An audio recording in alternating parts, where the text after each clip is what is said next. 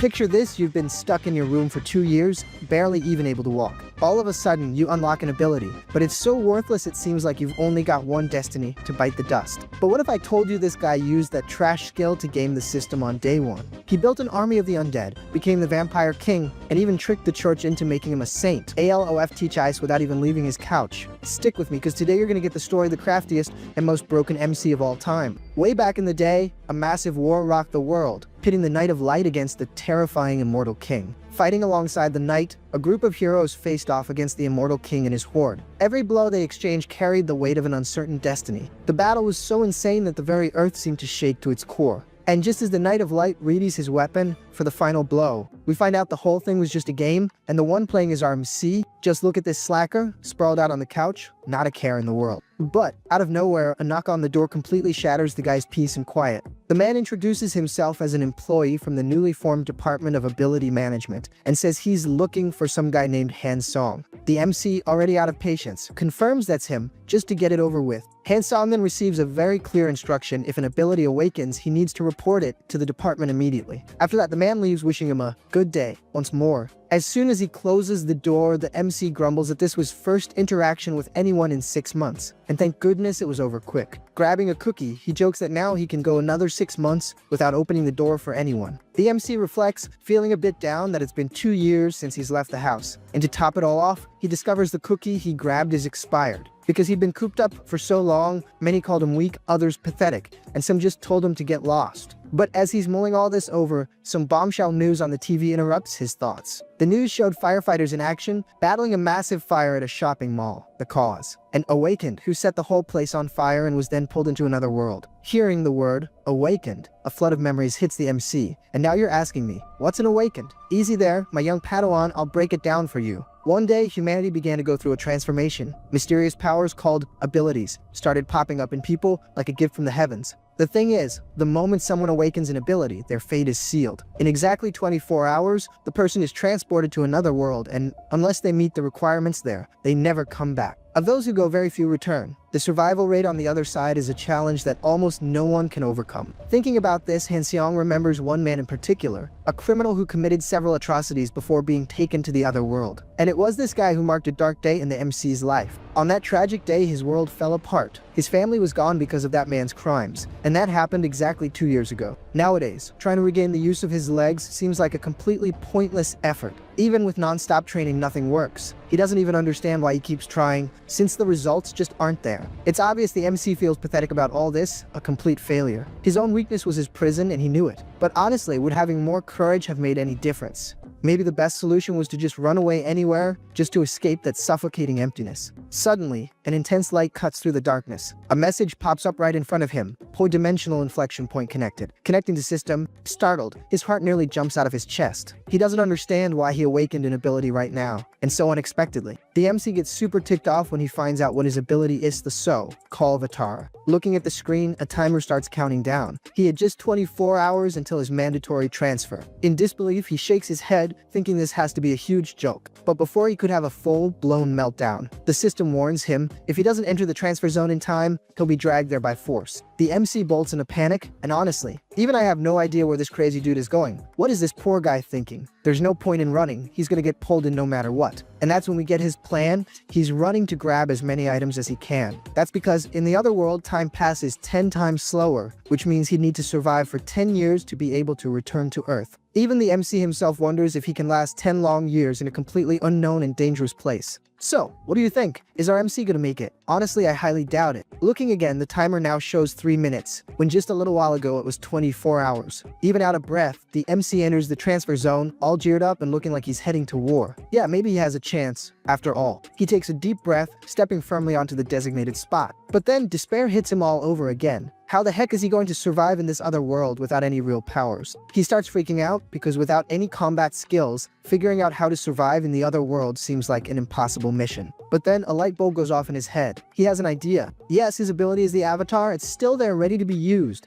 He then shouts avatar, activating his ability, and a bizarre energy starts to materialize right in front of him. Surprised, he sees 2 identical versions of himself staring at each other like living reflections. The MC just stares, wondering if that's really him. Is it real? Is he really that perfect? As he was analyzing the scene, a sharp pain hits his head, a strange discomfort that just kept getting worse. Then he realizes why his eyes go wide when he figures out he can see through both his own eyes and the avatars at the same time. This double vision was making him dizzy. He thinks, no way, this is way too uncomfortable. But then it finally clicks. Of course, that was it. He finally understood that he was sharing his vision with his avatar. But obviously, curiosity got the better of him, so he tries to move again. But that didn't go so well. Trying to move both bodies at once was insane. The strain made him so dizzy, he almost hurled. But the system interrupts his tests, warning that there was only 1 minute left before he'd be dragged by force if he wasn't inside the circle. The MC laments, looking up at the sky and wondering why on earth his ability had to be so useless. He thinks it would be perfect if someone else could go in his place. Yes, that would solve all his problems. A simple and direct substitution, right? But wait a minute, why not send the avatar? The moment he considers the possibility, the system reacts. Someone had entered the circle, and the transfer began. And of course, the avatar didn't go unwillingly. The MC gave it a little push, with no idea if his crazy plan would actually work. Well, everything seemed to be working, but there was no turning back. All he could do now was wait and see. And what do you know, it actually works. Even he couldn't believe this harebrained scheme would pan out so well. The system confirms the transfer zone has accepted the MC's avatar. Seconds later, the message appears, transfer to external dimension complete. Arriving in the new setting, he finds himself in the middle of a dense forest. But the MC doesn't get it. What's happening? Didn't he send the avatar? Why was he transferred too? Man, what a rip-off. It was supposed to work out perfectly. He sent the avatar, what the heck? What's the point of this? The system then sends another message, saying he can return to Earth using the return option in the karma shop. The little system also informs him that he needs to accumulate karma during his journey. Checking his stats, the MC sees the obvious, his karma is at 0. He's a little bummed about it, but come on, what did he expect? To show up in this world with 10, 100, or 1,000 karma. Now that's just asking for too much, right? Relieved, the MC realizes that it's not really him who's there. I mean, it's his avatar, but his original body is still back home, chilling on the couch. The problem is, now he can control both. But controlling both at the same time is giving him a killer headache, so he dismisses the summon right away. And then, his consciousness fully returns to his room. But the experience left him completely nauseous, to the point of wanting to throw up. He can't take it and bolts to the bathroom, ready to lose his lunch. After relieving himself, he finally recovers. And of course, he's over the moon. He managed to escape a huge jam. So, he decides to summon his avatar again. And there it is, the avatar materializing right in front of him. Even though everything worked out in the end, the MC is still thoughtful. What the heck is he going to do with such a weird ability? The system pops up again, congratulating the MC for managing to return without having to use the karma shop. As a reward, he got a dimensional portal, which allows free travel between Earth and the world of travelers. His jaw drops when he gets another notification his karma has increased absurdly. On top of that, he's become the fastest returning traveler in all of history. A little while later, the MC is already analyzing his total karma, and the amount he's accumulated is simply staggering. He's already got almost 2 million karma. Bro, that's a boatload of karma? The guy did absolutely nothing and he's already a millionaire. Hansong reflects that normally returning to Earth would cost 1 million karma, and it would take the equivalent of 10 years to save up that kind of cash. The story then explains to us that karma is gained through good and bad actions in the other world and can be used to strengthen abilities or to return home. The MC wonders if this was a system bug and, more importantly, if they're not going to want to charge him for it all later. But in the end, he relaxes. He didn't do anything on purpose, so to heck with it, no one can blame him. In the system, he notices he has a few options, but only ability enhancement is available. Curious, he wonders what this stat enhancement thing could be. The screen then shows that improving stamina increases recovery power and costs 10,000 karma. The MC thinks about this recovery power. He really considers spending the 10,000 karma. Then, confidently, he confirms the purchase. Suddenly, he feels something strange in his leg. Something different? He's starting to actually feel his leg. And as incredible as it sounds, his old injury is healing. He remembers that his injured leg wasn't just an injury, it represented the end of his life with his family. It was a tragic milestone. And that scar kept him trapped in that room, isolated from the world for years. Actually, he still is a little, but at least now he can travel between dimensions. The system appears once more, informing the MC that he has surpassed the standard level of recovery. With that, he gains a new ability, Super Recovery, which boosts his healing power even more. Time passes and night falls. The MC comments that he used a bit of karma to heal his leg, and unbelievably, it became ridiculously strong. And the best part is that he spent peanuts, so he has karma to spare. Where else could he invest it? And obviously, our MC doesn't waste any time. He goes straight to the system and looks at the abilities he can improve. The problem is, this time, the fund is going to cost him 300,000 karma points. But he doesn't even think twice. he's got cash to burn, so he spends it. He's left wondering what's going to happen now that he's juiced up his avatar ability. Sometime later, he appears analyzing something. Facing his avatar, he checks himself out and comments that his physique is on point. The crazy part is, the avatar talks back, agreeing that his body is in prime condition. The MC, all smug, says it's the result of a long time of dedication and hard work, you know? The MC now realizes he can split his mind in two and control both bodies freely. This, of course, opens up a huge range of possibilities. He mentions he gained a new ability that gave his old ones a boost. He seems a lot more confident now. And the ability the MC got was the Mind Core, which serves to filter information and focus only on what really matters. And the best part is, even if the avatar gets hurt, the MC feels absolutely nothing. He's immune to any dimensional diseases or anything like that. But the MC, taking a look around, notices his house is a complete disaster zone. But other than that, he's totally digging the idea of being able to explore another world while staying at home, living the easy life. Controlling the avatar has become like a video game while he's just chilling on the couch. He's playing with his clone in another dimension. But to everyone's surprise, the MC summons another avatar. Now he has two clones. And of course the MC has the same question I do, will he be able to create more avatars in the future? The issue now is that he needs to name the clones. Otherwise, the system's gonna crash. Better to sort this out quick.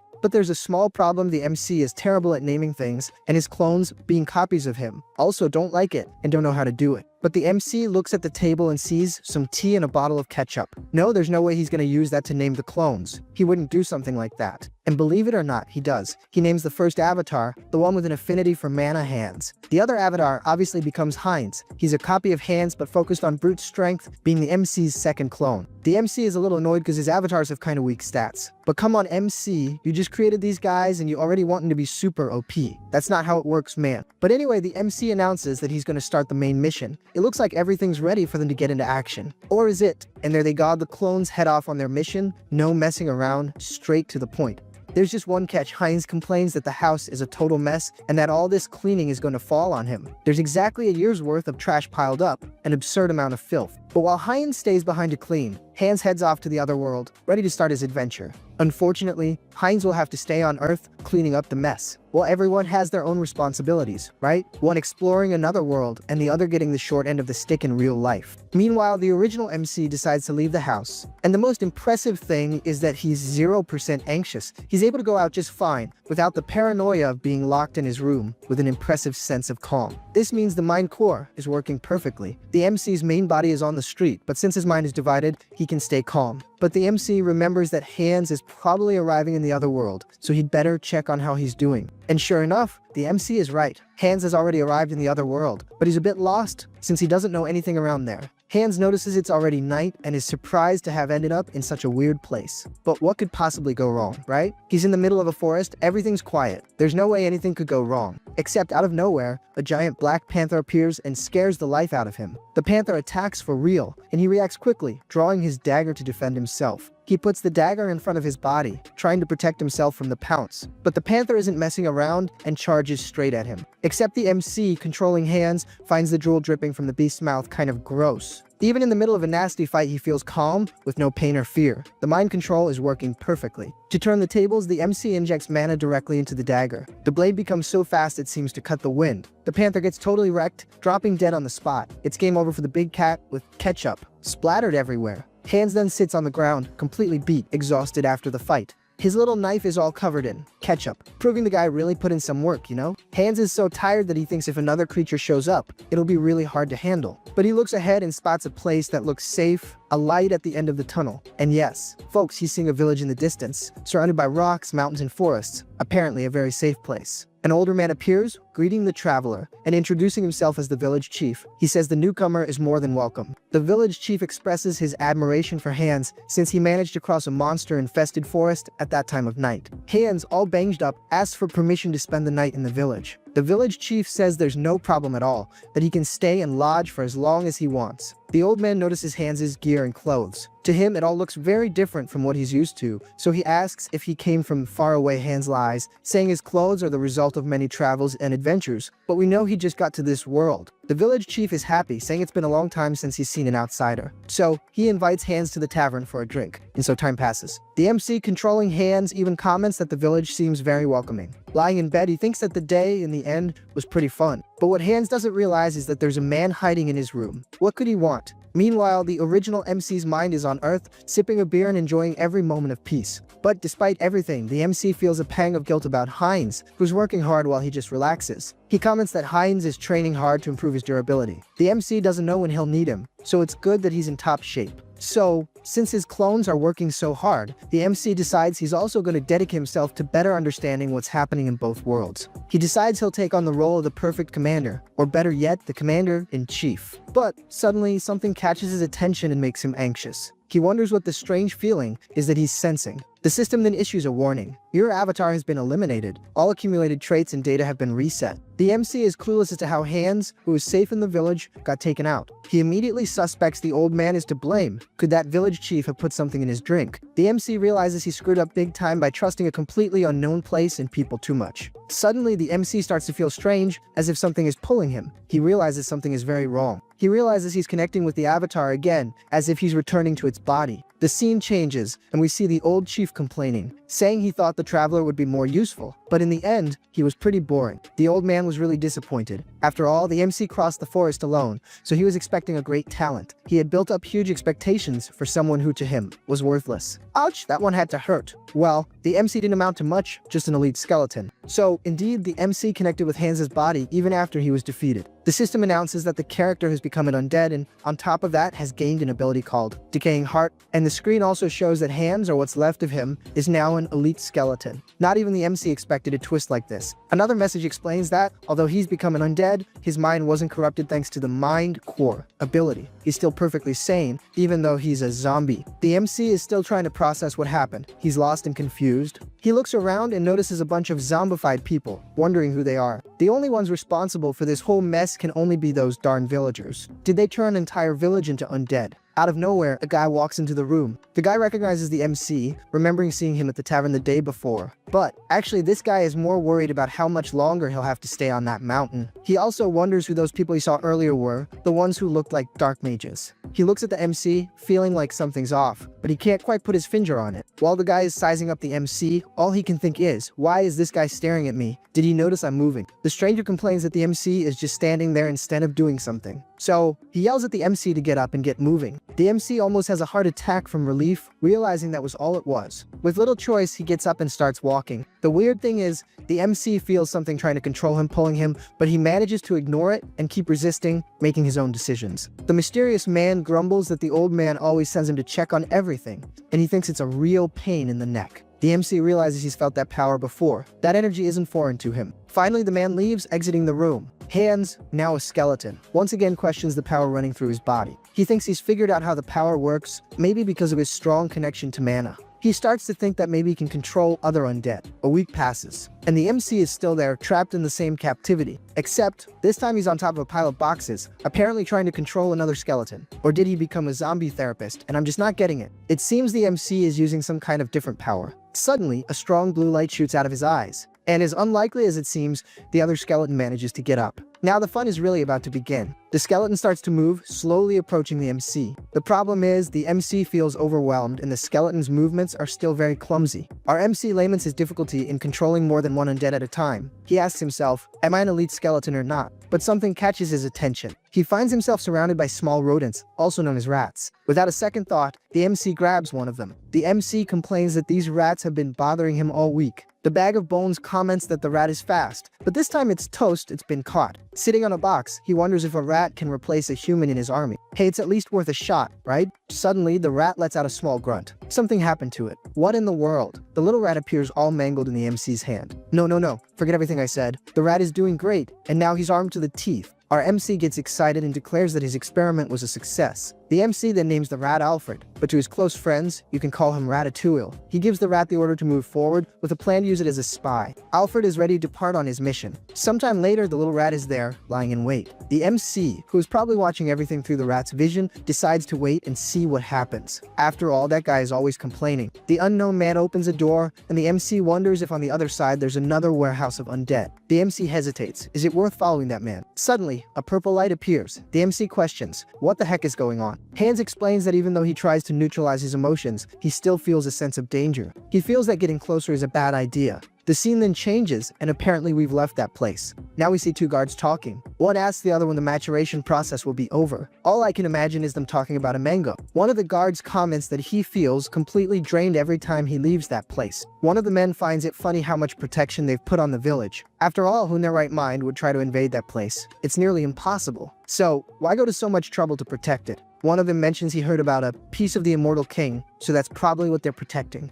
The scene returns to Alfred. Apparently the MC wants to find out more, but out of nowhere, our friend Ratatouille is attacked. Yeah, folks, the rat had a bad time. Took a nasty cut right to the chest, and his attacker starts to approach. And wouldn't you know it, it's the scumbag old village chief. He wonders what he just saw, but realizes it was just a rat. The old man is surprised to notice the rat is full of dark mana. He wonders if the dark mana transformed the rat. The old man, who's full of tricks, already knows there's only one place with that much dark mana. The village chief then asks Jeff if he was the one looking after the warehouse that day. And we finally learn the name of the poor sap who's already shown up several times. The camera takes us back to Alfred, poor little guy, stretched out on the floor. And the reason for showing Alfred is simple: the MC has blood in his eyes, wanting revenge in the name of his little spy. The scene changes again. At least this time, I think everything will calm down. Actually, nothing calms down, because the loser Jeff comes in kicking the door down. He starts yelling at everyone, telling them all to line up. He walks towards a skeleton, cursing at it and telling it to get in line. He then punches the undead in the face, telling it to stand still. Folks, I don't know, but I think this guy woke up on the wrong side of the bed, because it's not possible for someone to be this stressed out. And after the punch, the loser even goes and mocks the undead. He pulls the creature by its hair, trying to identify who that person was. Jeff realizes that was the man who rebelled against him before. And to make matters worse, before becoming a zombie, the man threatened him,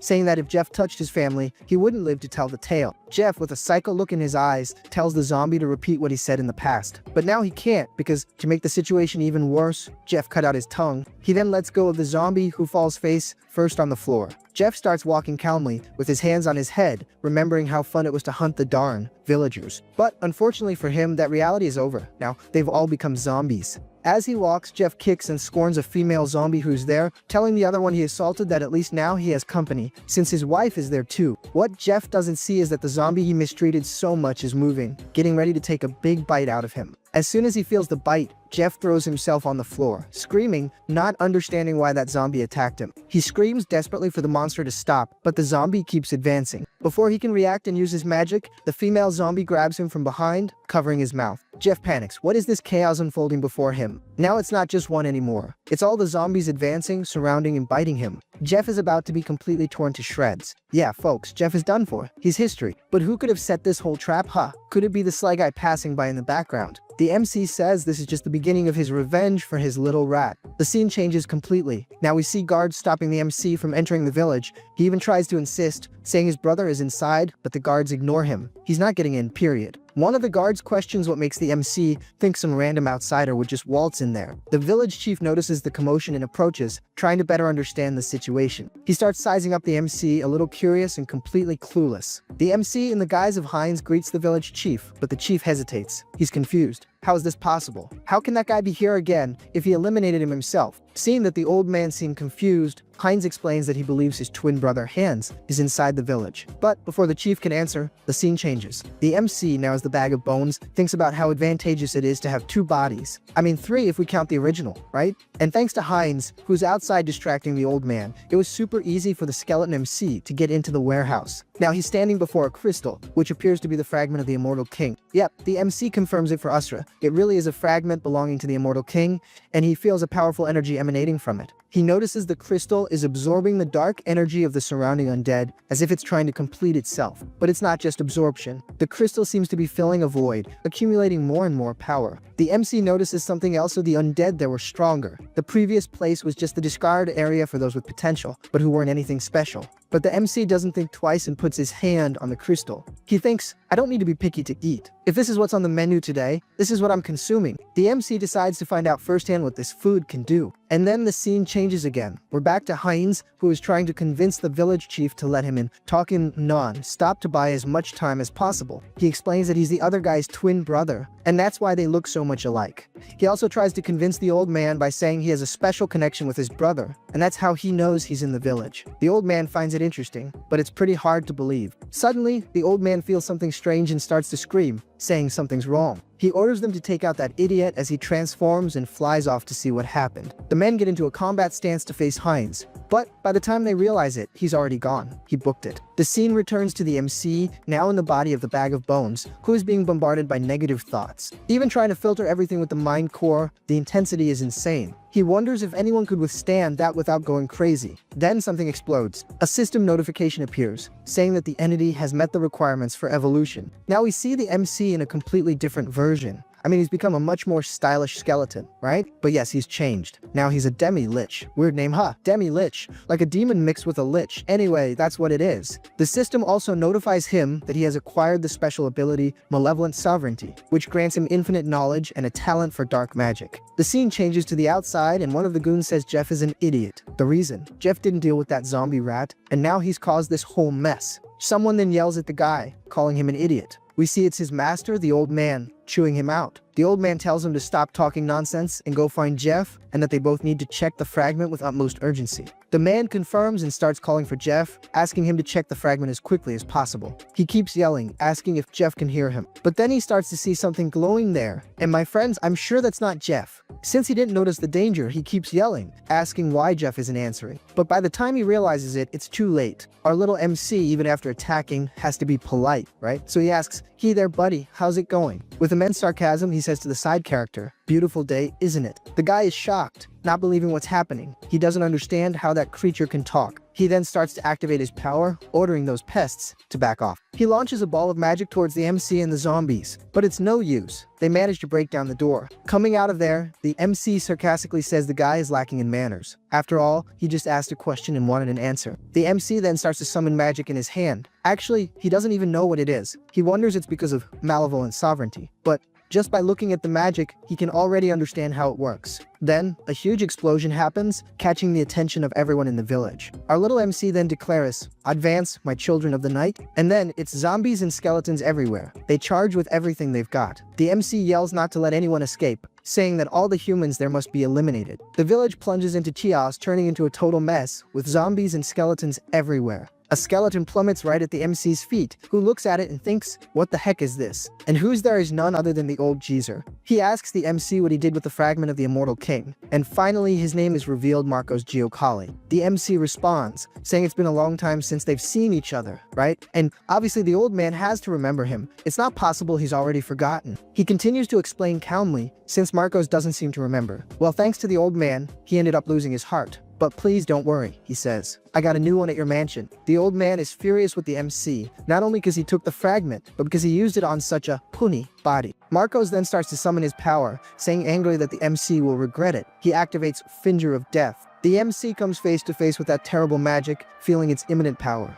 He even tries to dodge, but gets hit in the arm. The MC, all sarcastic, says, "Come on, old man, are you kidding me? Didn't anyone teach you not to attack while the other person is talking?" The old geezer tells him to shut up. He invested a lot of resources in that fragment, trying to mature it, and then the MC comes along and takes it for himself. The old man says he was about to achieve immense power, but what he didn't expect was for some random skeleton to turn into a demi-lich. Then the old guy activates his ability, Thorns of Darkness. Analyzing the ability, the MC thinks it's interesting. It's like a high-level enchanted power for a beginner. The MC asks the old man what the problem is with him becoming a demi-lich. After all, if he hadn't taken the fragment, the old man would never have been able to use it. The old man doesn't understand how the MC managed to resist the corruption, but he swears he'll destroy that body and use it as an experiment. The MC asks the old man if he can stop naming his abilities and just get taken out already, calling him Alfred's enemy. The old man wonders who the heck Alfred is. Did the MC know someone from the village? Suddenly, he senses an attack coming from behind, and he just barely manages to raise a barrier to defend himself. Finally, the old man realizes that the MC is getting used to dark magic way too fast. With no time to waste, he activates the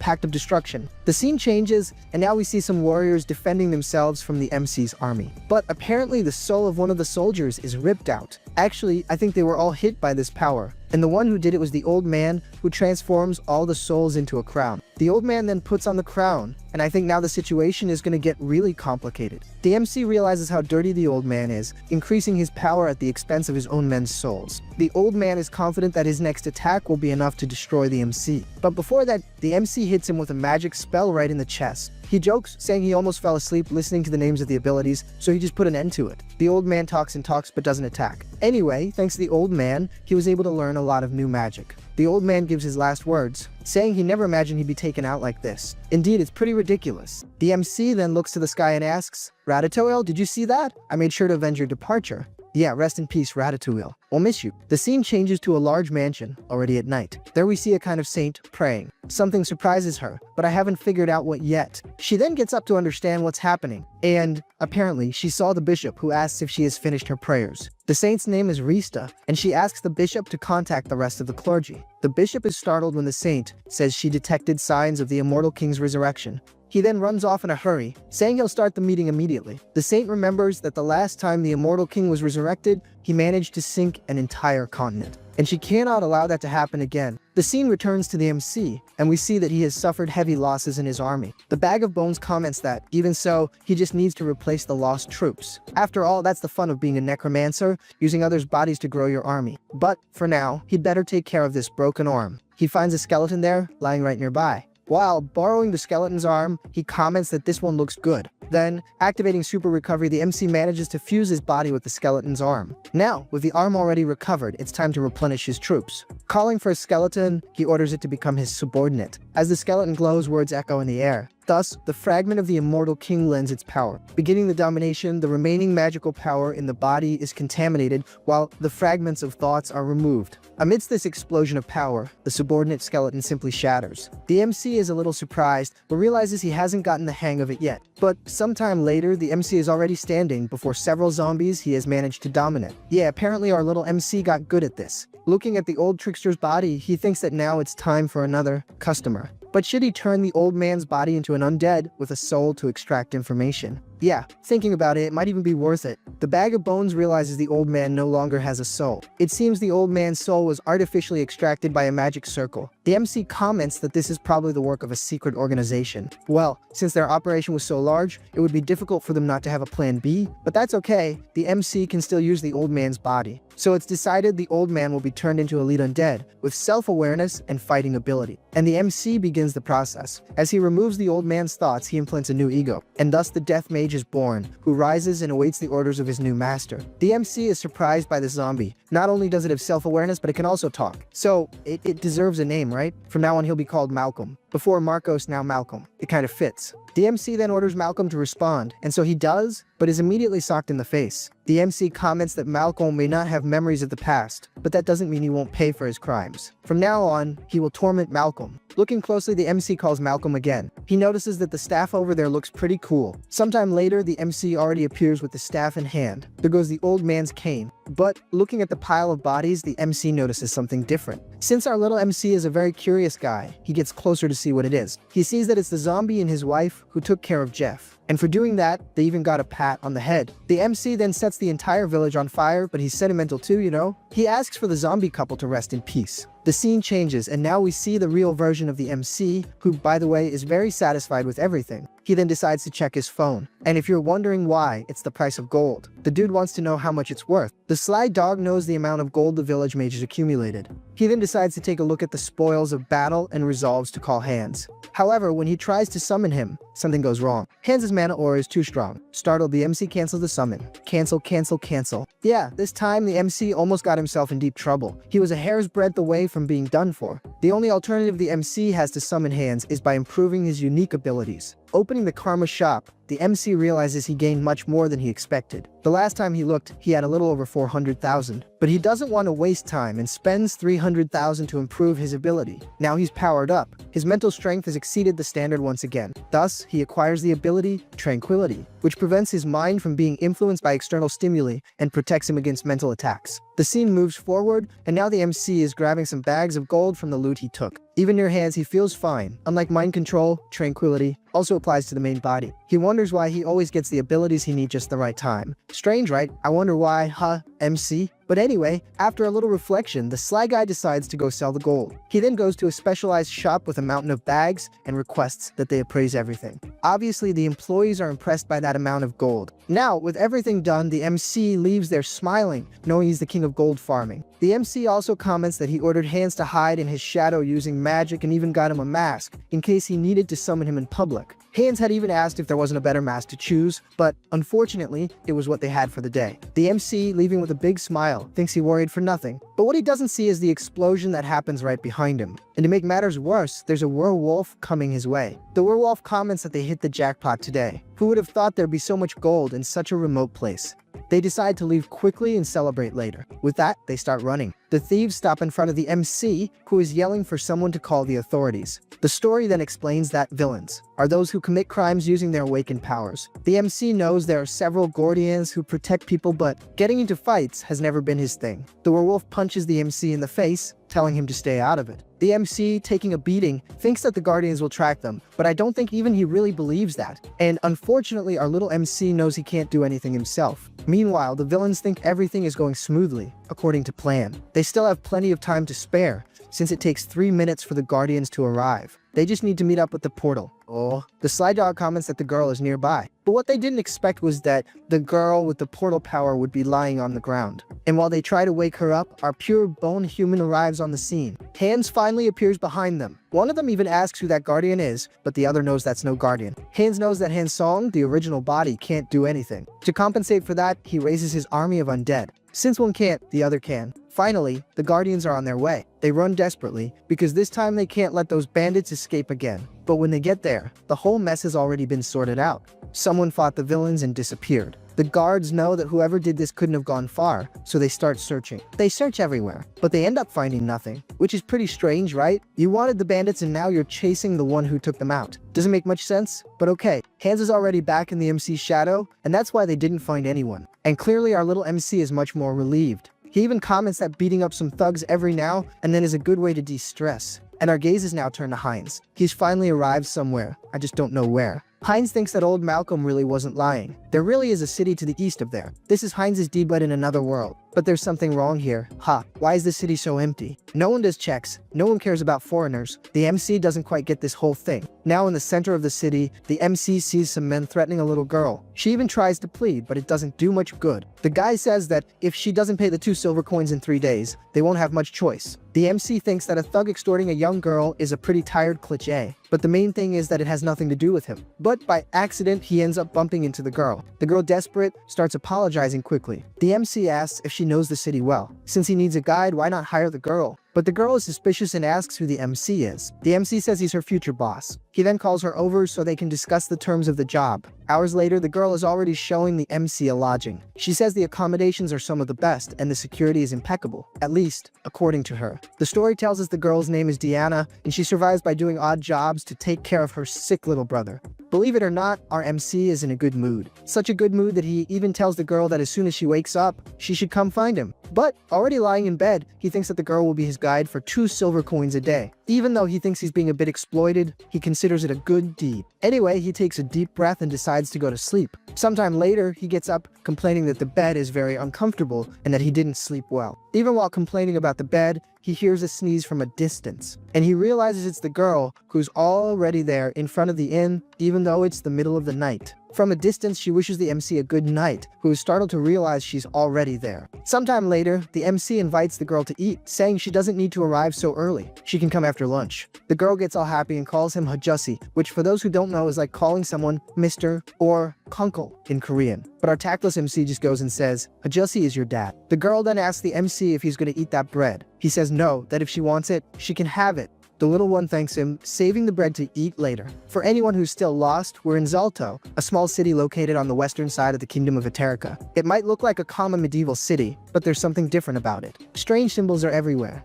And the most bizarre thing is that they're not made of paint, but of blood. The girl then remembers yesterday's dinner. You had deer soup, right? The MC is startled. How did she know that? The girl comments that she has a good sense of smell. But the MC doesn't want to beat around the bush and gets straight to the point, asking about those emblems. The girl explains they belong to an organization called Vorkalak, which oversees the roads in the region. And upon mentioning the organization, the girl stops suddenly. The little one smelled a familiar scent. The MC, a bit confused, asks what's wrong. The girl is smelling a familiar scent. What scent is that? She then reveals that the smell she's sensing is fresh bread, and that he has to try it since he's in town. The MC is startled by the girl's hunger. He even asks if she didn't just eat, but she replies that there's still room for more. so they follow the smell. Arriving there, we see someone being attacked. Without giving us any context, the scene changes. It's a few days later, and the MC realizes the girl, who is never late, hasn't shown up. What could have happened? Suddenly, a guy approaches the MC and says, "What's up, Dad?" What kind of slang is that, my god? But anyway, moving on, the guy says it's time for the MC to have a serious talk with them, and the MC already knew this time would come. The MC then holds out a handful of money, offering it to the guys. That's nothing to him since he's rolling in dough. The MC says he knows it's just chump change, but he hopes the tip will help maintain public order. Looking closely, the MC notices that the bald guy has the same symbol on his neck that he saw on the walls. Hines remembers the girl's warning, don't even think about hiding in the alleys. In fact, the best thing to do would be to get the heck out of town as fast as possible. One of the goons changes the subject and asks the bald guy why he captured a child. The bald guy replies that he doesn't know why, he just follows orders. The MC is outraged and immediately figures out they captured the kid. There's no way these losers took Diana. Henson then yells, telling the men to stop. He didn't want to get involved in the mess, but now things have gotten personal. The MC then says he just wants to know one thing. But before he can finish his sentence, Diana appears and calls out to him. "It's too late now, little MC." The guys got curious and want to know what the heck you were going to say. Hines knows he's screwed up, so to cover his tracks, he asks the men if the amount of coins he gave was enough. With little choice, he hands over everything he has in his pocket. Now, broken ticked off, he needs to play it cool. So, he scolds Diana, asking why the kid didn't show up on time, and he warns her that, because of this, she's going without food, especially since he's flat broke anyway. The girl then explains that her little brother has disappeared. She says he had recently recovered thanks to the food the MC gave her, but now she can't find him anywhere. The MC figures out this must be the child the goons were talking about.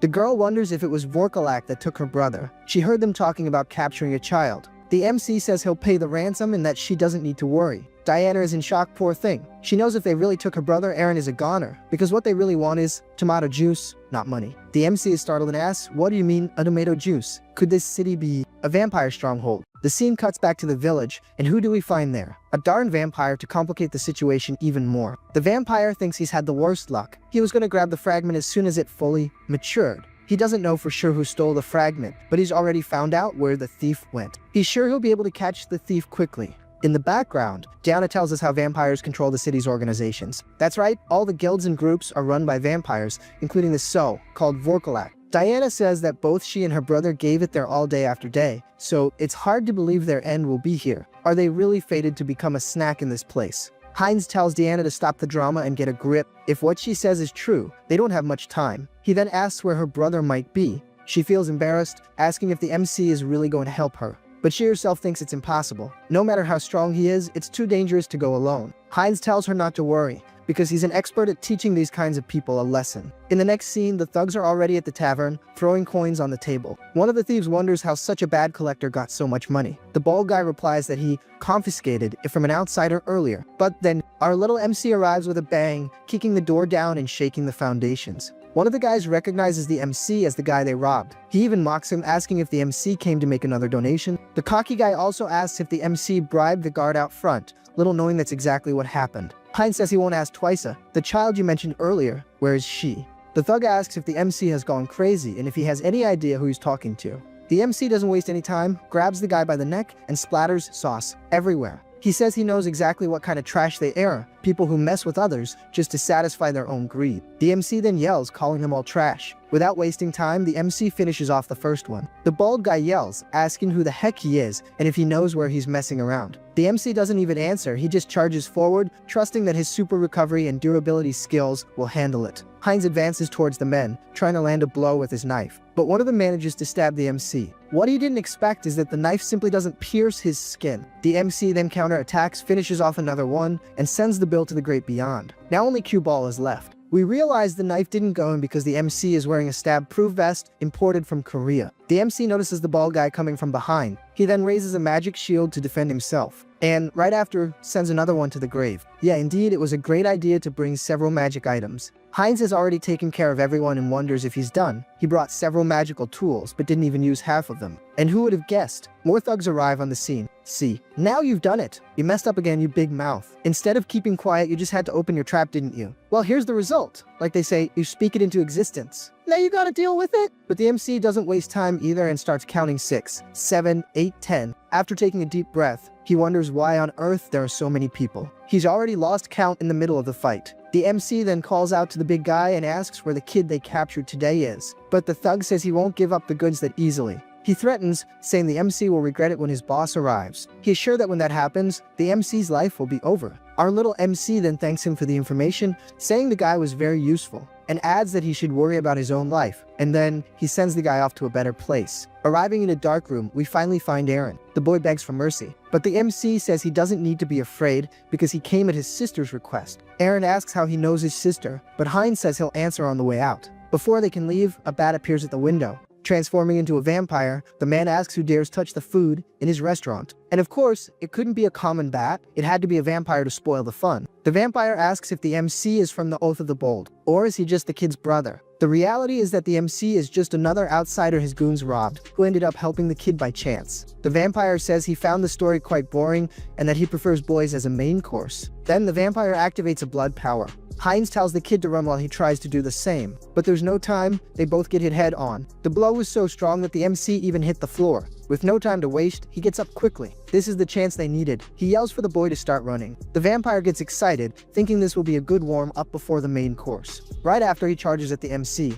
Heinz yells for the boy to go, no matter what, and not to come back. And I knew the kid would just stand there. He didn't even start running. Why, dear God. Then, the vampire and Heinz begin to exchange blows frantically. The vampire is a little surprised, realizing the MC can actually take some pressure. But right after Heinz is hit and is left stunned, the Fang face compliments Heinz's body, saying he's solid and his recovery is impressive. It's not the vampire's planned mealtime, but everything there looks quite delicious. The MC can't accept his end without doing anything. Seeing the MC coming with a punch, the vampire rips off his arm, saying he needs to taste a little piece before the full meal. Yeah, little MC, your resistance ends here. And let me tell you, this tasting a little piece talk is very weird. The MC realizes that, with this much of a strength difference, the only thing left is to be taken out. But he's not going alone, he's taking the guy with him, so he bites a magic ring. Activating the ring's power, the vampire is startled to realize it's a fire magic tool. He wonders if the MC was hiding that the whole time. When he was thrown to the ground, the MC saw the alcohol spreading everywhere and had this brilliant idea. He thought he could turn the tables with a kamikaze attack. The vampire starts screaming, calling the MC a bastard, not believing he plans to sacrifice himself. He asks if the MC doesn't realize that if the fire hits the floor, the whole place will go up in flames. The vampire keeps yelling, telling the MC to get away. He even dodges the fire, but is surprised by a direct attack. Heinz ironically reminds the vampire that he himself said his body was strong and had good recovery. Startled, the vampire falls to the ground. The MC asks if he wasn't hungry. And now, does he feel like becoming the meal? The vampire tells the MC to stop. It's obvious he doesn't want to become a barbecue. But it's useless. The fire is so intense that the entire house continues to burn. Heinz, even amidst the flames, knows he's still alive. But he also thinks that being too strong can sometimes be a problem. Still, either way, mission Help the Unlucky Girl was a success. The kids might be worried, but they're safe. And so the house explodes with everything inside. The system then announces, Avatar Heinz has been eliminated. Avatar cooldown 7 days. After a few weeks, we see how the girl is doing. And thank God she's fine. She even opened a shoe shine stand to make a living. Someone behind her asks if she's available, and if they can get in line. The girl says yes, but doesn't realize who's actually there. She obviously gets excited when she recognizes the person, and runs to hug the MC. In this scene, all soldiers present are allowed to cry, including me. The MC says the girl worried for nothing. Does he look like someone who would go down easily? But we know that's a lie. This time, the Avatar really went to the great beyond. The scene flashes back to a week ago in Earth time. Hinsung thinks it will take a week for the Avatar to be reborn, and that Deanna will probably be very worried. He wonders if he should create a new Avatar. And from now on, he will have Heinz 2.0, whose main characteristic is acceleration. The MC explains that he ran straight there using the new avatar, but wonders if the girl will notice it's someone else. To her, nothing has changed. She still thinks it's the same person she met, and it makes perfect sense because the essence of the soul is the same. Diana warns that the MC can't stay there anymore. The vampires will look for him and won't stop until they find him. The MC tells her not to worry because everything he had to take care of, he's already taken care of. Actually, he's banged on his other avatar, Hands. With him around, he obviously won't have problems with vampires. Soon after, the MC is already back at the inn. He realizes he'll have to wait 10 days to activate the intermediate transfer. He thought it would take less time, but what can you do, right? Holy cow, the bat that was outside comes in and transforms into a vampire. It was so fast the MC didn't even have time to react. The bloodsucker immediately asks if the MC was the one who did that. The ugly dude says the tracks leading from there to the forest are very clear. Our little MC didn't imagine the vampires would have already found him. Indeed, it's very suspicious for an outsider to be staying right in the area of the vampire who is eliminated. The MC realizes that even just being choked, he can't gather any strength. The reason is simple, the guy is a monster. The vampire says he doesn't sense the aura of dark magic, not even the smell of blood of his kind. and the MC stays there, trying to find the strength to fight back. The MC says he doesn't know what he's talking about, much less who, but the vampire doesn't seem to believe him much. The vampire then sinks his teeth into the MC to see if he really gets it now. He says he'll ask again, but this time very slowly. And now the MC can no longer lie. The MC thinks he's insane. Why is this happening again? And the system announces, race change to vampire. The ugly dude was about to ask again, but the system interrupts, announcing that the lesser bloodline ability has been obtained and super recovery has been changed to regeneration. The vampire then asks again if the MC is involved with the Oath of the Bold, and our little MC can only feel the overwhelming pressure coming from him. The MC's blood is screaming, telling him to surrender, and without thinking he blurts out, "Yes, Lord Uric, I am just a simple traveler." But actually the sly dog is lying. He can ignore the sensations of the blood. The mind core acts as a filter, blocking the submission instincts of his new vampire blood. The vampire wonders if he misjudged the situation, but for now he just needs the MC to follow him to check something. The MC agrees. After all, he wants to get some information too. The scene changes to the Zalto branch headquarters of the Vorkalak clan. Everyone starts to greet Lord Uric, saying it's been a long time. The clan members wonder if the MC is a new lesser blood of Lord Uric and what's going through the Lord's head to accept someone of such a low level. Out of nowhere, a crazy girl clings to the MC, celebrating that, after a long time, a new lesser blood has arrived. She introduces herself as Lucilica and obviously asks for the MC's name. But all he can wonder is who this drunk girl is. The vampire offers the MC a glass full of tomato juice, if you know what I mean, saying it's fresh. The MC thinks he needs to drink it to avoid raising suspicion, and then he downs the glass. Even filtering it with the mind core, the MC still feels the vampire thirst. Controlling himself is not easy at all. Just drinking that is dangerous. The solution is to block the taste and smell, and then drink it all at once. The girl gets all flushed watching our future Dracula drink that juice. She says the MC isn't really her type, but if he were human, she would have sucked him all up. Whoa, girl, what a weird thing to say. The MC then asks what lesser blood means. The girl realizes he doesn't know the vampire hierarchy. Lucilica explains there are the clean bloodeds, like Lord the Nobility. Above them, the clan leaders known as purebloods, who are royalty. There's also the holy blood, but they're like a religious class, and below all that are the lesser bloods. The conversation is interrupted by Lord Uric. He then asks everyone to pay attention. The Lord says that since everyone is gathered, he'll get straight to the point. As the Lord explains that the fragment of the immortal king that the Oath of the Bold possessed has disappeared, we are introduced to the beautiful and stunning Pyria, a pure blood. Oh boy, it makes me want to get bitten. Uric says it's been confirmed that the thief headed towards the city, but at some point disappeared without a trace. And don't mind this guy who appeared on screen, he's irrelevant, unlike Pyria. Lucilica is surprised when the Lord mentions the possibility that the thief might have already entered the city. The MC understands that some dark mages were in a nearby village cultivating the fragment of the immortal king, and they are this bold bunch. The Lord continues, saying that from this day on, each of them will thoroughly investigate their area and report immediately if they find anything suspicious. The scene changes and the MC and Lucilica are already on the streets. If they keep walking during the day, their skin will burn. The sunlight weakens them. But if even Pyria is searching, there's no way around it, they have to as well. Lucilica comments that it's surprising the fragment has disappeared and that, fortunately, theirs are well guarded.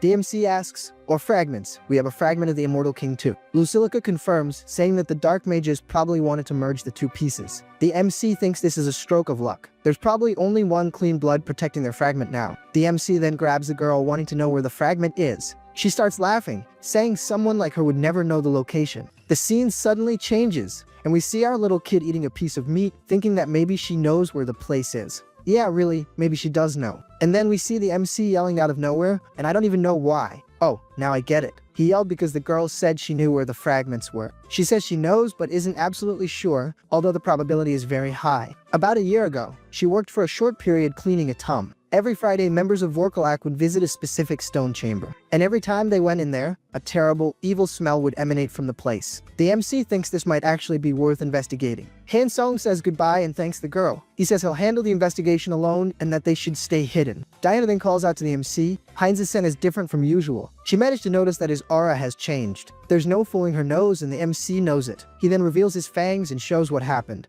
Our little MC promises he won't let it affect her, so she doesn't need to worry. Diana then calls him Konkol and tells him that if the situation gets tough, she doesn't mind if he wants to drink a little of her juice. Folks, it's decreed from now on Diana is the MC's adopted daughter, period. She just asks him not to overdo it, and the MC is just standing there behind her, kinda shocked. This girl can't be normal. He then brushes her off and says she talks too much. Annoyed, he tells her to just say where the place is.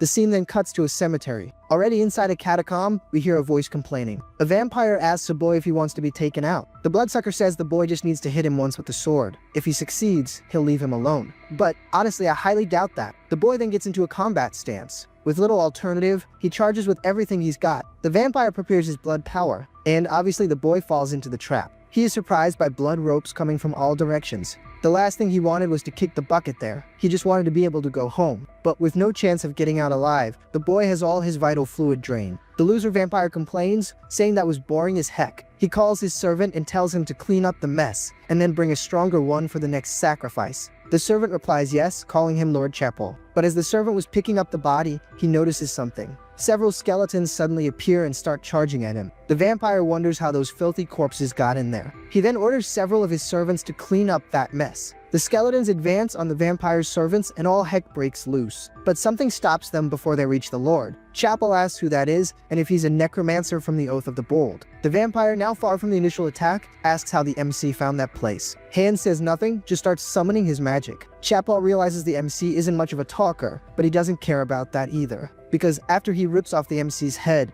he'll make him talk one way or another. The two then start to trade blows, and the brawl is on. The MC's skeletons start to be destroyed, and our little MC feels challenged by this affront. Hans then starts to activate his necromancer powers with full force. The MC simply taunts, "Let's see then. Try your luck." The vampire is surprised to see several attacks coming his way. Lord Urik's followers have already invaded the outside, and Heinz, the MC's other avatar, says he went in first to help Chapel. Chapel says that's good and asks Heinz to focus on helping him, as that Lich is very strong. Just as he was about to ask Heinz to buy time, Heinz himself takes a bite out of him. He doesn't understand what's happening, much less why that blood is in him. Chapel yells at Heinz, asking if he's lost his mind. Hans, pretending to help, pins the vampire's hand. Chapel realizes it's dark magic. Could he and the Lich be together? No, that would be impossible. Chapel screams for him to stop drinking the juice of his own kind, saying it's a grave sin that corrupts the mind. Corrupt the mind? That doesn't work on the MC. The system announces that the individual is now the Blood Clan and acquires the Blood Magic ability. And with this new ability, Hans could break the blood barrier, but he says he doesn't have time for that, so Heinz will crush it. The attack breaks a good part of the structure. The MC then finds what he was looking for, the second fragment of the Immortal King.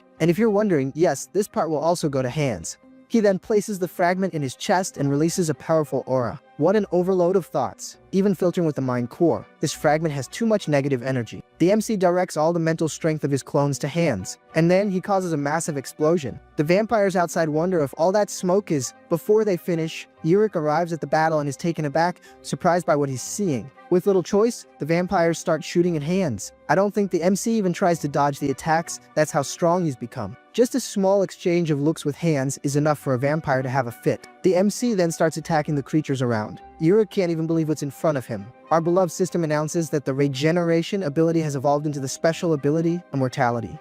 And on top of that, he's acquired the Forbidden Knowledge ability. And finally, our Lich has evolved into a badass Archlich. The scene changes, and we see some knights surprised by what's happening, wondering if it's a fire or something like that. A squire comments that the place is definitely near the city of Zalto. They notice a kind of ember falling, and there's so much of it that it makes the squire cough. The knight gives the order to turn the horses around. He needs to return to the cathedral immediately and report this to the saint.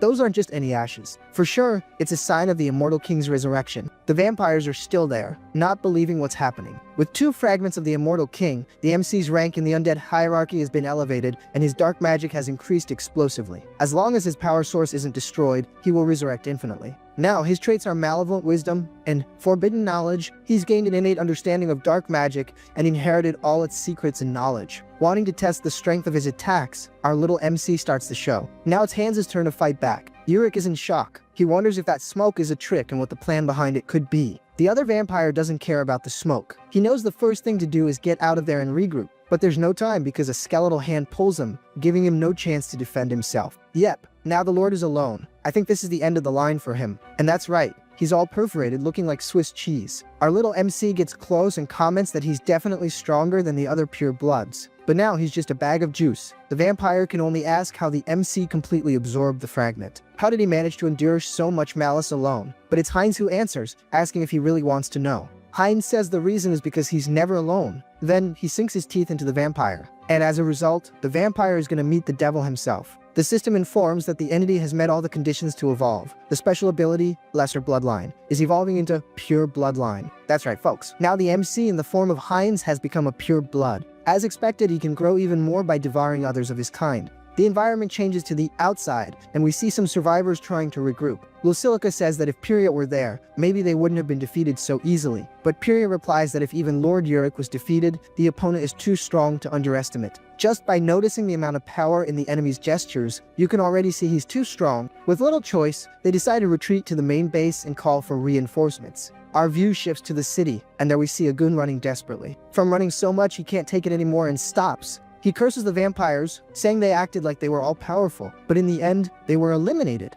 The man was about to say something else, but our little MC has already grabbed him. Hans stayed in the city to deal with the rest of Vorkalak, and Heinz hired a small group of mercenaries to escort Diana and her brother out of the city. The MC is there, preparing a little steak for the kids. They are amazed by the dish, but for me, it just needed some fries and a Coke to be perfect. The kids thank him while the MC tells them to eat a lot. Maybe it's because they escaped a dangerous city, but they seem much better now. The MC asks if the girl's uncle runs a shop east of the palace, and the girl confirms. The kid says she's not sure if her uncle will welcome them, but the MC says he'll take care of that. He thinks that if it doesn't work out, he can just help with a hefty child support payment. A nest egg, a family allowance, you get the idea. He realizes he's grown quite attached to them, and even feels a little sad thinking about parting ways. It's been a long time since he's felt this kind of emotion for someone. Then, the little one calls out to the MC. She asks if he's okay, as he seems to have low blood sugar. He says he's fine and that he's already filled his belly. In other words, he ate several vampires he found along the way. And at the same time, Hans is turning the vampires' bodies into undead. And the rest of the bodies, the sly dog is sending to a subspace, which by the way,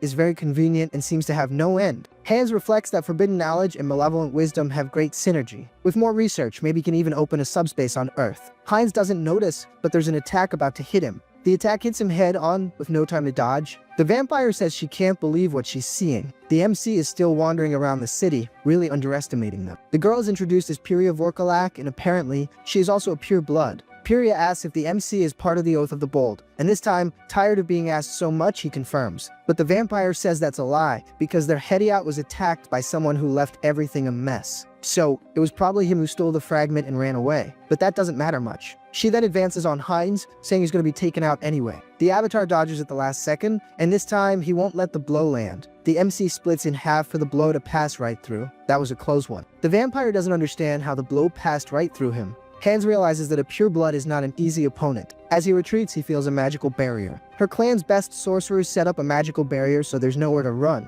Hans thinks he could break the barrier if he tried, but he still needs time to get used to his new power. The vampire says she's going to crush his skull and extract the fragment personally. That only leaves one option. Hans then drops his catchphrase, "Remember this. I am Hans of the Oath of the Bold. I am your death." He says he may retreat, but he will return to finish her. Our little MC knows that the mark of a villain is making a dramatic exit, so he simply cancels his avatar's summon and vanishes. The vampires wonder what he just said. The few words they understood sounded pretty bad. And after all, how did he get out of the barrier? An attack catches them off guard. The vampire realizes that's the paladin's holy silver arrow. One of the sorcerers calls for Lord Pyria and says they have a big problem. The Order of Paladins, from the Church of the Supreme God, is surrounding the tome and approaching. She can only think of that damn lich who got her into this mess. Did he stay in the city to buy time until this happened? Indeed, he is a cunning bastard. The scene changes and we see the MC back on Earth. The original MC asks if Hans is okay. Hans confirms, saying that, as he said, canceling the summon is almost a cheat. And as Hans goes to get up, the video ends. Apparently, some time has passed, because Hans is already striking some super dramatic poses, declaring himself the personification of death,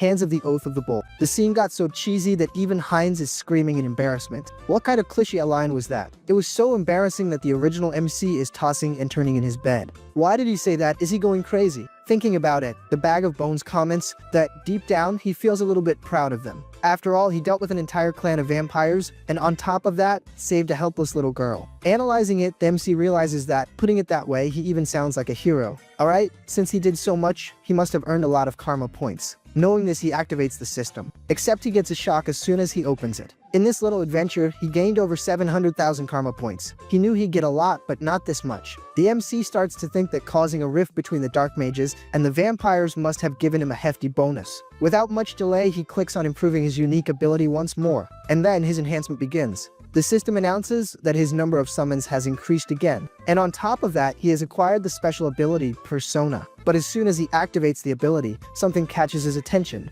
The persona ability uses the avatars as vessels to contain emotions. Our little MC knows that if the system is sending this, it's because he needed it. And the reason is quite simple. He made connections with strangers, and also helped third parties defeat powerful enemies. But at the same time, he stayed locked in his room. And the reason he was able to do all this is because to him, it's nothing more than a game. In the end, he's still trapped in the same old room. This is the reality he was trying to avoid all this time. And not only that, but also the loneliness, sadness, and anger that he suppressed for so long. So he calls for hands, and begins to transfer all these bad feelings to him. A while later, the transfer is complete. The MC says the feeling is refreshing. I mean, it doesn't feel like the emotions are gone. It's more like they've been organized. Worried. He turns to Hands to see if he's okay, but the bag of bones tells him not to worry. He declares, pain and despair are my old friends. Ooh, now that's a solid line, huh? But Han Seong notices something. That definitely wasn't him who said that. And most importantly, the tone of voice has changed. The bag of bones starts to laugh, realizing that now, as an avatar full of emotions, he will have his own personality. And that scares the MC a little, because this guy is going to get crazier and crazier. But noises from outside catch his attention. He wonders if it's another villain in the city, and realizes the situation is getting worse and worse. Quickly, he tries to ignore it, saying the Guardians will take care of it. It's not like last time, happening right in front of him. Besides, it's not his problem. However, the bag of bones says one little thing just for him. Do you need a reason to eradicate evil? I don't know about you guys, but I'm really liking this new personality of Hands. He's starting to sound like V for Vendetta. After that wake-up call from his bony bro, the MC realizes he's just avoiding his problems, as always. In reality, he wants to eliminate the villains more than anyone, but he always makes excuses due to a lack of courage. As the world's order is shaken and chaos ensues, outlaws cause turmoil everywhere. This is another one of those epic lines Hands just dropped. But he doesn't stop there, he adds, "Now, I will become their law." Now at the explosion site, some guards are complaining about the frequency of the attacks. One of them comments that the bastards have started to organize and carry out terrorist attacks, and wonders why no reinforcements have arrived yet. The MC, who's already on the roof listening to everything, realizes that the villains have formed a faction. Activating a strange power, he says it would be a shame to leave empty-handed. Apparently, the power I thought was a bomb is actually floating eyes. The bag of bones, who no longer seems so pure, sends his spies forward to become his eyes and ears in the darkness. Their mission is to search for sinners hidden in the shadows. The scene then moves forward, and we see someone smoking. We see two bullies wanting to use a kid as a human ashtray. I know a much better place for you to put out that cigarette, you. What they don't notice is that the MC is already watching, literally. The scene changes again, and now we see the outside of a house. Apparently, a man is about to assault a woman. And folks, let's be clear, a man who hits a woman becomes another man's punching bag. Just a tip. And once again, there's the MC watching everything. The scene changes again. Now we see a guy robbing a store. And guess what? There's the MC. Dang, this new mask of the MCs is giving me the creeps. Next, he already grabs the bandit, saying he's going to apply traumatic punishments. Not just on him, but also on the jerk who is going to hit the woman. And that one is going to get it the worst for sure. Last but not least, the little weirdo with the cigarette is also going down. The MC drops his signature line, "Seed of evil, remember this day." I feel you extra, I'd be terrified too. The bag of bones says that when they try again, they will see him again, coming from the darkness. And then, screaming starts to break out all over the city. Our little MC realizes he needs more power, and although he's already getting used to the new level, he wants more, much more. Apparently, our boy isn't messing around and has already summoned several eyes. The objective is clear: to purify the city. Sometime later, the day dawns. Apparently, the night was very productive because he's already put a lot of people to sleep for good. Activating the Eye of Darkness, the MC realizes it was very useful, but it has clear limitations. When exposed to light, its power weakens and it disappears. In other words, the MC can't locate enemies when the sun rises. He does have the undead, but he can't just let them loose in the city, right? That would get a little complicated. However, as he's reflecting, he takes a blast to the head. That blast was nothing more, nothing less than a pigeon dropping. However, these pigeons give him a great idea. Imagine an eye that can be everywhere, invisible, and moving freely. In other words, the MC needs familiars. The same thing he did with Ratatouille, but now with lots of animals. However, there's a little problem. The technique isn't working right. The difficulty is that the MC needs the familiar to look normal, but have a strong contagion to create more spies. The problem is that if he lowers the amount of magical power for the animal to look normal, the contagion weakens. But now the MC tests the contagion again, but on a cat. But it didn't go well at all. The cat got covered in eyes. He's been trying for 3 weeks, but still hasn't had any significant results. He then looks at his last test subject. It's now or never. Our little MC is struggling to control the pigeon, but these pests won't stay still. But after a lot of struggle, he succeeds. Apparently, it didn't work out so well. The pigeon couldn't handle the MC's breath. I take back what I said. The darn thing has already flown off. Well, at least it looks normal. Now to see if the contagion will work. It lands near other pigeons, and the contagion begins. And apparently it worked. the infected animals who become his eyes and ears. Our little MC immediately sends everyone to spread out. He doesn't want to waste time. I thought our little MC was on Earth, but apparently the dude is already in the other world. But wasn't the goal to clean up the city? What is he doing there? Alright, I'll follow the script. In the scene we see that apparently, a cleric knows the MC. The knight introduces himself as Tuscan, in the service of the bishop. Tuscan informs that, after interrogating the last captives, it's clear that the vampires are not allies of the immortal king. The archbishop says they need more clues, because while they're wasting time, the immortal king is getting stronger and stronger. And he really is. As a solution, he activates a holy magic. No, apparently it was just a call from the saint. The cross is serving as a telephone. The saint informs that the immortal king's presence has been detected again inside a cave to the north of that place. The archbishop thanks her and says he'll go there directly. We then see the said cave. And indeed, our little MC is there. He says he prepared the familiars to send him information when they find a monster. Now all he has to do is sit and wait. But something catches his attention. The familiars' movements on the surface are strange, as if they're running from something. They are very scared, but if they had found a monster, they would have sent information. So, it must be something else. The only possibility is that they found humans. But humans go to such a remote place. Could it be an ambush? Our little MC can't believe that so many people managed to conceal their presence. Out of nowhere, one of the MC's eyes is hit. One of the humans calls for hands of the Oath of the Bold, stating that his tricks won't work this time. The soldier is full of himself, saying that no evil can escape the divine gaze, and that our little MC has nowhere to run. I was going to talk about the sword, but for God's sake, what kind of design is that? What's that for? To clean your teeth. The bag of bones recognizes the emblem. They are paladins of the order. Our little MC raises his hand, knowing that divine power opposes dark magic and that there's not much he can do. But he wonders how the heck they found his location.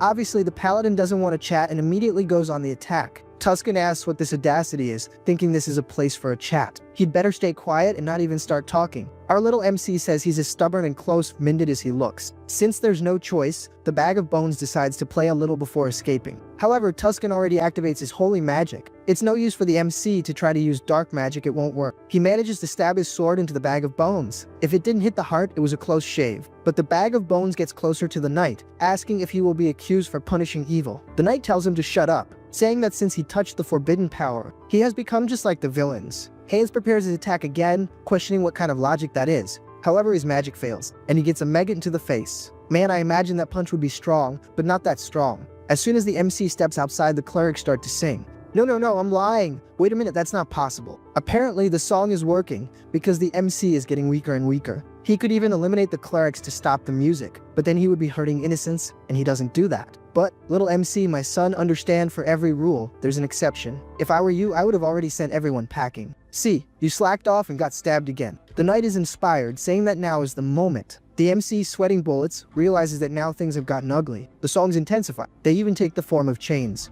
And our little MC is completely immobilized. Yeah, my crew, I don't know if the MC is going to be able to escape these chains. He let his guard down and now look at him. The knight, bold, even puts the blade to the MC's neck. The MC thinks these chains are a plague, made especially to prevent his escape. He then addresses the knight, asking if he did all this just to capture him. Tuscan comments that no evil has ever escaped these chains, and that the MC should surrender. And if you look closely, the guy's sword is already at the MC's neck. I don't know how it got there, but it's there. But the knight doesn't understand one thing: why the heck is the MC laughing? The MC replies that it doesn't look like he's going to surrender, but he understands there's no room for negotiation. The bag of bones then announces that the party's over, and to top it all off, he drops the classic line, "Catch me if you can." Totally Puss in Boots, right? The knight doesn't give him an inch and immediately starts summoning his holy magic. He launches it with everything he's got toward the MC, but just as the attack is about to hit him, the darn guy disappears. The knight is left completely baffled, but we know he used the most OP cheat of all. He simply canceled the summon. And like I said, we're already back in the normal world. And there's the original MC realizing that the situation is getting more and more problematic.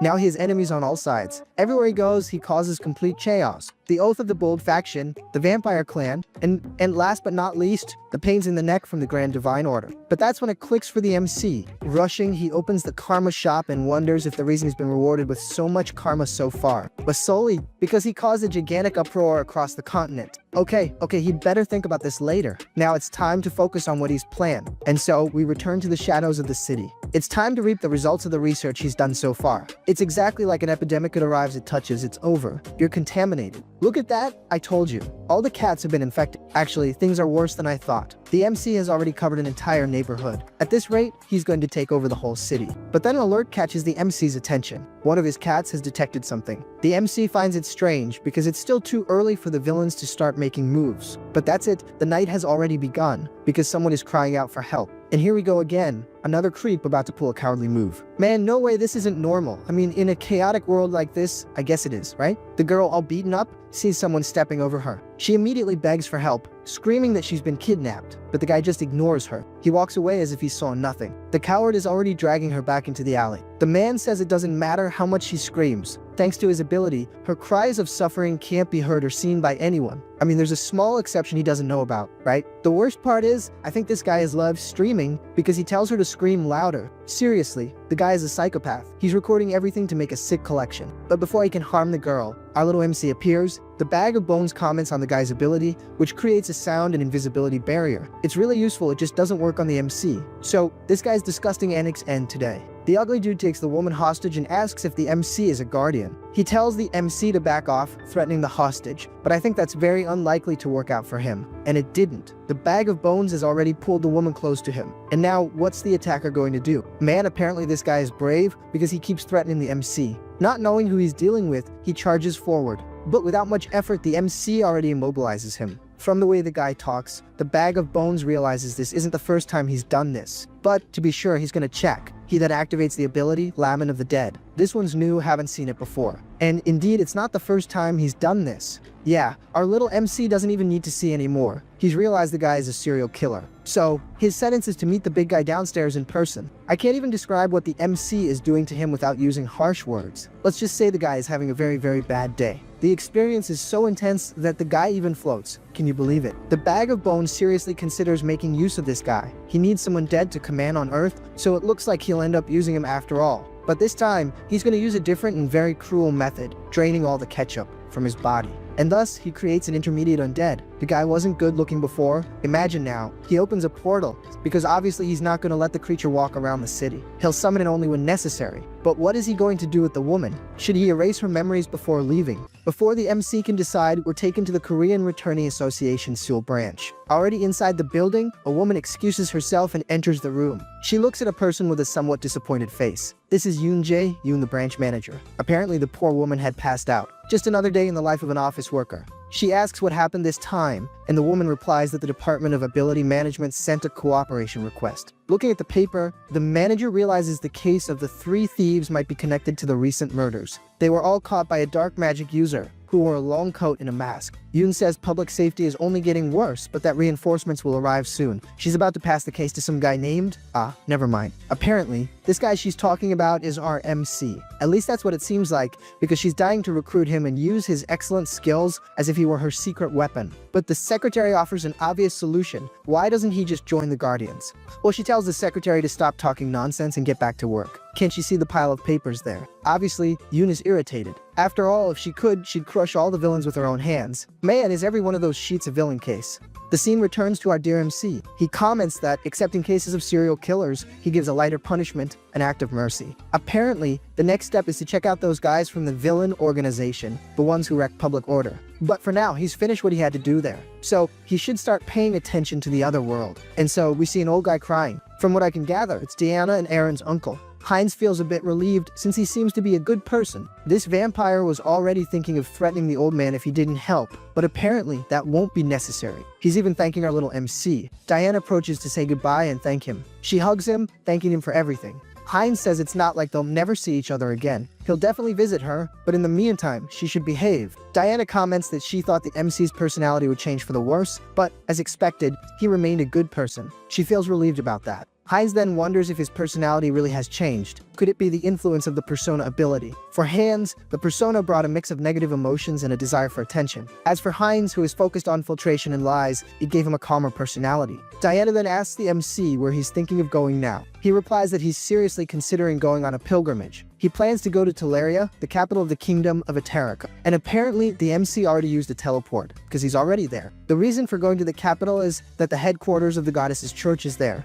So, entering a more discreet alley, he summons his 4th avatar. The new member is named Heinrich. He's not much different from the others, the only difference is his super recovery and serenity. Otherwise, it's all the same. The biggest difference is in his unique trait, warrior spirit, which makes him gain more experience in combat. Walking through the holy city in a vampire's body wouldn't be good at all. To solve this, he's gonna pass the mission to his new clone. From what I can gather, Heinrich is already in some kind of bank. The little old man is startled by the amount of gold. Heinrich says that's all the fortune he has. Apparently, I was wrong. He's not in a bank, he's in the church, and he's simply donating all that money to the goddess, saying he wants to become a holy knight. On second thought, so far the MC's avatars have been an undead, a dark mage, and a vampire, all children of darkness. But this time, his avatar will be a holy knight, a warrior who follows the light. One of the men slams his hand on the table. He says Heinrich is very spirited and that he, as an instructor, will train him to be an excellent holy knight. The guy with the thick eyebrows asks Marcos to wait. No matter the amount of money, they can't accept a stranger as a holy knight so easily. Marcos tells the scribe not to worry. He believes the Wicked will inevitably reveal their true nature during the training. So, he asks the MC if he's really willing to go through the training. Man, this is trap written all over it. But, since it's our little MC, he clearly accepts. Right after, he's already asking for water. And apparently, there's a rock coming his way. Man, the strength training seems insane. There was a time skip, and it's been a month since the MC started. At first he was deluded, thinking the Holy Order was noble and cool. In the end, he saw that it's a bunch of maniacs focused on heavy training. Yeah, Heinrich, you've gotten yourself into a real mess this time. And to make matters worse, recruit number 12 is getting chewed out for forgetting the rule to never stop praying during training. The guy has to strain himself and still pray at the same time. I'm sure that buff priest from the memes came from here. The instructor is there, demanding more and more focus. While training, he must chant his prayers and restore his broken body with divine power. Meanwhile, our little MC is just watching from the corner of his eye. He admits the method is effective. After all, in extreme conditions, repetitive prayer strengthens faith and increases divine power. And apparently the whole thing is pretty weird, because some even like getting hit. I don't know, this is getting stranger and stranger. But the guy's strength is on point because he's breaking a steel ball with his muscle. The crazy dude is super happy because his faith has increased. Apparently the training has to be like this, even though it seems really bizarre. Some guys up there are watching the MC, saying that the recruit Marcos brought is no joke. In just 1 month, the dude got ripped. It wasn't just his upper body that grew, his lower body did too. Man, this conversation is getting weirder and weirder. Our little MC notices the guy's drooling while looking at his body. And again, time passes. Now it's been 3 months since he started the training. He knows that if it weren't for the avatar abilities, he would have passed out a long time ago. If he was already ripped before, imagine now. He's in better shape than Terry Crews, but someone calls him. The buff guy asks if he's done with his lower body exercises, and if so, why not train chest with him? But the other one disagrees, saying today is back day. The MC just tells the two crazy guys to get out of there. Yeah, folks, someone's gonna leave this church sore today, that's for sure. Sometime later, Heinrich is talking with another recruit, saying he's going crazy. Not a day goes by that they don't call him to train. His partner says it's because the seniors have high expectations for him. The focus of the conversation shifts, as they know someone special is arriving. It's the great Archbishop Leaches and the Knight Tuscan. Their presence piques the MC's curiosity. He remembers that knight who was threatening hands. But for them to arrive only now, could they have been searching all this time? The scene changes, and we see another cleric saying that everyone is there for a baptism ceremony. Due to some recent events, they are moving the baptism up. So, the recruits whose names are called should step forward. A side character asks Heinrich why they are holding an event that normally happens every 6 months. Clearly, the MC knows the reason the knights need reinforcements to pursue the hair of the immortal king, who, in this case, is hands. Anyway, this is perfect for the MC as it saves time. Time that will be used to take advantage of the new applications of the persona and mind core abilities. The first one is called. The priest asks if he swears to dedicate everything, including his life, to the Lord God. And the recruit confirms, thus he is baptized. However, upon being baptized, he sacrifices his mana and becomes unable to use common magic, but in return, he receives a blessing with immense holy power. The amount of power each one receives varies greatly. The biggest factor that determines the magnitude of the blessing is faith in the deity. The purer and more genuine the faith, free of lies or doubts, the stronger the holy knight becomes. Then the next one is called, and guess what? It's the MC. Honestly, I highly doubt this is going to work. So far, the MC has only used the mind core to suppress external stimuli or contain his emotions. But in doing so, he realized the opposite is also possible. And not only that, he realized the persona ability can inject the feeling of faith into Heinrich.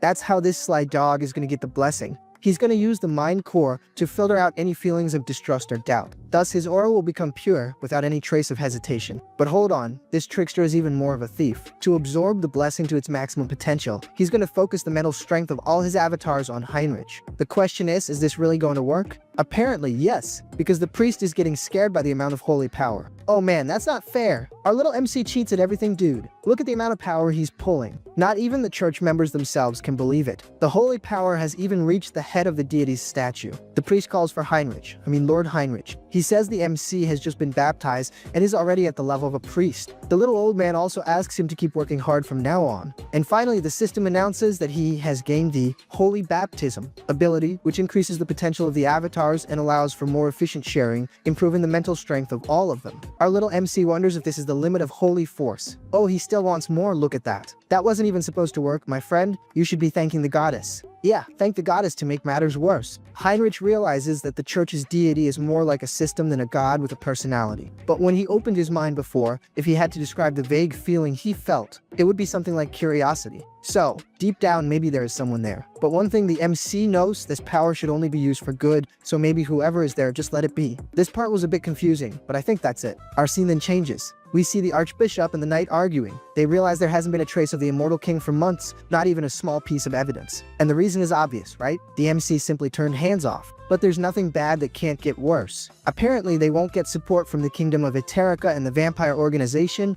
might have a share of the blame for the whole mess. During the pursuit of hands, they had friction with the vampire clan and also with the so-called vow of defense. The Archbishop says that since the extermination squad has made no progress, the pressure from the Kingdom of Eterica is increasing. With little to do, he will have to dissolve the squad and send everyone back to the capital, and the Knight can only obey. As he leaves, Tuscan thinks that they are surrounded on all sides and with insufficient reinforcements. What should he do? Nothing, my friend. Take off the armor and go home. There's no way. But wait, something caught his attention. I'm telling him to go home, he doesn't listen to me. He realizes it's the new Holy Knights. The Knight sees an opening, and apparently it's the MC who is giving this opening in the training. However, before he can do anything, he's already taken an elbow to the face. And apparently, once again, Heinrich won the fight. The system announces that he has gained an enlightenment due to repetitive training and has acquired the cross-combat technique ability. Heinrich thinks that, combining the technique with super regeneration and holy power, his wounds close very quickly. Helping his partner up, he explains that he let himself be hit on purpose. His tactic is to give up the flesh to gain the whole bone. That's the Heinrich style. But even so, the MC needs to grow even more. Someone interrupts his thoughts, saying that he's really strong and that his holy power is at the level of a high-ranking knight. But he's still inexperienced. And the one saying this is the so-called Tuscan. Tuscan comments that clearly the MC knows and feels this more than anyone. He's sure he could make the MC stronger and invites him to accompany him to the Temple of Rosalia. The MC is startled and asks if the Knight is really inviting him to the Grand Temple. Tuscan asks if he has a problem with that. Our little MC says no, of course not. On the contrary, he really wants to go. Already inside the cave, our little MC asks for some time to pack his things, but Tuscan tells him to have someone else do it. Apparently, they are in some kind of teleportation portal. Tuscan says he'll explain everything when they get there. With little to do, the MC accepts the idea. Soon after, they arrive at the great and famous Temple of Rosalia, the largest sanctuary of the church, located in the heart of the continent. Literally, a place where the saint and the pope live. In other words, this is practically the Vatican. Right away, they are greeted by the saint herself. Immediately, they kneel and thank her for the reception. Heinrich is excited as he knows that this is the perfect place to grow quickly. He's convinced that he will evolve and be recognized by everyone there. But the dirty work will be left for Hans to handle in the shadows. Apparently, Hans has become quite famous on the underworld's social media. He comments that the remnants of the human trafficking organization have been completely eradicated. However, there was something strange. There is a society called Divine Retribution, and the villains won't stop talking about it. The MC still hasn't figured out what the heck it is. The worst part is that they seem connected to several organizations. With little to do, the MC decides to continue investigating. But for now, it would be interesting to cash in the earnings from this mission. We move to Heinz, who reflects that, in order not to be the main suspect, he needs a discreet place to make his transactions. Thus, he goes to an unknown shop. He informs the receptionist that he's there to sell some things. The guy shows no interest and says it's not a pawn shop. He tells him to get lost. The MC starts pouring out gold coins, and the guy quickly wakes up. The man recognizes the emblem of the trafficking organization and remembers the rumors that they were caught by a masked maniac. The MC asks if he's interested now, and thinking about it, it makes sense that he wouldn't want to sell that stuff just anywhere. The man tells the MC to go through the back doors, but stresses that he can't stray from the path. Following the path, the MC finds the said door. As soon as he enters, a man asks if he's there to sell something. The MC says yes and asks if he can be paid in something other than money. The man asks if he's talking about goods, and if so, what he's looking for. Our little MC only wants one thing: a winning lottery ticket. What a lame request. Ha! I thought it would be something interesting. Now I understand the MC's reasoning. This will serve as money laundering so that Hansong, his original body, can use the cash. I forgot how much of a thief and a scoundrel this MC is. The masked man says it's fine, but the commission will be very high. The MC agrees. The man says he has a ticket for 6.1 billion won with a redemption period of 4 months. The MC agrees, but the man warns that what he's paid so far doesn't cover the ticket. The MC tells the guy not to worry, because he has a lot of good stuff. The sly dog then pulls out 3 more gold bars, nothing major. What really catches the guy's attention is the subspace storage. He starts to wonder who the heck the MC is, but the MC calls him back to reality. He warns that he didn't come there for a friendly chat and wants to finish quickly. The man immediately apologizes. He starts to sweat, noticing a faint smell of blood. At first, he thought it was his imagination, but no way. Closing the transaction, the MC says he'll be back more often. After all, he liked the deal. But, little MC, there are easier ways to launder money. Just saying. Already outside, the MC analyzes his 3 tickets. He's very excited as his dream was to win the lottery. It's easy this way, right, MC? He doesn't even know what to do with the money, but he thinks about hiring some subordinates. After all, it's annoying to have to keep going back and forth all the time, but he'll think about that another time. For now, how about enjoying the night? Looking at the street, he remembers that the security there was horrible because of the trafficking network, but now it's much better, bustling again, maybe because of the rumors of a masked protector. The MC feels happy. After all, he's the one who brought that peace. However, someone comes up to his ear and asks where he's from. The MC turns around immediately. The guy tells him not to be nervous. How can he not be? The guy comes up whispering in his ear. What did he expect him to be? In love. The guy says he just came for a chat, right? The way he approached, the chat he wants is something else. The MC immediately confronts him, asking what he thinks he's doing. The man asks the MC to wait and asks, "You're a vampire, aren't you?" He says he is too, a level 6 from the Talcum dimension. The man asks for Heinz's name, and when he returned to Earth, the MC really wants to make an excuse and leave. The man introduces himself as Gamma from the Blood Pact. The MC doesn't understand why he's answering so easily. Is it some kind of mind control? Gamma says the MC is a newcomer who just returned to Earth. He explains that the Blood Pact is an organization where all the vampires on Earth gather, and his job is to recruit the newcomers. Gamma says that to survive, they need to stick together. But by the way, what is this level he mentioned before? Gamma pulls out a key and says, if they're gonna talk, it should be somewhere else. Dang, this vampire organization pays well, look at the man's car. He invites the MC to talk there. The MC agrees and gets in the car. What he didn't see is that there's a gossip observing everything. Apparently, there's more than one. She notifies her headquarters that the MC is getting into the car as planned. Sometime later, he's already at the vampire's headquarters.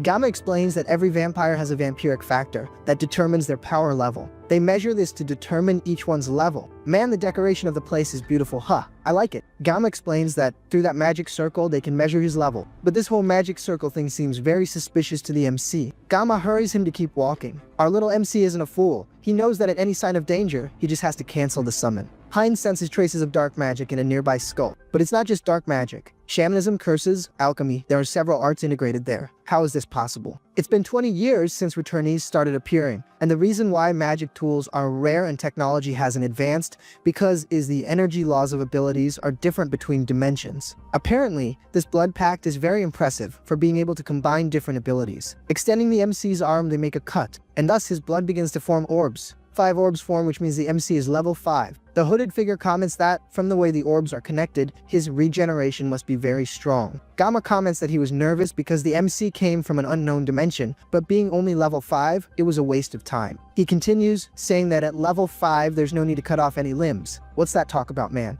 That's when everyone's posture changes. Our little MC realizes they really had other motives. He knew it was too complicated a ritual just to measure his level. He needs to summon hands as quickly as possible. However, someone knocks on the door. It's that woman I called a gossip. Apparently, she's one of the good guys. She says she's there to arrest Gamma for the kidnapping and murder of members of his own kind. The MC feels that woman is familiar to him. But who is she after all? I don't know either. I just want her to beat the crap out of this Gamma guy. She tells him to let the vampire go and surrender, or things will get much worse. Gamma calls her a little slave and asks why they, being stronger, need to be slaves to the organization. Oh, so the blood pact really exists? It just has one member who's a huge jerk. Gamma questions why they, being stronger, have to live in hiding and follow human rules. The woman replies that it's the fault of militants like him, but Gamma clearly doesn't agree. He asks the woman if her companions share the same opinion. The big guy elbows his companion. The woman, Soren, asks what Mang is doing. As she's about to ask the reason for the betrayal, he stabs her.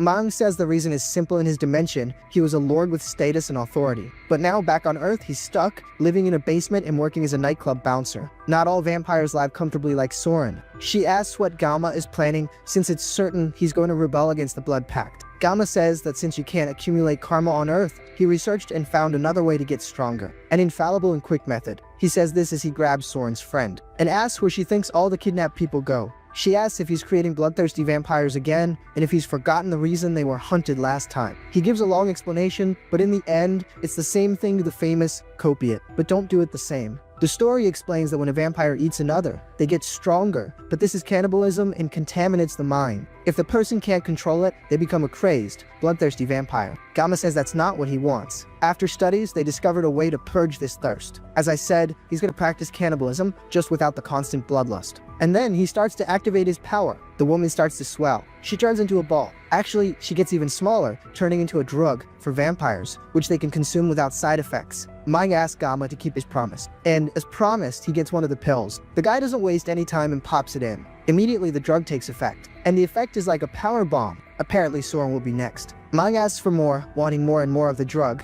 Gamma tells him to calm down. After all, the guest is still waiting. He asks Soren to wait just a little longer, because it'll be her turn soon. Poor little thing, there's not much she can do. Our little MC realizes that interdimensional cannibalism is really effective. He can't wait to see how strong he'll become. So he simply opens a portal. Hans already steps out of the portal, commenting that the guys have very good stealth. But from now on, no one is leaving without permission. The guys are already starting to panic. Mong then transforms, wanting to face the skeletons. The unfortunate guy manages to be quite efficient. Look at that, he's almost reaching Heinz. But Hans is more interested in how the vampire's skin changes depending on the dimension. He strikes his staff on the ground, and Mong is going to meet the other world. The MC is worried about the blood loss, but unfortunately, there's nothing he can do. The sly dog is already on Myung's back, and there goes this blood thief. Gamma is scared, realizing that he's cannibalizing like that. Yeah, Gamma, you should have just stayed quiet and not even approached this guy. But now it's too late. Our little MC can even feel something, but the funny thing is that his teeth are falling out. And the reason is simple, the sly dog is evolving. The system announces that he has gained the hybrid evolution ability. Every time he absorbs a vampire, he will gain their lineage ability. See, he stole Ming's ability. Remember when I said he's sly, shameless, a thief? Now Gamma is really scared, but the MC is just thinking about what organization he's going to create because he needs to do his tasks. How about the blood cult? And if anyone dares to rebel, they will become his next meal. Some time passes, and apparently the MC has already cleaned out everyone. Once again, he gained an ability, but this time for perception.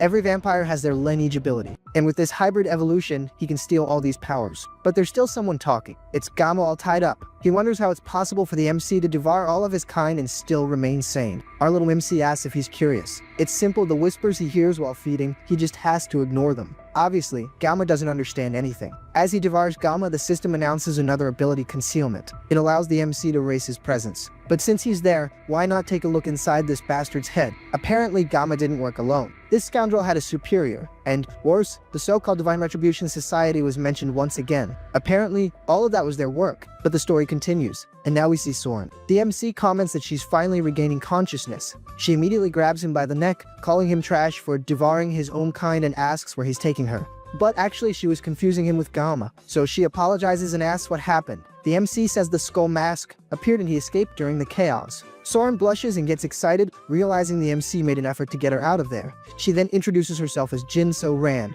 The MC asks what happened earlier, since they were all from the same organization. Soden says the Blood Pact is divided between radicals and moderates. They heard that the captain had kidnapped a team member, so she went there with some close colleagues. She's happy they got out of there safely and discovered the bastard's plans. Now all they have to do is report them. But the MC knows it won't be that easy. It's obvious that even the upper echelons of the radicals are involved. Calling our little MC a savior, she asks which faction he's affiliated with. The MC, finding it strange, asks her to call him something more comfortable. She suggests, Oppa. Seriously, of all names. Heinz informs her that he just returned to Earth, so he's not affiliated with anyone. So, she invites him to the Blood Pact, saying that most vampires are part of it, that the moderates don't do shady things, and that they have a stable stock of blood bags. The MC thinks it might be cool to check it out, so she starts guiding him there. And take a good look at the car. He just took Gamma's car. Sometime later, they arrive at the location. There, Sodan is already greeted. This is little Nahi. I just don't know if she's her sister. The MC introduces himself as Heinz, but the girl doesn't seem to like him very much. Soden says goodbye, saying she'll show the MC to his room.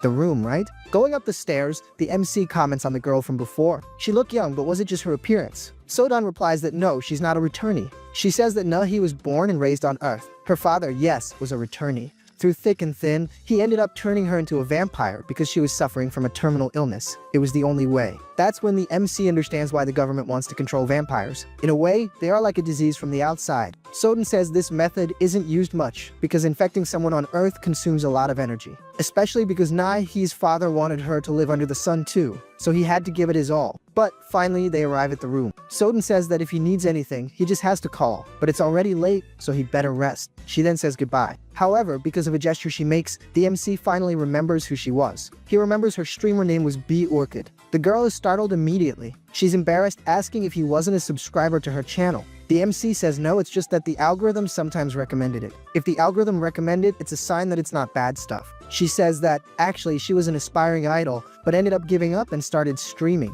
Ah, I think idols are those girls who dance and sing. Soden says she awakened at 18, but is already 22 and asks for the MC's age. But the trickster closes the door, saying he'll tell her later. The poor girl wonders if she said something wrong. The MC thought she was younger than him. That's why he was talking so informally. But she's older, because this scoundrel is only 20 years old. Already sitting on the bed, he remembers that she's a very famous streamer. So, why not look her up? Pulling out his phone, he notices she left a message, saying she would be taking a week off from streaming. If it weren't for the MC, that would have been her last notice. The next day, the MC hears someone screaming. He gets up, wondering why it's so noisy so early in the morning. Someone yells, "How is this possible?" There's no evidence to prove it. We see it's Soden arguing with someone on the phone. Our little MC asks what the heck went wrong. She says her colleagues went to the site yesterday, but everything was burned down. Now they can't pressure the radicals anymore. Our little MC realizes they did everything to erase Hans' tracks. He says it's a shame, but anyway, he wants to ask her for something. To mark the locations of the radicals' bases for him. She immediately asks what she did wrong, if he didn't like the blood bags. Our little MC says no, calm down. He reassures her by saying they are dangerous, and he doesn't want to get close to the place.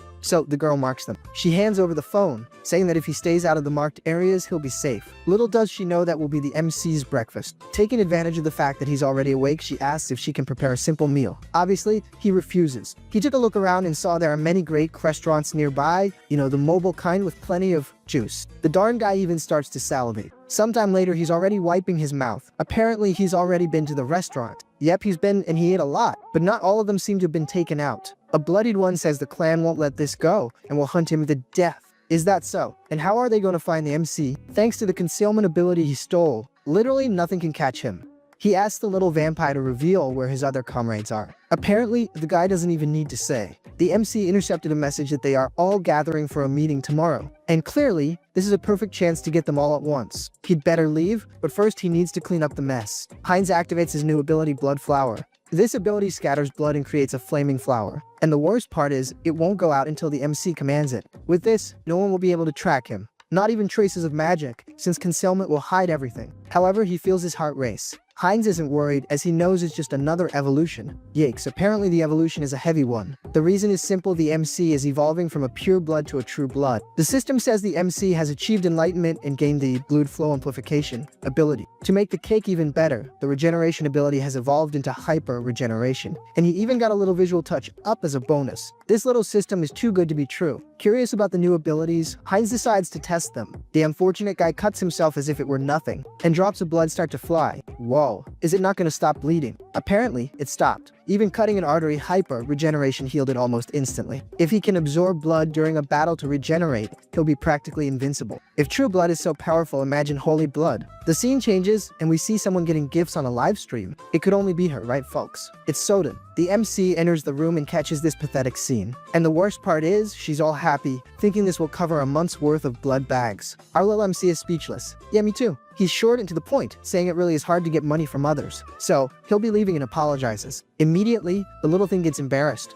She slaps the MC, telling him to knock before entering. Still embarrassed, she asks what the MC wants. That tattoo on his head is new, huh? Our little MC, poor guy, just wanted to let her know a letter arrived in her name. Looking at the letter, she realizes someone secretly seen more evidence against the radical group. She doesn't know who it was, but it might have been the skull mask. But there's a detail, the only person she shared information about the radicals with was Heinz. And after that, these mysterious letters started arriving. Could the two be working together, or is it just a coincidence?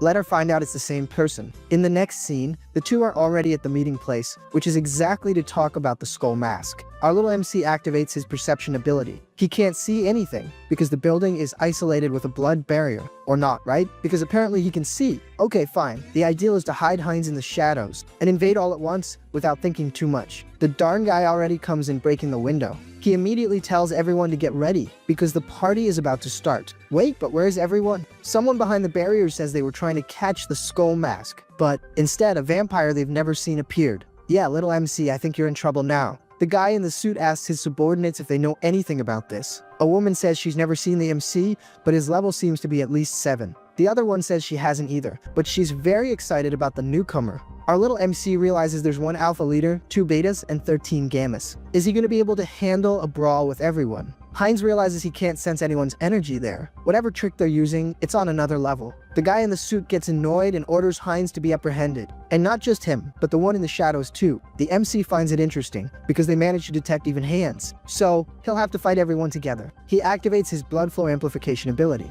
Man, the kid cuts down several at once. The vampires find the scene terrifying. He's cannibalizing his own kind with that bizarre arm. But it's not time for them to be surprised, because this isn't the only card up the MC's sleeve. After all, the real show starts now. That's when the betas start running desperately. One of them gets ready to open the door, but a dark magic pushes him back. Did they really think they were the only ones who could set up a barrier? The Bag of Bones warns that from now on, the fight is until the last one falls. In the middle of the fight, we see Heinz logging some vampires out of the server of life. This clearly messes with the others' psyche. The stitched up guy says he must be crazy. He's definitely not a common level 6 or 7. Man, you only just noticed that now. To him, there's definitely some kind of trick involved. He charges at the MC, but Heinz doesn't take it, lying down and immediately counterattacks. The vampire even manages to identify the attack. At the last second, he hardens his skin to defend himself. And believe it or not, he managed to escape this one, but it was by a very narrow margin. Since he blocked it, the MC is going to try something different. If the long-range attack didn't work, the brawl is going to get up close and personal. The MC lands a solid punch right in the middle of his chest. The vampire can't even believe it. His hardening ability has never failed, but the MC changed all that with a single punch. Man, the punch was really powerful. It dented the guy's chassis. The vampires step in front to defend the stitched up one. But there's a little problem. 2 people to stop this guy is going to be basically impossible. See, I told you. 2 goons can't handle it, but nobody listens to me. The stitched up one thinks this is crazy. The guy is so strong he took down his subordinates easily. He sees this moment as an opportunity. The MC has both hands busy, so now's the chance. So he goes for the attack. And believe it or not, he manages to hit the MC.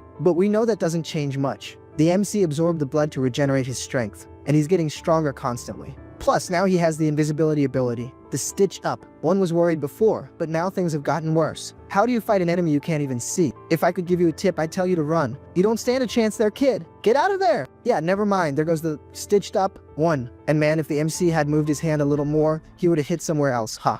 Our resident psycho is very happy with the result. By defeating the stitch up one, the MC's blood magic ability evolves into the special ability Mystery of Blood, which basically amplifies his blood flow. He says he can now feel his abilities being controlled just by his will. In other words, now he has more freedom in controlling his powers. One of the vampire's rebels saying that for devouring his own kind, he can only be a bloodthirsty vampire. She says it's no wonder he uses such strange abilities. But our little MC doesn't care. He asks if she's gonna cry all day. Why doesn't she go and face him? Or is she too scared for that? While little MC, you manage to provoke the girl. The MC activates the special ability, Mystery of Blood, which he just acquired. I thought it was no big deal, but apparently that's not the case. The woman is already all tied up, completely immobile. The other stitched up. One says this is unfair, that the MC is using low blows. Low blows, high blows, medium blows. It doesn't really matter. As long as he wins, he doesn't care. So he declares checkmate. The side character, who if I'm not mistaken is the big boss, is very worried. No one imagined the Skull Mask would have a helper like this. The boss tells everyone to prepare the orb. This will be how they deal with the MC. With the orb in hand, the side character advances. I thought it was just 1, but apparently there are 5. That's when the Bag of Bones appears, finding the attack very interesting. He just deflects the attack and ends up taking another vampire with him. And then everyone's morale starts to plummet. Now, there's definitely no way out. The side character thinks he needs to get out of there if he wants to stay alive. But that's when the boss attacks him.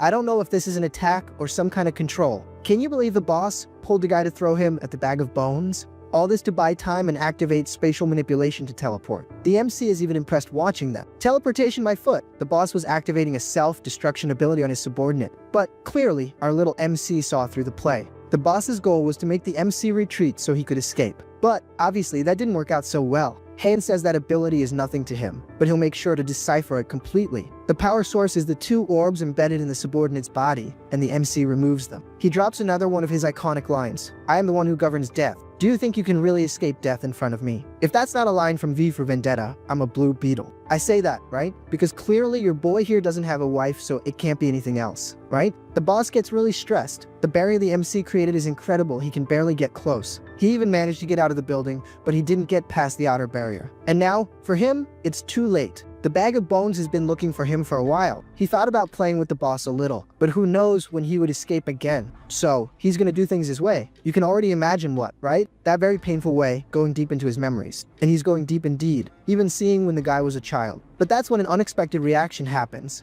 Our little MC realizes there's some security mechanism. Could it be technology from the Divine Retribution Society? Our little MC ends up in a strange place inside the boss's mental realm. Someone tells him it's impressive that they didn't expect him to get this far. The MC asks if that guy was watching him from inside his mind the whole time. If so, he can only be the leader of the Divine Retribution Society. The Spectre confirms and makes an offer. Why doesn't he join them? The Bag of Bones replies that it's an interesting proposal, but what is the Society's true purpose? The Spectre says it's simple freedom for the returnees to create their own world led by them. The Bag of Bones says that for an organization that gained prominence recently, the goals seem too ambitious. The Spectre replies that they are not recent. They have existed for years and continuously fight for freedom. Wait a minute, so that means one thing, that they have been causing terrorist attacks for years, including the one that took the MC's parents. The system asks Han Sung to be careful, as the mind core is trying to regulate his emotions. The MC's heart races, and the system starts to warn him several times. But the Spectre asks if that really matters, and that the Bag of Bones should make a wise choice. Getting closer, he realizes there's a barrier. The Spectre explains that this is the mental realm, where mental strength surpasses magical power. He says that even if the MC wants to, he won't be able to defeat him in this place. But it would have been easier if he had just kept his mouth shut and not mentioned that mental strength is what rules there. Because if that's the case, he's clearly screwed. Because the Bag of Bones isn't just one, there are several. So, the one who won't be able to win is him. Our scene changes to someone lifting weights. Clearly it's our holy soldier. Heinrich is still focused on getting ripped.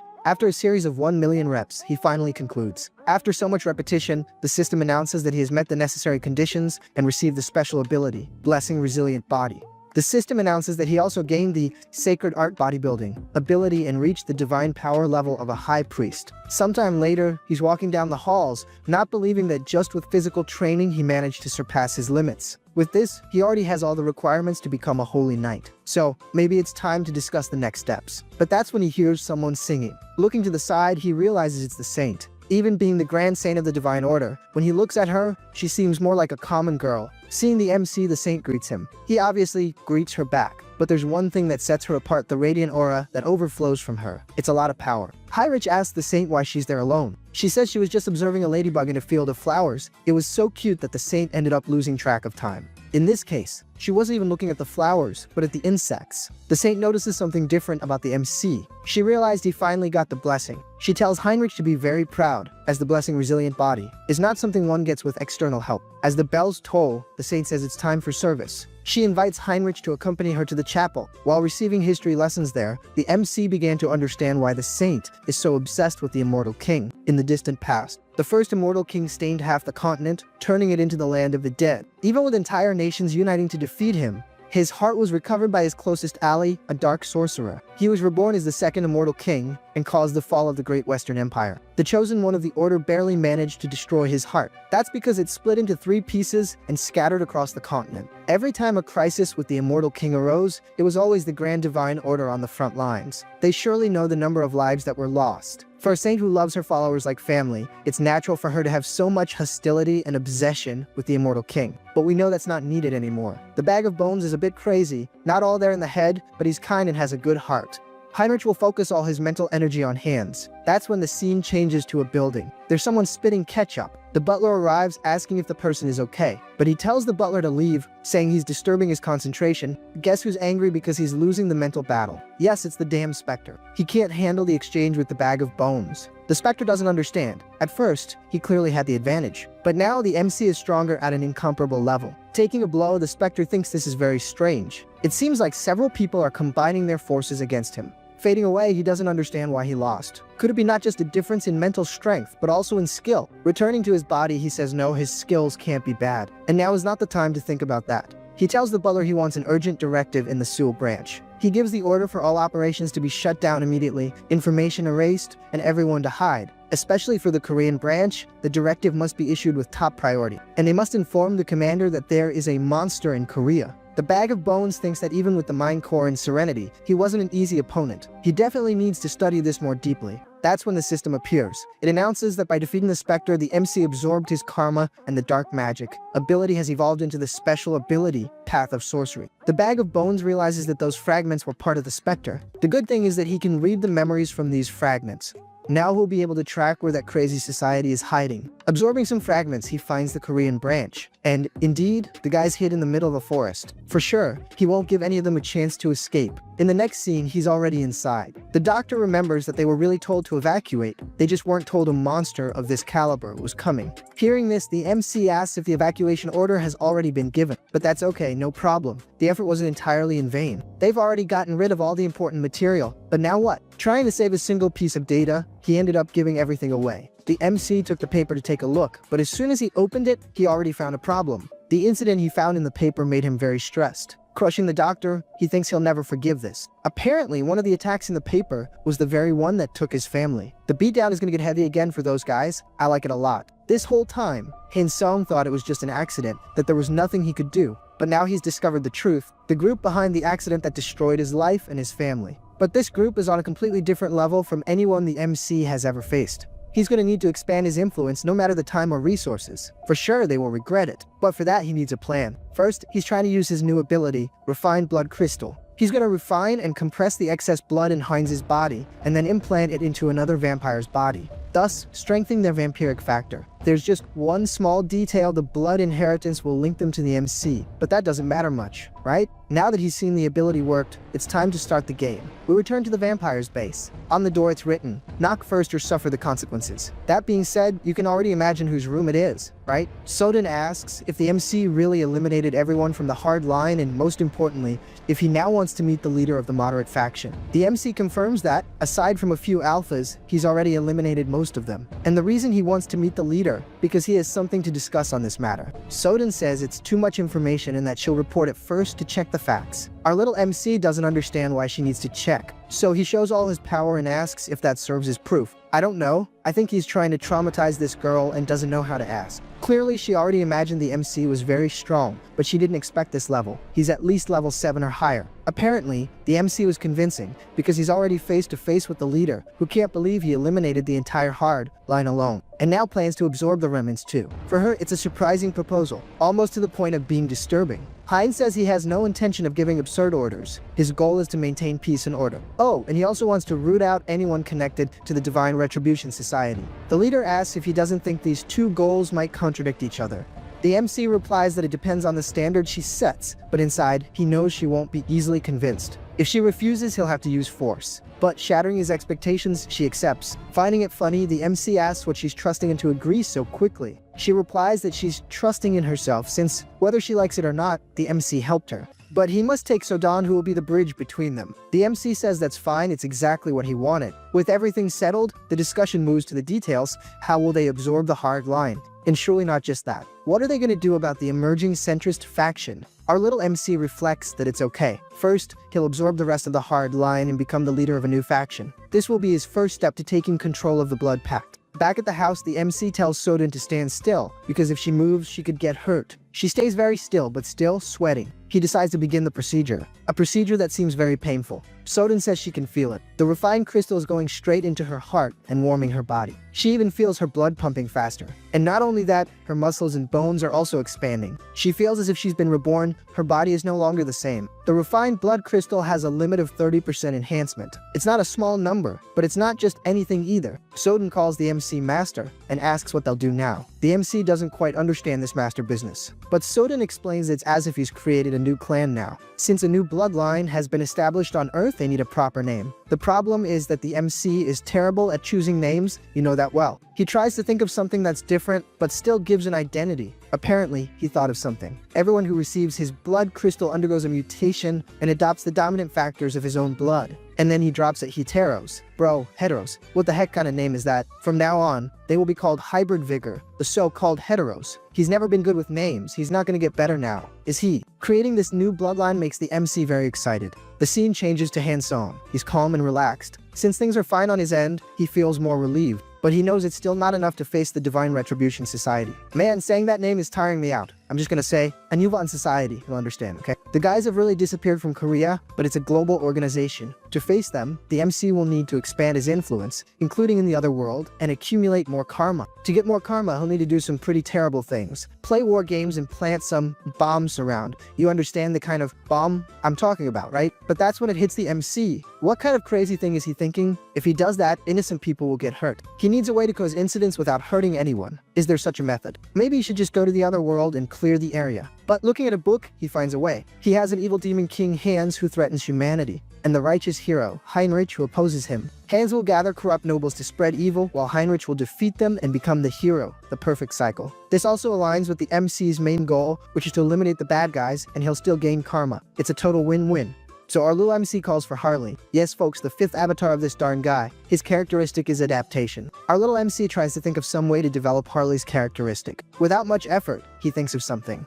But actually it was his bony bro who gave him the idea. After he defeated everyone at the Divine Society's base, he discovered a place in the basement, a research laboratory. In this place, they conducted experiments, transplanting parts of demons into humans, something similar to chimeras. Among the samples he has, the item the MC is looking for is there. Something that always absorbs strong characteristics and continues to evolve. A little bit of dragon's blood. If Harley can adapt to this procedure, and the bag of bones mixes it with the knowledge he's researched, I don't even need to tell you the beast that kid is going to become. But unfortunately, we'll leave Harley for later. The story returns to the saint. Heinrich arrives asking what's happening with her and what's worrying her. And most importantly, why is she in the rain? She says it's nothing serious. Maybe it's because the weather is very cloudy. She feels suffocated, as if there's a blockage in her chest. But Heinrich says that even so, it's not good for her to be there, as she might catch a cold. The darn bag of bones is finding the saint very impressive. Even in the middle of that isolated mountain and with 2 layered barriers, the blessed woman still managed to vaguely sense the secret heading out. But since she didn't discover anything, he can continue his experiment. The dragon's blood continues to evolve. With every pre it consumes, it steals its characteristics. Reminds me of a certain vampire. The bag of bones took all the research data, and that's how he found out about the dragon. To make the situation better, he even has a perfect test subject. Harley isn't worried at all. In fact, he's very excited about all this, eager to start. The scene returns to the church. We see the moment when Heinrich is making his oath. The priest says that, from this day on, his name is Heinrich Langard, a holy knight of the Grand Divine Order.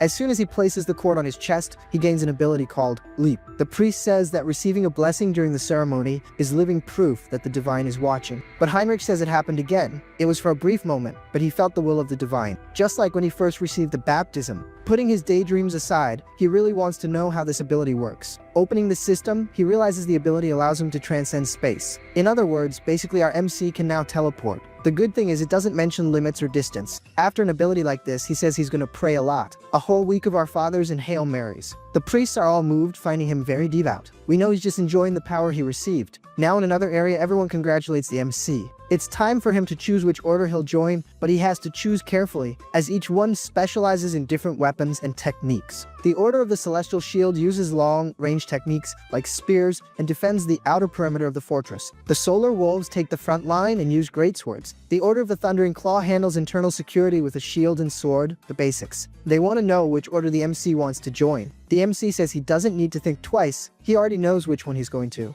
He's going to train in all of them at the same time. With the warrior's spirit and accelerated growth abilities, he doesn't need to limit himself. It's about learning to fight in every way. The important thing is to fight, but that's when something catches his attention. He sees a representative from another order, but she's not saying anything. The mute finally speaks. Look at that, the MC performing miracles. She says her order only selects the best of the best. Looking closely, she says the MC isn't so bad. Maybe he can pass the test. The MC asks what the criteria for entry are, but the girl just tells him to follow her. Sometime later, she explains that her order guards the most important fortresses. The MC asks for more explanation. But at that moment, they arrive at a room. The girl says she'll answer, but only after he passes the test. Observing the hood and mask, the MC realizes it's Ahir's the Inquisitor. What that means, I don't know. The girl says the test is simple, he just needs to read what's on the table, out loud, so even the divine can hear. Heinrich gets nervous. Could that be a device to detect spies? He asks what it is and confesses he's a little offended that they're testing his faith. The blue-haired girl replies that it's just procedure. She asks if there's any reason he can't read it, leaving the MC cornered. Now he'll have to read it.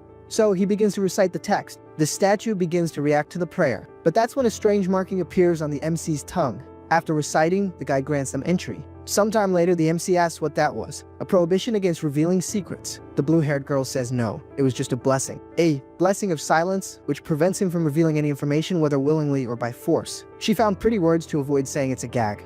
But finally, she can explain the purpose of the order. Their order is the Radiant Shield, and its main mission is to guard the temple's underground. But she warns that it will be the first and last time he sees that place in person. Heinrich asks what they are protecting. Looking inside the gate, he is impressed. Now all these layers of security make more sense. There lies the final fragment of the Immortal King. Of all people, she had to show it to the worst possible one. Heinrich can't believe the fragment has been hidden in the temple's underground all this time. Although, on second thought, the Grand Divine Order is one of the greatest powers on the continent. So, it makes sense for them to have at least one. Our little MC definitely wants to get his hands on the fragment, but he can't right now. There are 4 orders of knights guarding the temple. Not even hands could capture the fragment. All that's left is to think of a careful way to get it out of there. The blue-haired girl appears behind the MC, saying the blessing on his mouth won't allow him to say anything, but she reinforces that nothing about this can be revealed. The MC tells her not to worry, only he will know. The bag of bones like the news, it was definitely an unexpected stroke of luck. But Harley's procedure is more unstable than he expected.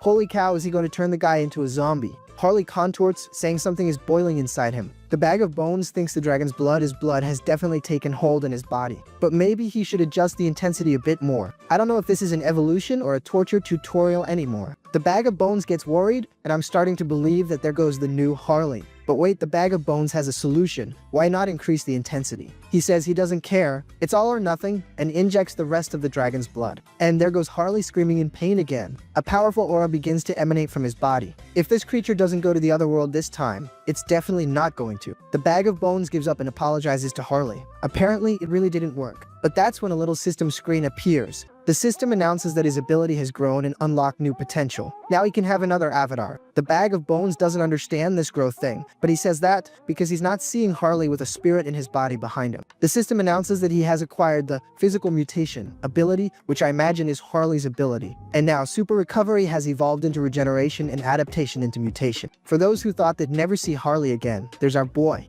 Observing the effects, Harley realizes he's become a completely new species, but the bag of bones comments that the good news doesn't stop there. His avatars are growing without needing to buy anything from the karma shop, evolving without spending. Later he'll figure out what to do with the new avatar, but for now, how about testing the new abilities? In the next scene, they are already outside. Harley is loving this mutation thing. Now, all his senses are sharper. He can even hear the slow breathing of the beast behind him. The beast attacks. Looking closely, the MC realizes the beast is the same species he encountered when he first arrived. Harley already grabs the panther's throat, and then throws it straight to the ground. He says it's tired and needs to sleep. The problem is, it's going to sleep and not waking up again. To develop the mutation trait he has, he needs to devour monster cores and magic stones. That's the most efficient way, so he pops it in. The system immediately starts beeping, warning about the mutation. Believe it or not, Harley has transformed into Hercules himself. He just became huge, at least 6 feet 6 inches tall. The system appears again, saying he gained the Gluttonous Feast ability, which helps him digest anything very quickly. But I think Harley also developed a mental problem. It's not possible he's gonna do what I'm thinking. Hey boy, there's no need for that. Go home and fry that thing. I don't expect anything from this series anymore. It's vampires drinking blood, now a buff Hercules eating raw meat. The only thing missing is the bag of bones wanting to eat bones. The worst part is that Harley is enjoying it. The meat tastes kind of sweet and the blood is refreshing. I just don't know why he's laughing like a maniac. Finally, he realizes that's a savage behavior. Speaking of savage, he remembers there's a tribal alliance in the south of the continent. Well, if that's the case, it's time to change class. Sometime later, we're already in the county of the Tula Kingdom. People are scared by what they're seeing.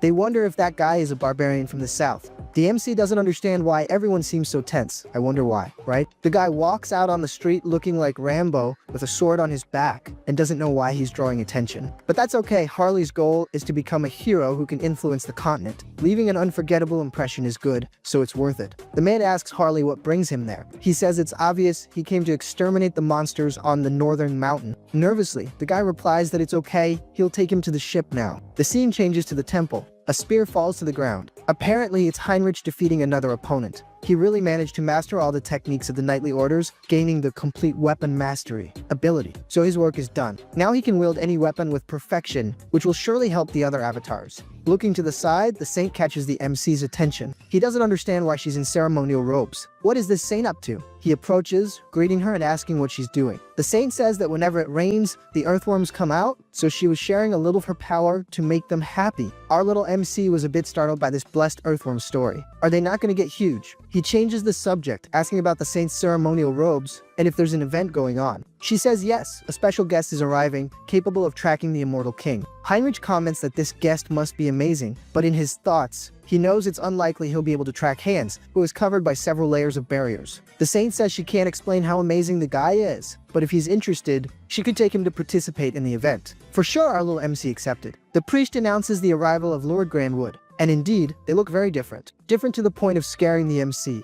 The guy announces himself as a high elf from the Elven Kingdom, with the name of Lefori Grandwood. But you know how it is? The story didn't let us proceed and brought us to a kind of library. With that little hat, I can't identify it. No, apparently it really is a library. The man is complaining that it's okay to look, but 2 hours is just ridiculous. The man apologizes. But the said man is Hubert, Hensong's 6th avatar. This is the avatar obtained through Harley's growth. His initial ability is appraisal, the power to see item information. For now, the skill is still low, so he can only see basic details. But if he keeps developing it, he could become a merchant and dominate the continent. He already has the money to start. Clearly, before that he'll have to deal with the resistance from existing merchants.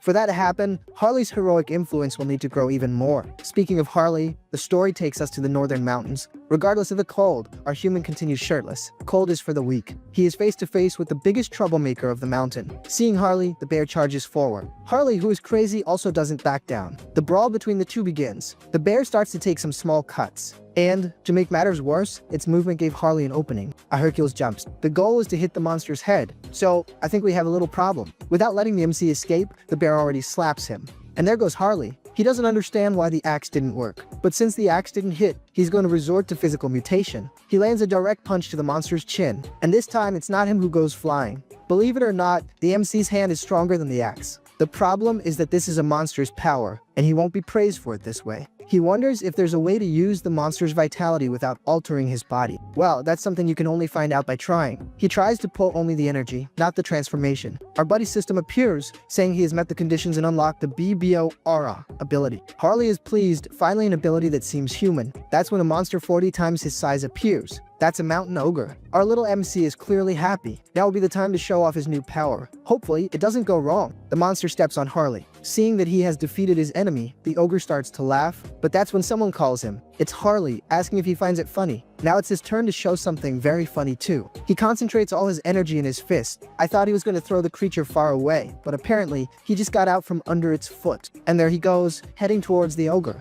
The ogre is surprised and tries to defend itself, but it didn't work out so well. Harley lands on the ground. With this victory, he rises to the status of a hero. But that's when he starts to smell something rotten. A nostalgic but disgusting smell. The MC says it's like belly button lint. Does belly button lint have a smell? I think the MC is letting that thing get necrotic. Getting closer, he identifies the reason. It's the vow of defiance. This one's new to me. As far as I remember, it was Oath of the Bold. But if they're saying it's vow of defiance, who am I to question it? The MC, who already really likes these guys, is already stretching. The brawl is going to be good. The goal is the same as always, to pull out the rotten roots. The problem is he doesn't enter by knocking on the door, he enters by breaking everything. But the scene changes to our new dear elf. He's there, drinking his little tea with the saint. The saint thanks him for coming. Our little MC is not happy at all with this new ally. And it couldn't be just an elf, it had to be a high elf. The Elven Kingdom of the Animal Continent is a kingdom that venerates the world tree. The funny thing is that, even serving different gods, they have maintained good relations for years. High elves are the ruling class, so if they came all the way there, they intend to use the world tree to find hands. Looking closely, the MC is impressed. The elf's pupils are star-shaped. The elf, Lefori, looks and comments that Heinrich must have found his eye interesting. The saint apologizes, and our little MC is thankful it wasn't him who was caught staring. The elf says it's okay. That also needs to be discussed, as those eyes are the mark of a high elf. Elves born with those eyes serve as priests, bridging the gap between the world tree and their people. Finding someone with this compatibility is rare. At most, 2 or 3 are born per generation, and lately, most high elves are elderly. The birth of a new one needs to happen urgently.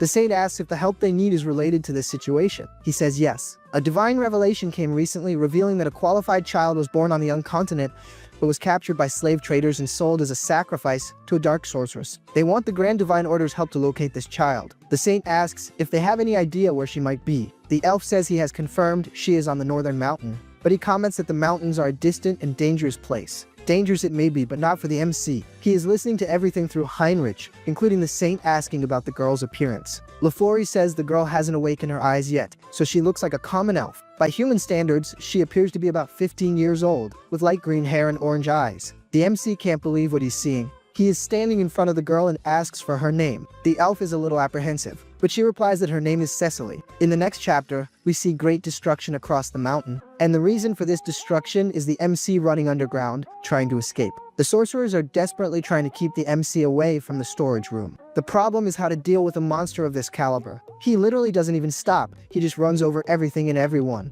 He asks if that's the storage room the girl had mentioned, and she, a bit dazed, confirms. He gives the girl a little shake and tells her to wake up, reminding her that she was the one who said she needed to grab something there before they escaped. Right after, she points to a branch, but hold on, it's not just any branch. It's a branch from the world tree. So, the MC grabs the branch and tells the girl to hold on tight, warning her that things are about to get complicated. The girl says that before they leave, she has a request. If possible, she asks him to go slow, that there's no need for all this rush. Obviously, the girl's request was completely ignored. In the next scene, we see Heinrich saying he has a suggestion about the missing child, Cecily. He thinks he knows where she is. This immediately catches the elf's attention, who asks if Heinrich has some kind of tracking blessing. He says it's not really tracking, but that he can feel her presence. The knight next to him questions him, saying he can't say something so uncertain, but the saint tells him to stay quiet in the corner. This is big people talk, my dear. Forget it, you're a side character. The saint asks Heinrich to explain the situation better. The scene returns to Hercules, who has finally found the exit. The sorcerer yells for his partner to call that person, otherwise the intruder will escape with the child. The subordinate starts blowing a strange whistle,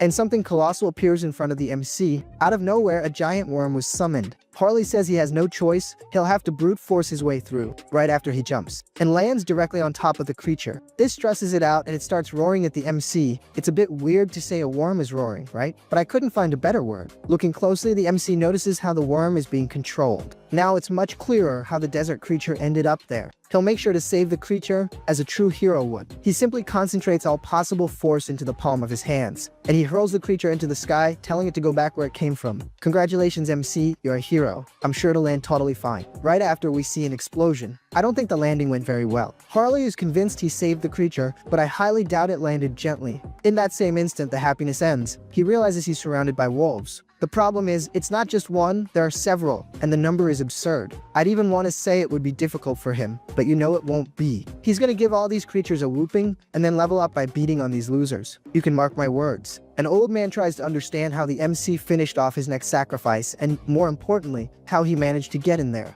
This old man is the elder Nareb, one of the leaders of this so-called Vow of Defiance. Nareb is convinced the MC won't be able to defeat all those monsters. Speaking of monsters, one of them is about to bite the MC's arm. Oh, bad news for the wolf. The MC transformed his arm. If the little wolf looks on the bright side, at least he won't have to pay for dental treatment. He's gonna be logged off the server anyway. Did you guys notice that now the MC's hand has wolf claws? The scoundrel has been eating the monster's magic stones this whole time. Besides getting stronger, he's making his stamina limitless. Harley felt something strange, different. Even though he's controlling himself, his body is moving on its own. He blocks and counter attacks by instinct. That's when he unlocks another ability. Now he has awakened the savage instinct. The sorcerers are watching everything from above, and now they're starting to get really worried. Nareb orders all the summoning circles to be activated. It's a shame to reveal this to the world so soon, but he has no choice. He orders the 2 nightmares to be released. Seeing the MC's savagery, the wolves start to get scared. It's a shame because it's too late to be scared. Harley certainly won't have any mercy. But before he can attack, something pierces his arm. This catches him completely off guard. He notices the weapon launch was a crystal arrow. The problem is, that wasn't the only one being launched. And, apparently, the enemy creature is also made entirely of crystal. The MC doesn't understand what that creature is. It's literally a person made of gem. To make matters worse, another enemy comes from above. Yikes, the situation is getting worse and worse. The creature says Harley won't take take another step, and it's simply a demon. Believe it or not, this isn't enough to shake the MC. Harley knows that with brute force alone, he can't be defeated. But that's when another arrow pierces his body.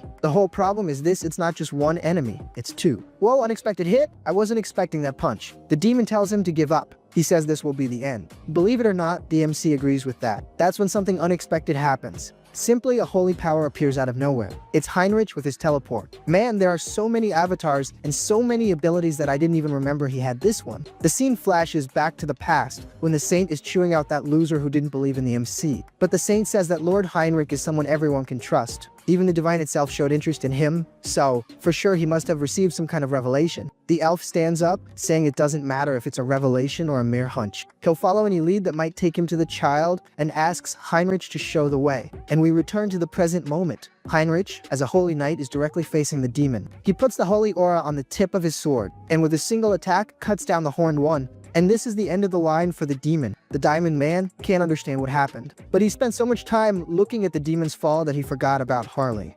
As a countermeasure, he activates several arrows, and literally all of them hit the MC. But of course, that wouldn't be enough. The guy lost an eye, but he doesn't stop attacking. He says he'll want payment for the eye. Of all the avatars, it's decreed this one is the most psycho. With ease, he rips out the gem that was on the Diamond Man's forehead. Actually, I don't think he was taking the gem, but rather cracking his skull. And finally, the Diamond Man is defeated. Even as Harley pulls the arrows from his body, he lost an eye, but as a reward, he gained another. The system announces that a new part of his body has been transformed. He gained the Jewel Eye ability and now has psychokinesis. Alright, now I want you guys to comment down below which of the avatars is the most OP.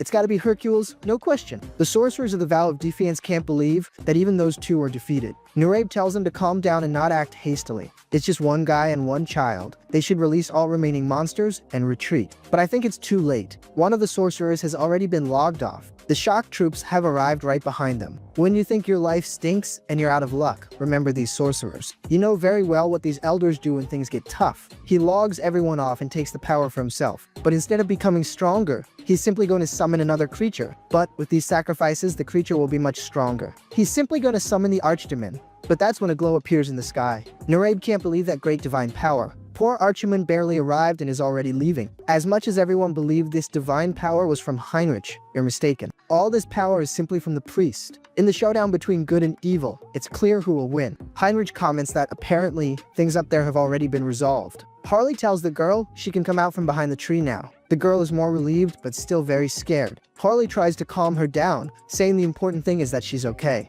But that's when someone calls for Heinrich. It's the Paladin Tuscan. That whole battalion was his. Tuscan asks how he knew about all this, but Heinrich says he just felt it. But that's when the elf sees Cecily. He kneels, saying it's an honor to meet her for the first time. Cecily is impressed to see the gaze of a high elf. But Harley breaks the mood, saying he's happy to have reunited her with her people, and that it was a great honor to help her as a warrior. The elf thanks him and asks how he can repay him, but the MC says he didn't do it for a reward. Lafori says the MC is an admirable man, but that he must repay the help. So the MC accepts. Smiling, Cecily asks him to sit for a moment. She gives him a thank you kiss, and asks that the blessings of nature be with him. Lafori explains that that is a blessing of nature, a high-level enchantment granted only by high elves. Considering the little one hasn't awakened yet, the power should be a bit weaker. But he still hasn't given his gift. Lafori gives him the elven symbol of promise. If the MC ever needs assistance, they will come to his aid. Harley is excited, but says he doesn't need to go that far. The girl doesn't stop there and hands over the piece of the world tree. Tuscan says that boy really has an impressive physique and asks if Heinrich knows him. Clearly, he denies it. Tuscan says the MC's intuition was right and that now the Order owes him one. This makes our guy very excited, as he has won favors from the Elven Kingdom and the Grand Divine Order. Now, if Harley supports Hubert, he will surely become an unbeatable merchant. Lafori thanks Tuscan for helping so quickly, and now it's his turn to return the favor. Tuscan says he has only one request for the piece of the land: please find the Immortal King. Apparently, the MC had forgotten about that little detail. The story explains that the World Tree is the root of all trees. High elves borrow its power and can feel the energy of any tree anywhere. But to do this, Lafori will need assistance. He will need to know the energy he's looking for, in this case, that of the Immortal King. With this in mind, they return to the temple. Going down the corridor, the MC observes the number of barriers. Even if he wanted to, he couldn't get through there. Plus, when they bring strangers, they go around the place, turning it into a maze. Even for hands, breaking a barrier that size would take too long. And if someone broke the barrier, all the knights and high priests would go straight there. So, to get that last fragment out of there, he's gonna have to rack his brain. But finally, they are in the room. The elf begins to track the Immortal King's energy.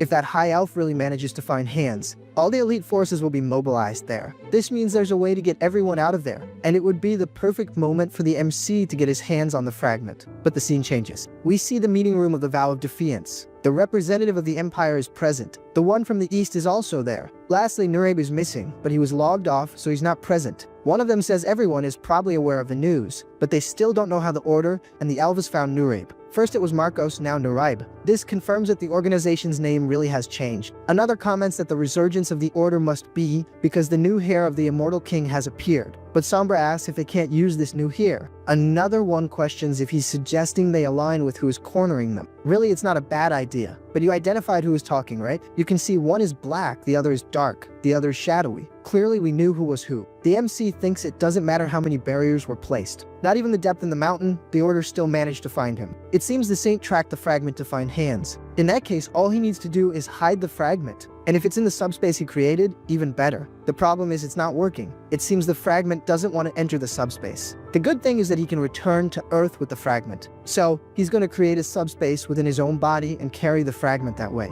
Now he's really going to become one with that part. And this time it worked. The fragment entered the subspace. Now he can absorb the fragment's power while hiding any trace of energy, becoming undetectable. He solved the biggest headache. Now, the only thing left is to clean up the crime scene. Since none of them are normal, he'd find another solution. He's just gonna set everything on fire and buy. At the cave exit, he begins to undo all the barriers. Thus, his scent will spread throughout the land. I thought the goal was not to be found, but he's doing the opposite, making sure to release plenty of energy to be located. The goal, you already know, is to get the last fragment. The next moment, the trees begin to feel the Immortal King's energy. That's when the Blessed Elf finds him. He says the Immortal King is in the Forest of Monsters, west of the continent. Immediately, the order is issued to summon all available paladins and archbishops. That's when a little mustache appears, asking if they weren't going to summon him for something so important. That's Cardinal Pire. The archbishop is impressed by his arrival. Indeed, this expedition will be made up of only the best. The saint says she will go too, but the archbishop says that, unfortunately, that won't be possible. He explains that she is the great pillar of the divine order and must remain there. The archbishop calls for Heinrich and says that this time he will stay at the temple to take care of the saint. Oh, what a sacrifice. He didn't even want to stay, right? The archbishop says that if anything happens, he leaves the saint in his care. Heinrich thinks it's no problem. He'll make sure the saint, and only the saint, stays safe. All the selected knights are departing. The archbishop tries to motivate everyone. Everyone shouts, saying they will fight for the peace and salvation of all. Seeing the saint pray, Heinrich asks her not to worry so much. He's sure that everyone will return safely. She asks how he knows that if he received a revelation. He says no, but for some reason he has a feeling it will be so. Sometime later, you won't even imagine who arrived at the temple. Yep, folks, Mission Steal the Fragment is about to begin. So, I'll be leaving it here. Just kidding, just to give you a little scare. The barriers prevent the MC from entering stealthily, and even if he did, there's still the internal barrier. In this case, he's going to throw everyone off his real location, but yes, he buys a little time. He shoots at the barriers several times at different points. Seeing this, the soldiers are on alert, but that's when they start looking down and realize things have gone very wrong. They are under a massive attack. The story changes to the forest. The knights say they've searched the entire area where the Immortal King was detected, but they simply found nothing. Lofori says he's sure it's that place. If he had moved, the World Tree would have warned him. That's when it dawns on the Archbishop. Did he realize he was being tracked? Realizing the blunder, he tells everyone to return to the Grand Temple now. That whole place in the forest was just a distraction. The Bag of Bones has already invaded the underground, and now he's face to face with the last fragment of the Immortal King. The most awaited moment has arrived. The resurrection of the great Immortal King. The story takes us outside. Soldiers are running to try to stop the zombies. Heinrich is just standing there, wishing everyone good luck. He was assigned to guard the garden, so that's where he's going to stay. But that's when something worries the MC. There are way more soldiers than he expected, knights he's never seen before. But that's okay, they don't know Hans is in the depths. That's when someone tells all the knights to stop, warning that the undead were just a distraction. The heir of the Immortal King has reached the depths. He tells everyone to go to the sealing chamber. That's when the MC remembers the Inquisitor. Heinrich needs to intervene, or this will turn into a disaster. The spotlight turns to the depths. Someone asks how the intruder reached the chamber without anyone noticing. The knight says there are no signs of a break-in. The saint asks if it was teleportation, but he says it's impossible to know. The saint starts to blame herself, thinking she wasn't good enough. If the Immortal King really returns, there's nothing they can do. but that's when someone arrives, saying the entrance was congested, and that's why it took so long. Clearly it's Heinrich, lying straight to their faces, saying that from now on he'll take the lead. The saint, poor thing, gets excited seeing him. Inside the chamber, we see the bag of bones coming out. He didn't imagine the knights would be so resilient, managing to finish off a good portion of the undead. They even managed to finish off Malcolm. It's alright, now it's his time to rest. I just won't tell him to go in peace because he off Ratatouille. It took a while, but finally the bag of bones reached the fragment. Apparently we took a brief trip back in time and I hadn't noticed. The bag of bones starts to open his chest. The fragment reacts, wanting to leave its place, and finally enters inside him. Believe it or not, the bag of bones doesn't feel anything different. Neither stronger nor weaker. He hears a noise behind him and, when he looks, he realizes it's the knights and the saint. Quickly he activates his power and finishes off the two of them quite easily. The priest tells them to hold on tight. He's going to use his blessing and heal everyone. And he really manages to end the corruption in the soldier. Heinrich says now it's his turn to act. But the saint pulls him. She says she first needs to analyze the immortal king's power. This came at the perfect moment. He was going to try to buy time, but if he doesn't have to, even better. The bag of bones tells everyone to give up. He already has the fragment. He even thinks about blowing everyone up and bailing, but he'd end up hurting innocents. The problem is that the knights are thinking completely differently. The attacks hit him, and they are fast and powerful attacks. They can only be from the saint. The bag of bones' luck is the instant regeneration, otherwise it would have been bad. To stop the attacks, he's going to take down the command tower first. However, he can't hit it. They not only defended the saint, but are already going on the attack again. The bag of bones believes someone is reading his strategy, so he decides to take a peek into the adversary's minds. But that didn't work out so well. The archbishop is no slouch. Immediately, the saint realizes he hasn't completely absorbed the fragment. Seeing the opportunity, she tells everyone to attack. The bag of bones realizes they want to attack from several different sides to overwhelm him. He manages to block the first attack. The problem is that another one is coming, almost from behind. The MC finds the attack slow but cowardly. The immortal king talking about cowardice, that's a new one. He activates his containment magic and simply imprisons the knight. The knight doesn't understand how the MC is reading his mind. Heinrich apologizes, but he ended up hearing everything in his head. The knight says it's okay, he has one last move, but it's too late for him to try anything.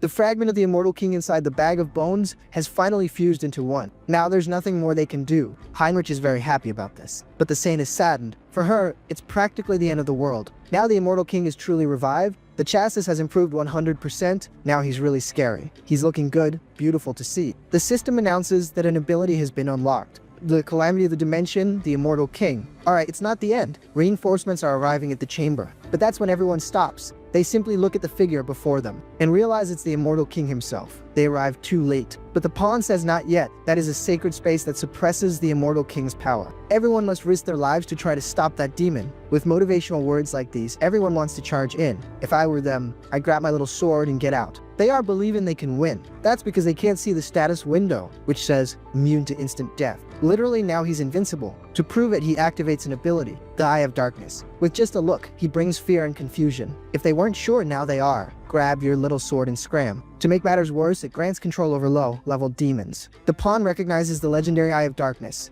One should never look directly at the immortal king. To make matters worse, the MC raises his entire legion again. This time, they're all heading towards the MC, and apparently starting to unite. Apparently, they formed a golem of corpses. I'm not saying anything else. The creature prepares to attack. Some escape, but others are done for. The bag of bones finds it all quite pathetic. I'll call him the pure juice of evil now. The saint, poor thing, is desperate.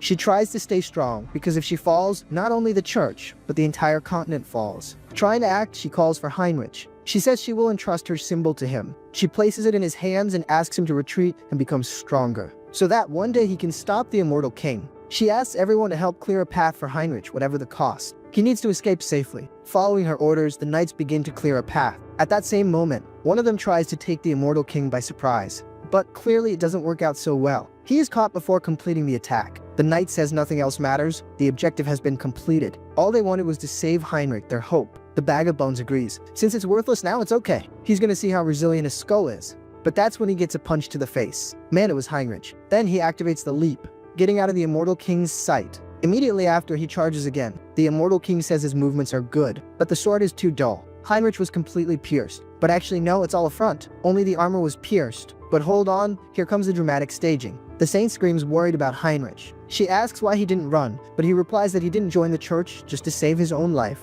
He won't abandon his comrades who are sacrificing themselves. So he's gonna give it his all not to be a coward. He asks the immortal king if he really thinks his sword is dull. Even if it breaks, today will have to be his end. That's when the system announces he has gained another blessing, the Sword of Light. So the MC charges at the immortal king, at himself. Believe it or not, he lands the blow. The two stare at each other, finding the scene perfect. Now it's time to put an end to this. Seeing that scene, everyone is filled with hope. The immortal king asks for Heinrich's name. Following the script, he answers. The system announces that instant death has been activated as the bag of bones received a fatal attack. The immortal king says he will remember that name. Heinrich is disappointed. The immortal king fled. He says he wanted to put an end to the story there, but he couldn't. It's at this moment that he touches his heart and falls like a beautiful damsel. For having hit the immortal king's heart, everyone thinks he is now the chosen one. That was all the MC wanted, a heroic tale that would bring tears to the eyes. In the end, Hans was reborn as the immortal king and Heinrich is the one who defeated him, with the blessing of the gods. A perfect rivalry between a hero and a demon king. Now all that's left is to settle the payment.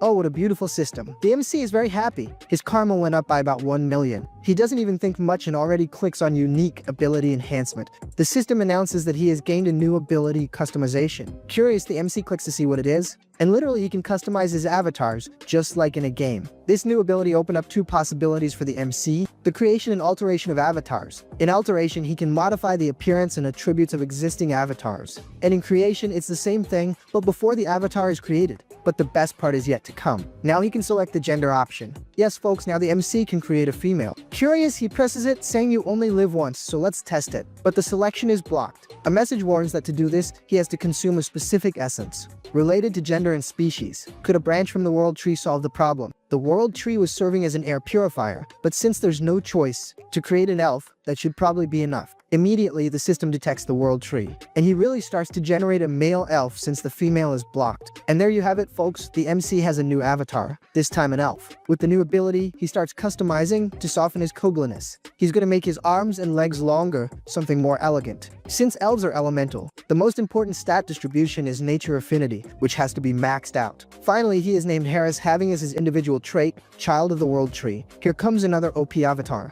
Hansong is very happy with the new avatar, very well defined and beautiful. And then Harris comments that that is very unpleasant. Everyone glitches. Could Hans's dark magic be consuming Harris? The MC doesn't really get it, but to avoid problems, he cancels the bag of bones summon. He realizes the mind core isn't working well. Could it be because of the elf's natural affinity? For a little bit, the MC almost lost his new avatar. With the problem avoided, he decides to leave Harris for later. Going to the bookshelf, he pulls out a book. This time, it's time for him to write the legend of the mercenary king. That's when our scene changes. We are taken to Harley, who looks just like Hercules. After the purchase, he leaves the store. Harley comments that Hubert found the perfect item for him. Speaking of which, he remembers the guys who were meddling in Hubert's store. Maybe he should go there and teach them a lesson. Passing by on the street, the guys mock the MC's clothes. Even as he walks past, the guy doesn't stop badmouthing him. That's when he turns to the guy, and the man realizes it's not worth getting into this mess. Harley asks who is insulting the South. Believe it or not, the guy confronts him, saying he'll give the MC another beating to teach him a lesson. He hits the MC's arm with a club, but clearly it doesn't do much. The MC didn't feel much, so I don't even know if he'll react. He realizes the guys are a bit crazy, but still, they are good warriors. This means that he just needs to stay close and build a good relationship with them. He would become the great warrior of the South with his comrades who supported him so much. In other words, he would become a true hero. The crazy dude charges again, telling the MC to dress properly,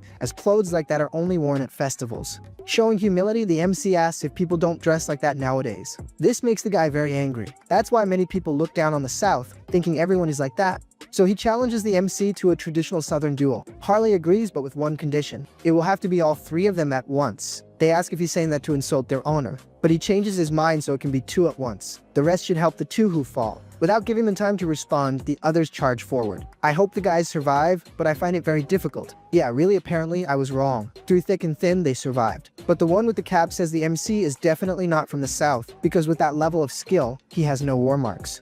Our little MC didn't imagine something like that existed. And now, how is he going to justify this? He just says he's from the South and that there's a story behind having no marks. 20 years ago, there was a duel to elect the new chief of his tribe. His father, the best warrior, won with ease. He defeated his opponents without any effort. According to tradition, he would marry the Lord's daughter and receive a wish. But his father said the wish was already decided. He said he would not marry the Lord's daughter. The daughter was offended and asked why the absurd wish, and surely he had a valid reason. He and the lady were siblings. Angrily, she asked if her father would let someone talk such nonsense. But the father just apologized, saying it was true. She really wasn't his biological daughter. Angrily, she ordered the guards to eliminate the MC's fake father. His father said he would buy time while his mother fled. At that time, his mother was pregnant, so she couldn't help in the fight. His father fought bravely, but in the end, he fell. His mother hid in a remote cave where he was raised. Man, the guy lied so much he almost created a new manhwa. And the lie doesn't stop. He says his mother recently passed away from a terrible disease. That's the reason he's a warrior without any marks.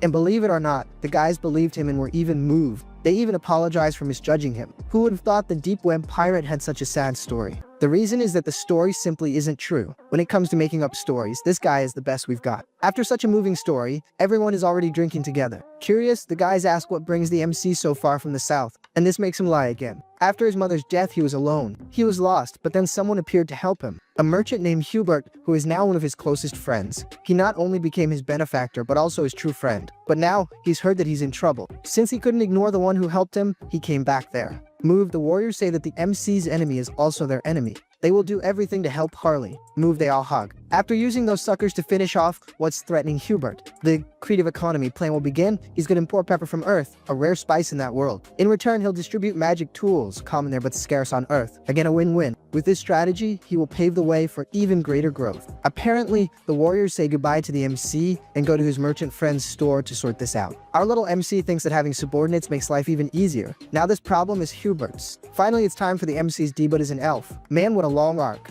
Harris arrives wishing a good night, asking if that is the Temple of Rosalia. He introduces himself, saying he is a skilled mercenary and a close friend of Harley. And Harley, in turn, is a friend of the Order of Knights. So, Harris wants an audience with the said elves. Harley even sent a little letter to say that he really is his friend and to, please, someone let him in. Analyzing the handwriting, the guard has no doubt that sloppy handwriting can only be Harley's. The guard invites him in, saying he'll show him the way to the elves' quarters. Sometime later, the guard announces that he has already spoken with Lord Lafori and that he can enter. So the MC goes to the quarters. Lafori introduces himself as a high elf, asks Harris to sit, and asks if he is really a friend of Harley. Harris thanks him and confirms that he is his friend. In reality, the MC is spacing out, finding all of this very fascinating. Looking through the elf's eyes, Lafori's eyes shine even brighter. And the more he looks, the more he feels drawn. There he goes again. Lafori comments that Harris must really be very close to Harley. He's even wearing the bracelet he gave as a gift. Harris says he's sorry and that he only accepted because it was from someone of his own kind, but if he's offended, he can take it off. Lafori says it's not necessary in that. In fact, he was happy about it. He also comments that he heard he wanted to ask something. Harris says he would like to learn about the power of nature and form contracts with spirits, since he never had the opportunity to grow because he spent most of his life alone. Lafori understands. He observes Harris' aptitude and has no doubt. But he stands up and asks if he would like to get some fresh air with him. Already outside, Lafori comments that Harris asked him to teach him. But unfortunately he can't, as he will be leaving that place soon. That's when he makes the invitation. He asks if he would like to go to the Elven Kingdom with them. Of course he's going to accept. If he refused, I'd jump into the story and beat him up. The Elven Kingdom is totally worth it. That's the place where the institution that educates high elves is located. Our little MC says it's an honor, but wouldn't you need some qualification? Lafori says that originally, yes, but there are exceptions. They are granted when a person has the qualification to be a high elf.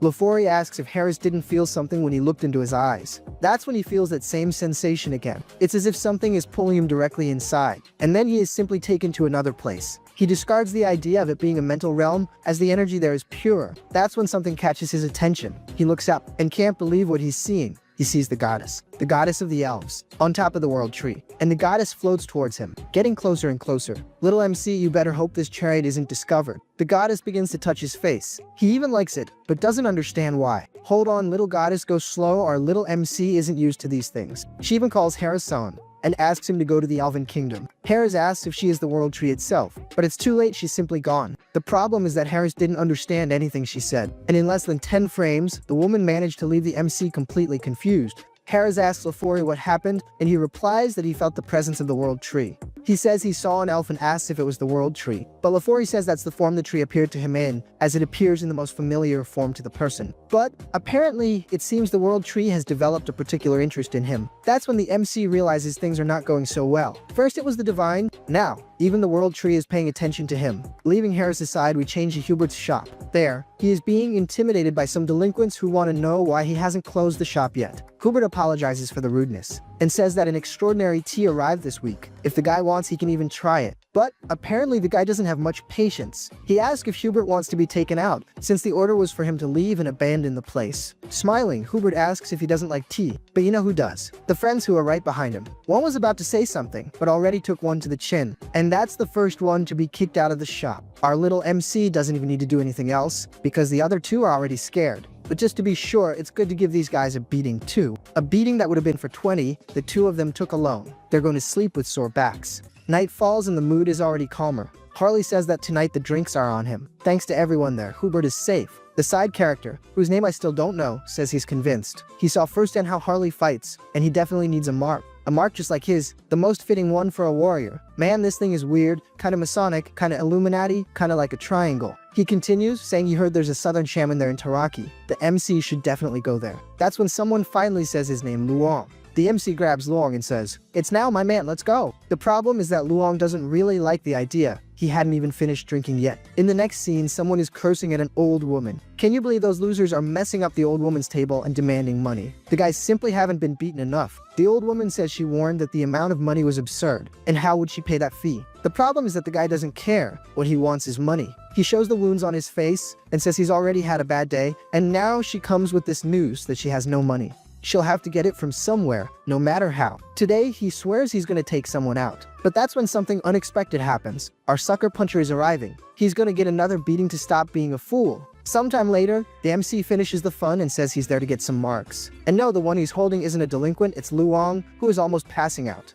To satisfy your curiosity, there are the bruised bandits. I think he could have hit them more, but the MC wanted to go easy. The old woman finds it all a big mess, but invites the MC in. Already inside, Harley asks if she can make the blessed mark today. She comments that the MC probably knows the mark gives great power, but does he know that it also drains a huge amount of life energy? He confirms that he does. It's been a long time since this old woman has seen someone with so much life force. To her, the MC is monstrous. Apparently, he could even handle the ultimate mark, the Warlord. Mention Warlord, and the MC gets excited right away, but the old woman cuts him off, saying it's not going to happen. She says she doesn't even know how to do it. It's a technique no one has used for hundreds of years. Since that one is out, he asks if she can make the great warrior mark that Luong mentioned. But she says that's also a problem. The old woman is determined to kill the mood. The problem is that she's out of materials. It's been an eternity since she's made a mark. And most importantly, to receive a mark, he needs something crucial, a great feat. And since he wants the great warrior mark, he needs to defeat the ogre that rules that place alone. Luong gets stressed, asking if he really needs to defeat that ogre, a colossal monster. If he were to do that, he'd surely be taken out.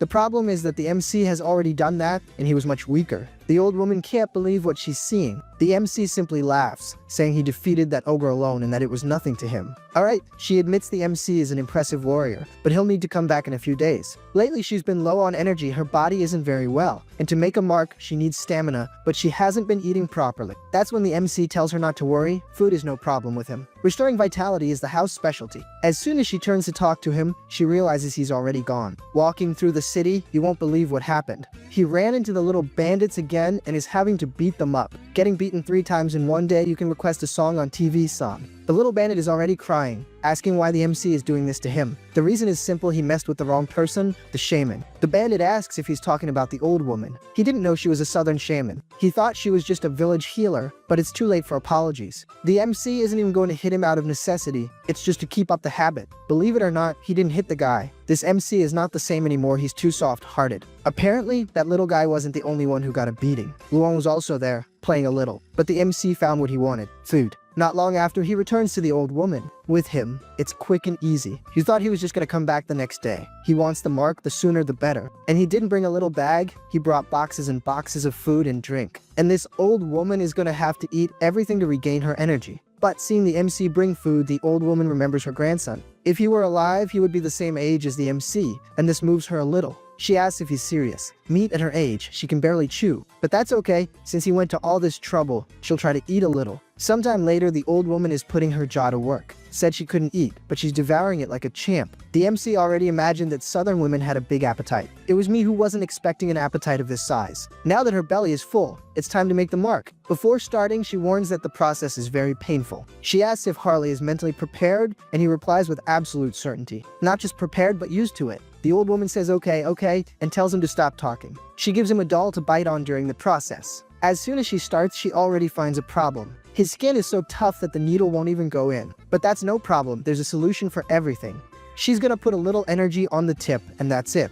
Either it goes in or it goes in. So the procedure begins. Sometime later, the mark is already done. The system announces that he has received a combat symbol, the symbol of the great warrior. The MC finds it very impressive, more efficient than the improvement with Bio Aura. At this level, even without using physical mutation, he could probably beat the ogre with just his hands. But looking to the side, he notices that Grandma is almost heading to the other world. She says they don't need to worry. It's just that it's been a long time since she's used so much energy. She'll be fine after a little rest. So, the MC calls his brother and says he has a job to do. They need meat, a lot of meat. Grandma can't feel bad because he has more tattoos to get. Marks. The old woman yells at the MC. She doesn't need food, she needs to rest. In the next scene, the story returns to Heinrich. Someone is still praying for him. Cardinal Pire asks the person to take it easy, otherwise the body will suffer. Apparently, it's the saint. She says her heart won't let her rest. Her mind always reminds her of his final moment facing the immortal king. It was truly impressive even for Pire. He witnessed the birth of a hero. The saint can easily imagine the scene and even gets a little embarrassed. Behave yourself, saint. That's when the MC gets up, thanking them for the compliments. The saint is happy he's finally awake and asks if the pain is bearable. He says yes. But that's when the saint touches him. She says they have named the MC as the new hero of the Divine Order.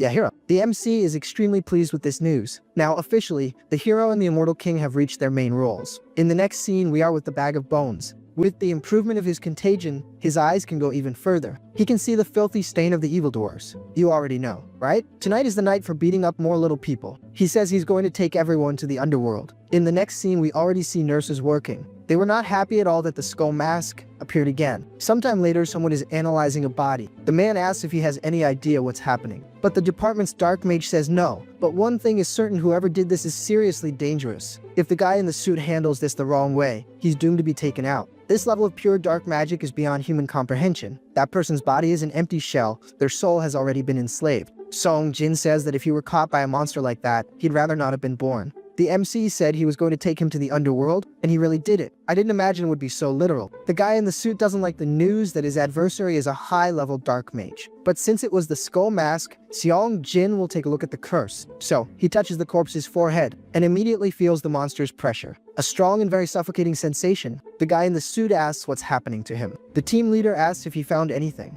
but he just says he needs to log off from this world right now. Our little MC messed with the boy's head. He ended up seeing the MC. The boy thinks he's totally screwed as the skull mask noticed him. At this point, there's only one option left. If he logs off now, at least he can go peacefully to the great beyond. But that's when the leader pulls him, saying the skull mask only pursues villains. He'll be fine. Man, that makes the boy very relieved. Lying down, he feels his body relax a little and simply drop stiff. The leader starts yelling for the nurse. The Bag of Bones realizes that guy is a very capable dark mage. In the next scene, we return to the slacker, also known as Han Song, the one who never leaves the house. Looking on the internet, he realizes the Bag of Bones' popularity is getting out of control. But it's not like he's purely happy, as this could become a real problem. Han Song is feeling an extreme headache and wonders how he's going to operate from now on. But that's when someone knocks on the door. Opening the door, he wonders who is bothering him. That's when he's surprised. It's his longtime friend Kang Tae-san. Entering the house, Kang is impressed that everything is clean. He also finds the MC's reaction funny. They hadn't seen each other in a long time and he reacted that way. The MC doesn't remember reacting wrong, and indeed, Kang is his friend. But he's definitely the last person he wanted to see. The reason is that the guy is from the Department of Abilities Investigation Division.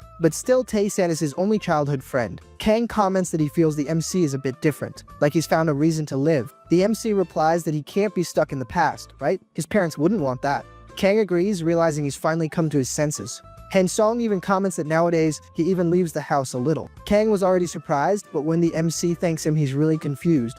But the MC thanks him because when he was at his worst, Kang was always there. Kang comments that now that the MC is fine, he can finally tell him. Actually, the MC already knows, right? The main reason he joined the Criminal Investigation Division. And clearly the MC knows. Kang was like a brother. As soon as his parents were gone, he joined the division. At the time, everyone said it was a random attack. At least that's what they believed until recently. But Kang believes that's no longer the case. There's a group working in the shadows for a long time. They call themselves the Divine Retribution Society. They are so meticulous that no one has been able to sniff them out until now. But the skull mask gave the first clue. The MC didn't know about this and starts to wonder if he overed it. But Kang says he'll always keep him updated, but to please not spread this around. The MC just laughs. He has literally no one to tell. But still, from what he's heard, the skull mask has been very impressive. So why is the department going after him? Kang says that's exactly what annoys him. Why the heck are they pursuing someone who's doing good? Just let the guy work and everything will be resolved. The MC is happier and more relieved to know that Kang is on the Skull Mask side. Kang invites our boy for a drink tonight to celebrate the new version of Hansong. Sometime later, Kang tells the MC to give up being a writer. A demon king and a hero, it's too cliché. And calling the demon king Rans, he must be kidding. The MC says it's classic and there's nothing wrong with that, but Kang says it's not classic, it's pretty cringe. If only it were just a story. Hans should be an abbreviation. The real name should be Hannibal Strauss, a stronger, more impactful name. Our little MC thinks it's not bad at all. Better than name taken from a coffee shop, right? But that's when Kang's phone rings. Unfortunately, it's time for him to leave. The MC says it's okay and asks him to drop by another time. But before he goes, he asks if Kang's grandmother is okay. Well, that leaves Kang speechless. Kang says her condition has worsened a lot and it's better for them to prepare emotionally. The old woman is almost gone. The MC asks if there's anything he can do to help. But Kang tells him not to worry, that he'll figure something out. But surely our little MC won't just stand by. He remembers the past together with his grandmother. She always treated him very well, so much so that it seemed like he was her grandson. She even took them out to eat. Nowadays, that's one of the few good memories the MC has. He can't just stand there and do nothing. That's when he thinks of something. Kang criticized the characters' names, but little does he know that they are the ones who will help. To help a person, a priest is needed, and the MC has one exclusively for him. The problem is getting Heinrich out of there. After becoming a hero, disappearing will be bad. For now, there's not much to do but wait for the right moment. That's when the scene changes to a boy. Yep, it's Aaron and Deanna. Aaron, clumsy as always, drops the apple. Desperate, he runs after it. That's when the apple falls at someone's feet. It's Heinz, who tells him to hold it carefully. Diana is immediately happy. Our little MC kept his promise to visit her. Aaron doesn't recognize him at first, and the MC says it's okay, because his face really has changed a bit. Diana asks why he only showed up now. It's been 7 months. But that's okay, the important thing is that he came. But to be there, he must have some business in town. But the MC says no, he came there just to see them. Diana tells him to just say it. Surely he has a reason, and honestly, she doesn't really care about it. The MC realizes he's not going to win against them. So, Heinz asks Diana to work for him one more time. He needs her skills to gather information. And clearly Diana agrees. A few weeks later, the MC is back at the vampire's base. He asks Soden to take a look at the selling locations of those magic tools. Soden is impressed, asking where he got such good items. This was all thanks to Diana. She not only helped obtain magic tools, but also to gather information. Soden comments that the pepper the MC requested is already in the warehouse. He thanks her, saying his friend will sell it, and announces that the purge is over. Soden doesn't quite understand this purge. He explains that it was the people who pretended to surrender or hid. He identified and logged everyone off. Soden is happy because things will start to stabilize, especially now that they will be selling pepper and magic tools daily.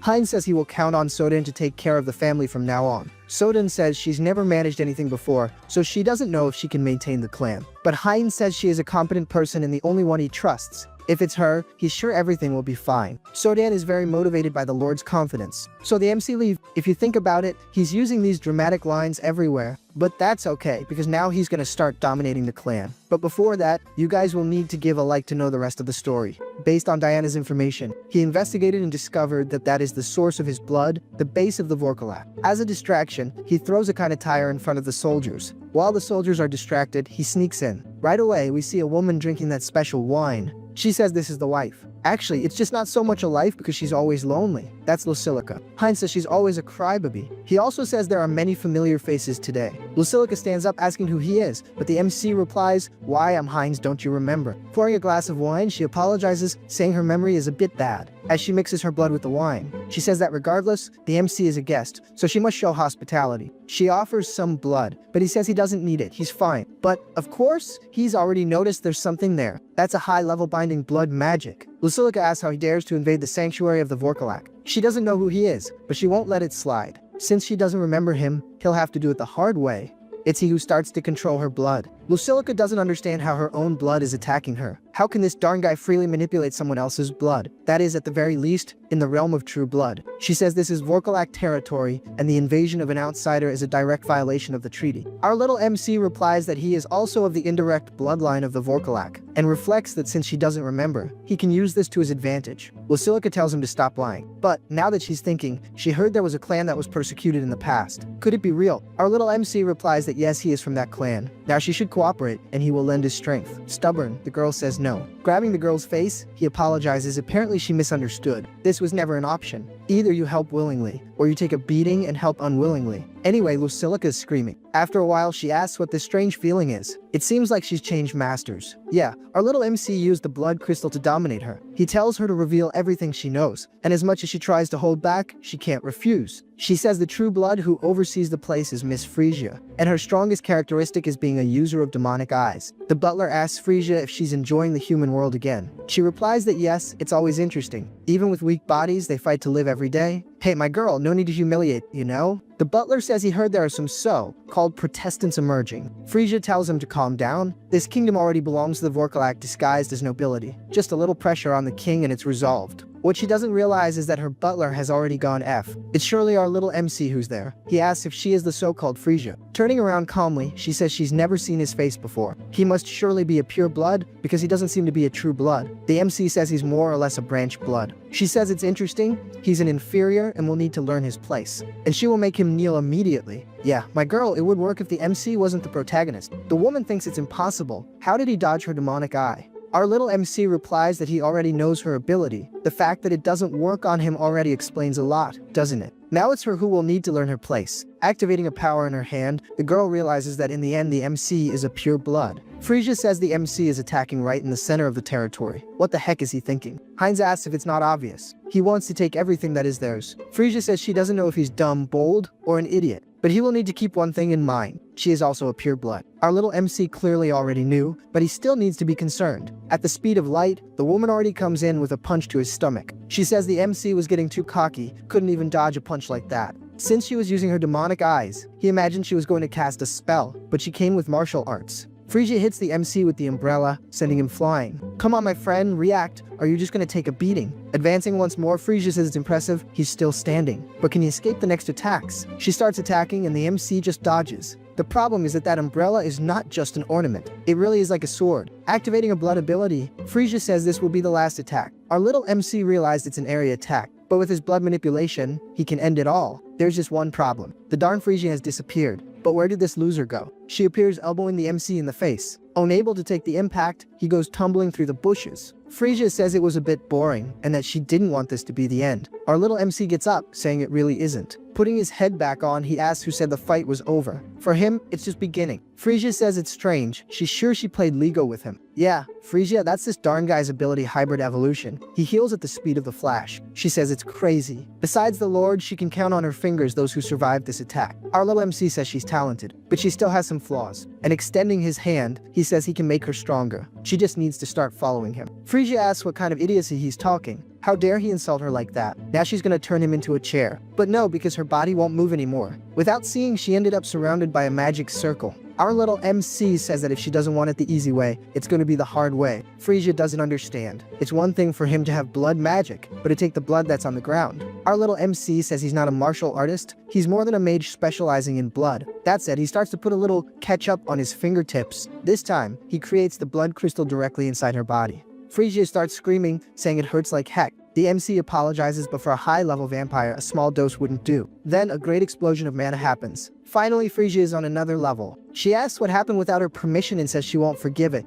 Our little MC says she's complaining too much, can't she feel it? That's when the girl comes to her senses. Her strength, her reflexes, all her stats have evolved to a new level. The girl says this is excellent. Now she'll be able to finish off the MC once and for all. Oh, little MC, you didn't expect that, did you? The good thing is that no matter how hard she tries, she won't be able to. After all, our little MC is her new leader. Frisia doesn't understand. She can't move her own body. It feels like she's tied with chains. The MC says this is the power of blood domination. Now she will move as he says. Frisia says it can't be, not even the holy blood could. But our little MC replies that it's a shame for her, because he can. Now, he's gonna ask the important question, where is the clan's lord? Frisia starts screaming, asking if he thinks she'll talk easily. But that's when she answers that he's at Duke Brit's house. Dang, she didn't realize her mouth moved on its own. Our little MC gives her a pat, saying that was very good, that she was an obedient servant. He reflects that the clan chief has surely already sensed that one of his pure bloods has been captured.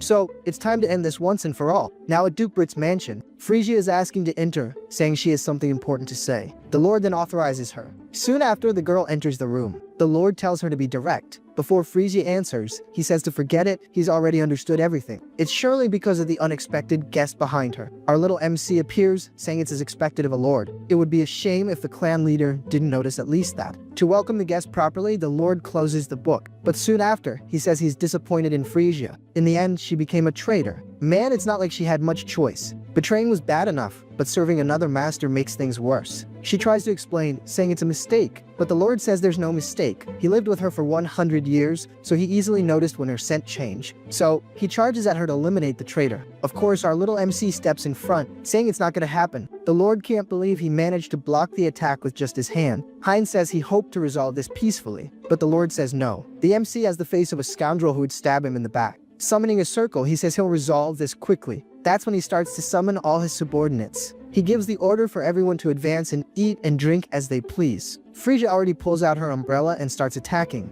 but the Lord notices something is wrong. There are only about 12 people there. It's not possible that all his subordinates have disappeared. He asks Frisia what she did with the capital. The girl apologizes, but most are now subordinates of Lord Heinz. Lord Murag asks if she's saying his subordinates accepted a new blood without resisting. This is the same as cannibalism of one's own kind, but this scoundrel is saying this while summoning a little power. The Lord warns that cannibalism drives everyone crazy, but Frisia replies that it's possible because Lord Heinz is from a collateral bloodline of the Vorkalak. The Lord says it's ridiculous. Do they really expect him to believe that? Murag starts to activate the magic he was doing. Our little MC realizes he's summoning a barrier. Along with this, a part of the environment has become his domain. That's why our little MC is covering his nose. His head feels like it's being crushed and his body 10 times heavier. The Lord says it's too early to be surprised, and that no matter where they are, his subordinates will answer his call. That's when he starts to summon the so-called Ober. Ober already appears with his hand on his head. Surely he's going to complain. He asks what the Lord needs. But looking ahead, he also wonders what's happening. The Lord says it's not time to discuss. They'll talk later. Now he needs to deal with that. Scratching his ear, Ober says he understands. It's funny that Ober is practically a child, but at least he's fast because he's already on their backs. Our little MC says he already imagined he was that fast. He is a pure blood of the assassin type. Since he can't afford to fall behind, he activates the acceleration ability. And soon after, he manages to grab the kid. I confess I thought it would be harder, but he's already been captured. Taking the opportunity, the MC charges at the Lord. But Ober asks if he's going somewhere, and he's already going with the scythe straight to the MC's neck. With little alternative, our boy dodges upwards and fails to eliminate the Lord. This makes him a little stressed, because the Lord was right in front of him. Now he'll have to deal with Ober first. Watching the battle, the Lord says Ober's speed is greater than any vampires. But for some reason, the miserable MC is going head to head with him. Frisia arrives to help, and immediately a large explosion happens. She managed to put Ober on the ground. From now on, the fun will be between him and Frisia. The Lord wonders when Frisia became as fast as Ober. She managed to do all this and still defeat the subordinates. Where did this woman get so much power? Yeah, Lord, stop thinking and pay attention to the battle. Our little MC is already on top of you. Apparently, the Lord was already prepared. He says the MC was a fool for entering the barrier willingly. But now our little MC will no longer be able to dodge his attack. When did our boy say he was going to dodge? Apparently, he finally hit the Lord. It's over. My friend, you've already lost. Murag says Heinz is a donkey for discarding his own arm. The MC even replies that he didn't discard anything. Look at his little arm there. Murag reflects that the guy managed to regenerate immediately. The MC tells him not to worry, he's not going to eliminate the Lord. Murag then asks what the heck he's going to do. The MC says it's simple, he's going to inherit everything the Lord has. In the next chapter, we see a strange staircase that seems to lead somewhere underground. Looking closely, we notice it's a coffin, and from it, a little girl is waking up. Not a girl, a woman. But why does she have a crown of thorns on her head? Could she be the first holy blood vampire? Well, this crazy girl gets up, saying she's still sleepy. She wanted to sleep for 5 more minutes. But, unfortunately, that's not gonna happen. It seems something has happened. There's something wrong with her children. Yeah, little MC, you better call for reinforcements. The scene returns to the Lord's castle, or rather, now the MC's castle. For some reason, this crazy guy is making a blood crystal. Oh, I see. He's injecting into all the other subordinates. Ober tells those who have already received the crystal to leave the room immediately. After a long time, the MC is finally finished. He asks Murag if that's all of them, and he replies yes. The rest can be summoned, it's more efficient. Our little MC asks if he's crazy, talking to the boss like that. Then Murag says more formally that it's more efficient this way. Smiling, our little MC says it's as he thought. Having a clan lord around makes things easier. Reflecting, he realizes his hypothesis was correct. If he put the crystal, which is named Reflax, it surely wouldn't work since Murag is a high-level vampire. So, the MC sucked his blood until he leveled down. Anyway, he finally got the Vorkalak, the essence of his blood. Now they all belong to him. It feels like just yesterday he was bitten by a vampire. And now he's just sitting at the top of the food chain. For sure, it was a massive change in a very short time. Snapping out of his daydream, our little MC calls for Murag. He orders the Lord to gather all the remaining Vorkalax in the region. Oh, and he has one more request. Murag must gather information from the continent, whatever it may be. He can build his own intelligence network or negotiate with an existing one. It doesn't matter. This is an important task, and he will be responsible for it. Murag agrees and comments that the MC seems to want to unite all vampires and become a king. If that's the case, Murag will give his full support. After all, he has already proven his skills. Our little MC smiles and says he's sure he will. But as soon as he walks through the door, he wonders when he said he wanted to be king. It was definitely in the heat of the moment. But that's not a bad thing either. The more vampires on his side, the better. Can you imagine? Heinz the Vampire King. Oh, he's gonna be so full of himself. I mean, he already is, right? Imagine him as a king. In the next scene, we finally return to the MC's original body. It's been a while since we've seen Han Song. Anyway, this dude is all fired up. The reason? He's altering Hans' appearance, saying he's going to thin out the chin a bit, and also tweak the eyes a little more. Finally, now Hans has the appearance of the immortal king. Our little MC even gave him some horns. Alright, that part's done. And, with perfect timing, he feels that Heinz has also completed his work. The Vorkalak Vampire saga is finally complete. That means one thing, it's time to go shopping! The sly dog immediately opens the karma shop. And now he's got almost 1,400,000 points. He altered the other world quite a bit, so he earned a lot of karma. The downside is that things are pretty expensive. He goes straight to the ability enhancement, which this time is costing 900,000 points. As soon as he clicks, the system shows 2 screens. This means 2 new abilities have appeared, but to our boy's misfortune, this time the number of avatars didn't increase. What came was the medium selection ability, which promises to greatly increase the avatar's potential. But that's not enough to convince the MC. Basically, it's an enhancement, but one that costs 900,000. That's a rip-off. Just when he was starting to enjoy collecting races, the system didn't send an avatar increase. The second ability that came was Huntity Projection, but it can only be used once a day, and then you think, man, what a horrible ability. But that's where I tell you you're dead wrong. It allows the MC to project his own avatars onto his main body. That's right, this dude is gonna start leaving the house. I mean, I think, right? Now he doesn't have to stay locked up anymore, since he'll get a lot stronger when he activates the ability. Now, this guy can use the power of each of his clones. The clones he created with so much care. The good thing is, he split them into different races, so each one has its own power. This will surely help a lot. The MC starts looking at the possibilities, and even feels a bit of pride seeing them all together. But that's when he has a great idea. If he uses the ability well with hands, he can have 2 immortal kings. That would definitely be something amazing. Analyzing it carefully, he thinks no. He would have to be too careful because any slip up could be a disaster. But it's decided. He's known for a long time which one he'll use first. Without a doubt, it will be Heinrich. As soon as he clicks, the transformation begins. Even the armor came along. Just for a test, he starts to activate the divine power. And indeed, it's all working. The armor, the divine power, and all the abilities came with it. What a sweet deal! The only annoying thing is that he only has 10 minutes to use this ability. Unfortunately, that's not much. But for what he's gonna do, it's enough time. In the next scene, our boy goes straight to the hospital. But of course he didn't walk, right? He hitched a ride with Heinz. He says the vampire can go ahead, that he'll get to work over there. I don't know if you have a good memory, but there's a clear reason he's at this hospital. He went to visit his friend's grandmother. Not really by blood, but she's like one. He asks if the old lady still remembers him, Han Song, who used to hang out with Tae San. He says he should have come sooner, but he couldn't. But now he'll come more often. He asks the old lady to hang on a little longer and cast a divine spell. The boy is using all his divine energy for her recovery. The problem is, the old woman doesn't seem to have changed at all. The MC thinks that even with his divine power, there's still a limit to healing illnesses, largely due to age. But this must have surely eased her conditions. Now, the old lady will have to hold on tight. Well, job done. He says goodbye and asks the grandmother to stay healthy, saying that next time he'll bring Tae San. In the next scene, we're taken to a forest. We're finally back to the elves. I confess I'm a big fan of them and wanted this arc to come back soon. Cecily is asking Harris if he's really friends with Harley.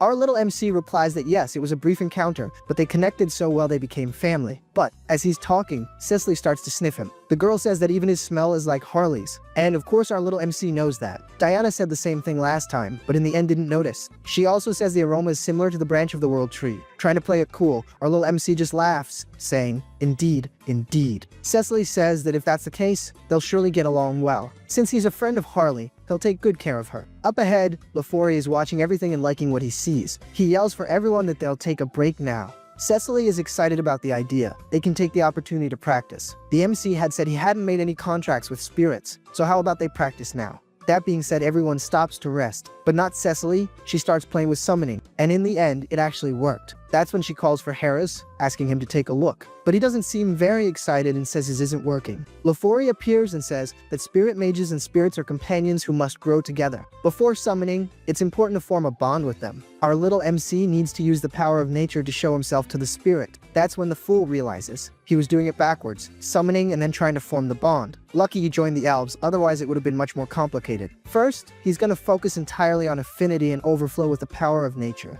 Just by doing that, things started to work out. Oh, smart cookie! Cecily says it's unfair. Why is he so good? This is the first time it wasn't supposed to be like this. Lafori says he just got the hang of it quickly. What can you do? Soon after, Harry starts to feel something, and in his hands appears a Pokemon. The system announces that through training, the spirit has achieved enlightenment, and that the MC has obtained the spirit magic ability. Seeing the scene, Lafori says that if he continues like this, he'll soon be at Cecily's level. Smiling, our boy thanks him, knowing that he's one step closer to spirit magic. Not forgetting the little creature, since it looks a lot like it, its name will now be Pikachu. I mean, it doesn't look that much like it, but the tail does. And it also looks like a Pokemon, come on. While the group continues walking through the forest. But from here on, they'll have to forge a path. Lafori explains that all forests are connected with a bond to the Great Mother Tree. Among them, the High Elves are the closest to nature, so they are able to go to any forest, opening a portal that connects them. Since Cecily is also a High Elf, he says she'll be able to do it too, but she doesn't seem confident at all. The group continues walking, and the MC thinks about this interconnected forest story. He knows that, in other words, this is a mass teleportation network,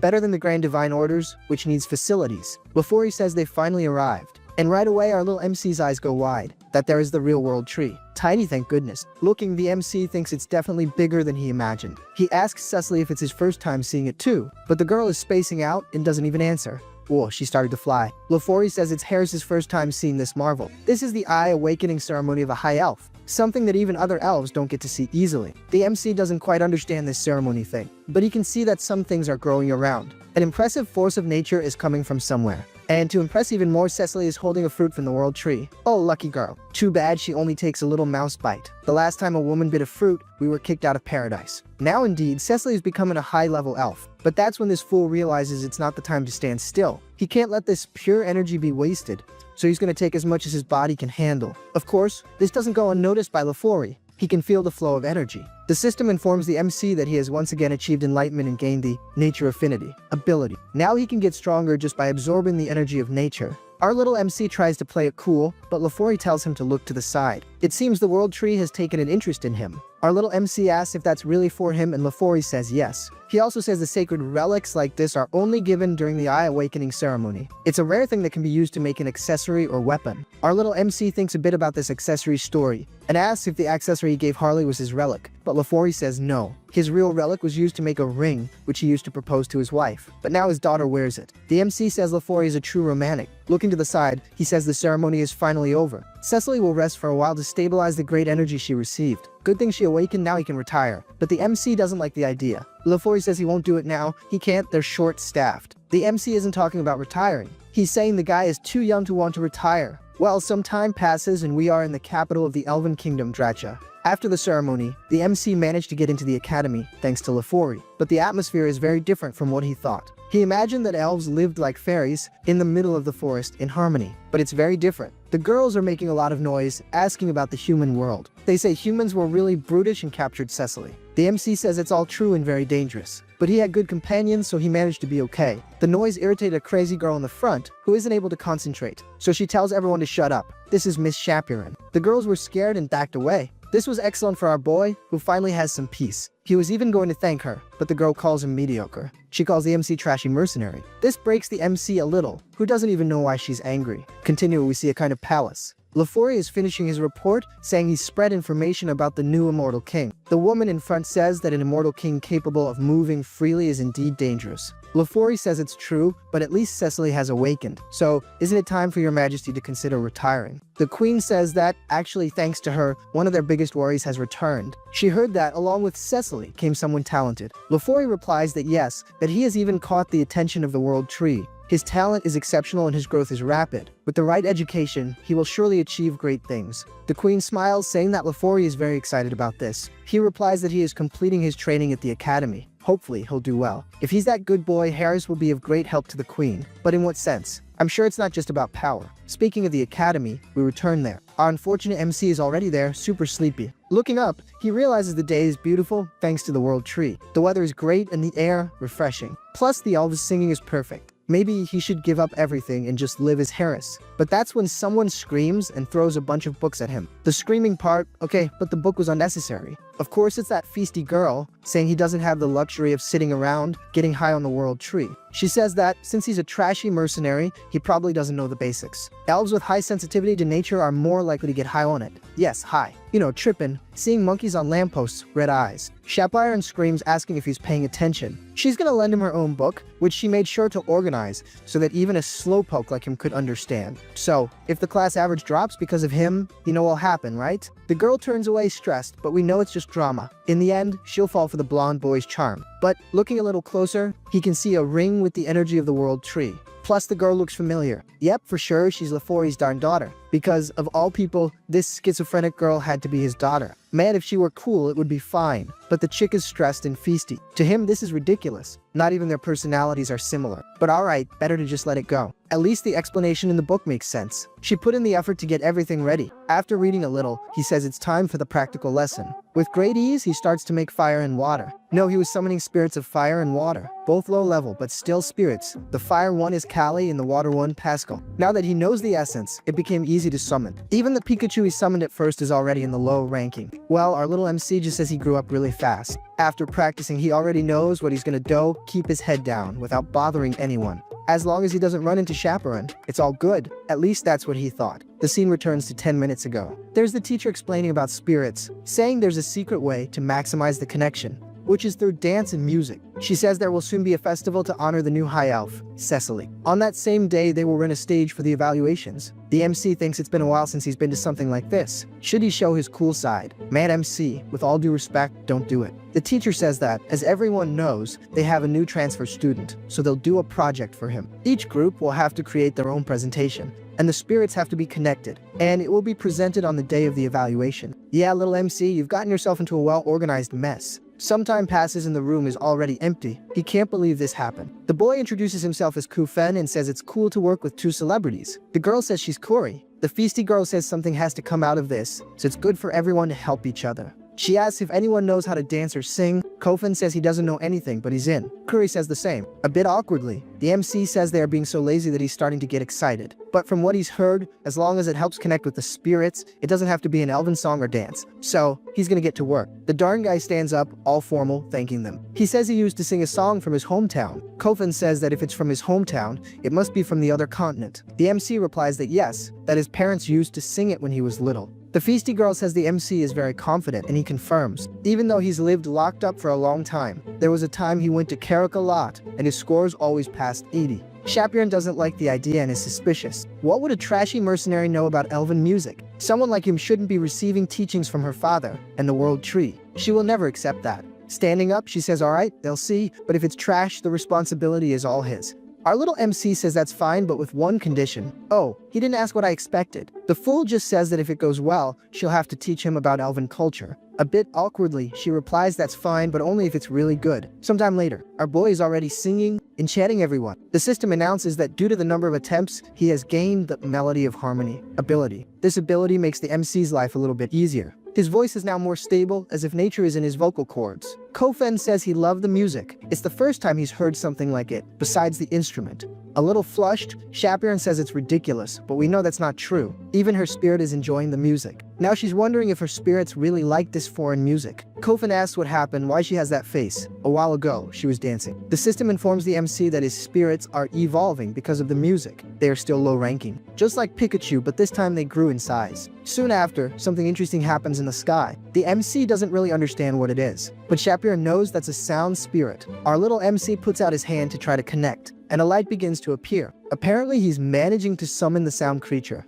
Kofen says the spirit is manifesting in physical form. Wasn't that supposed to be almost impossible? Indeed, it's impossible for side characters. Our little MC breaks all the stats. Now it's time to name the creature. He names it Decibels. I'll tell you, our little MC is starting to get good at naming things. I liked it. Looking at the new creature, the MC is totally jaw-dropped. A phenomenal spirit. For sure, that's a huge boost for the team. Earlier, Chaperone herself had mentioned that spirits like that were great for missions. Completely stunned, Kofen can hardly believe a simple song managed to touch the heart of a sound spirit. He's positive that with this song, the group's success at the festival is already in the bag. With a purely smug look on his face, the MC asks what Miss Chaperone thought of the performance. Of course, she totally notices that goofy grin of his, right? But with not much else she can do, she just agrees, saying it might have been good. The MC, all fired up, says it's a deal then. They'll book the stage, practice non-stop, and give it their all until show day. Chaperone calls out to Harris and says she has a question for him. A little awkwardly, she wants to know if he can teach her how to play that weird instrument. After all, it seemed pretty interesting. With that same smug look, the MC replies, of course. Only this time, the girl doesn't hold back. She asks what the heck is with that face and why he's making it, since it doesn't suit an elf one bit. Well, after all that drama, we finally get to the day of the performance. Yep, we're skipping straight to the date. Cecily asks LaFoy if it's true that Harris is in the same class as his daughter. He confirms that he is. Seeing her dad all shaky, she asks if he's nervous. He, of course, denies it right away, saying he's totally chill. But she can tell he's a complete nervous wreck. Enough stalling, it's time to hear our new band. The music kicks off with the beat of the drums. And right after, the guitar rips right in.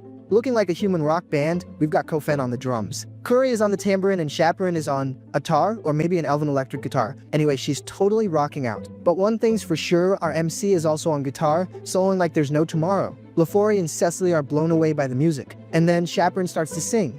Cecily comments that it's the first time she's ever heard this song, and her heart already feels so warm. The sound is just wonderful, watching his daughter's excitement. LaFoy wonders if Chaperone really knew how to make such happy expressions. The crowd is going wild too. They think the music is perfect. Even though it's the first time many of them are hearing it, everyone thinks it's incredible. An elf even comments that despite her sensitive ears, that music is just too good. Cecily nudges LaFoy and tells him to pay attention. They're using spirits to sing? That's definitely impressive. What Cecily doesn't notice is that LaFoy isn't by her side anymore. Now, where did that goofball run off to? Looking ahead, she sees her proud papa, yelling to the crowd that that's his daughter up there. What a doting dad! The MC, meanwhile, is up there, singing and playing, but never stopped plotting his schemes. He admits that Chaperone was a huge help, especially with the stage production and tuning the melodies. As expected of a high elf, she really knows her stuff when it comes to spirits, even though she was a total pain at the beginning. Now, it looks like she's having a pretty good time. The two even jump in perfect sync. The sound of the drums marks the rhythm. And finally, the song comes to an end. The crowd goes crazy applauding nonstop. Everyone loved it. But they weren't the only ones. It seems the World Tree itself dug the sound. Chaperone thinks to herself that her breathing was more stable than usual, and the sound flowed with incredible smoothness. Looks like she was completely lost in the music. But in reality, it was all because of that nifty little skill of the MC's melody of harmony. He reflects that apparently the skill works on others too. It was more effective than he'd imagined. Glancing forward, Chaperone gets a little embarrassed seeing her father in the audience. But at the same time, she's really happy he's there. Thrilled by everyone's reaction, the MC asks Chaperone what she thought. Bowing to Harris, she admits she misjudged him. She apologizes for being such a jerk and acknowledges that she lost the bet. From the audience, LaFoy comments that listening to that soothes the soul. The music was incredible and moved everyone. He's certain that Harris is going to cause a huge stir in the elven world. Leaving the elves aside, we head back to the Grand Temple, where the Saint Poor Thing is working non-stop. Hearing a knock on the door, she realizes it's Heinrich and that he's finally arrived. She invites him in. As soon as the MC enters, she welcomes him, but he's noticing something else, a book on the shelf titled The Saint and the Hero's Adventure. Uh-oh, Saintly, you better watch out, that stuff is pure trouble. You're gonna stray from the path, girl. Heinrich decides to pretend he didn't see anything to avoid making things awkward. The Saint asks him to sit down, as she called him to discuss a very important matter. She asks if he's ever heard of the Holy Sword. The Holy Sword, the most powerful weapon used by the first hero, is practically a legend, something you only hear about in fairy tales. Playing dumb, the MC says he knows a little, just the basic stuff everyone talks about.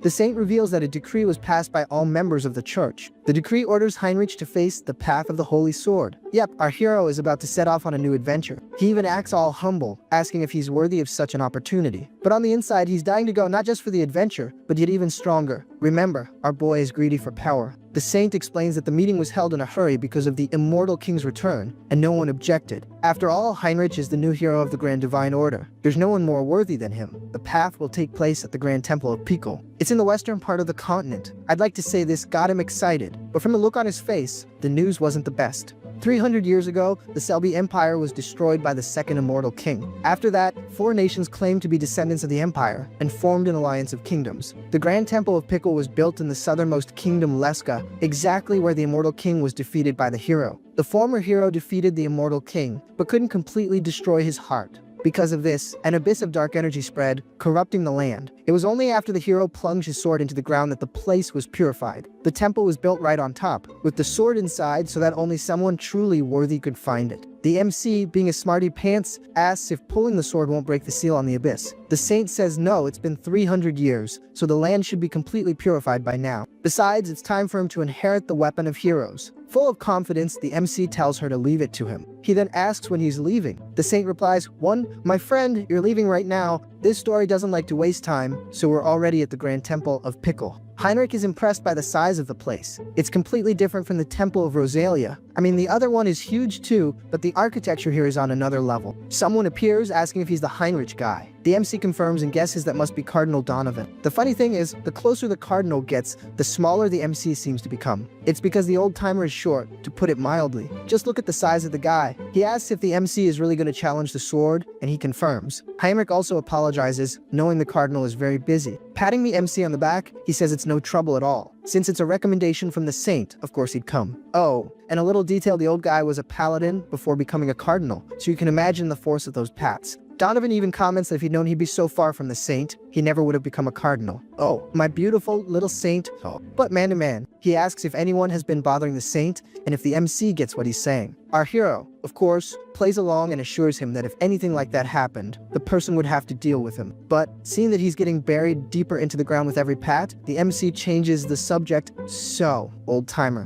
what about that sword? How about we go challenge it before you bury me for good? The old man apologizes and says he needs to tell him something first. The path of the sword only opens once a year. Countless paladins have tried but all have failed. He wants to know if the MC really thinks he's up to it. The MC tells him not to worry. He will face the destiny god has prepared for him head on. Clasping his hands, the MC says a prayer. Hey, big guy, you're gonna help me out with this one, right? Don't give me that look, my friend. Tell me you'll help me! In the next scene, already inside the temple, the MC notices he's going deeper than he expected. The old timer asks if he knows anything about the path of the sword, and the MC says yes, the saint told him. She said that, depending on the person, the challenge can be different. The old man confirms. Some finish in hours, others take weeks. That's why he can't give any advice. But anyway, they finally arrive. If the young man wants to turn back, now's the time. Our boy just smiles. He says he won't fail to wield the holy sword. The old man says that if that's the case, then fine. As soon as he enters, the trial begins. So good luck. Outside, he will pray for the MC's success, for him to become the true wielder of the hero's weapons.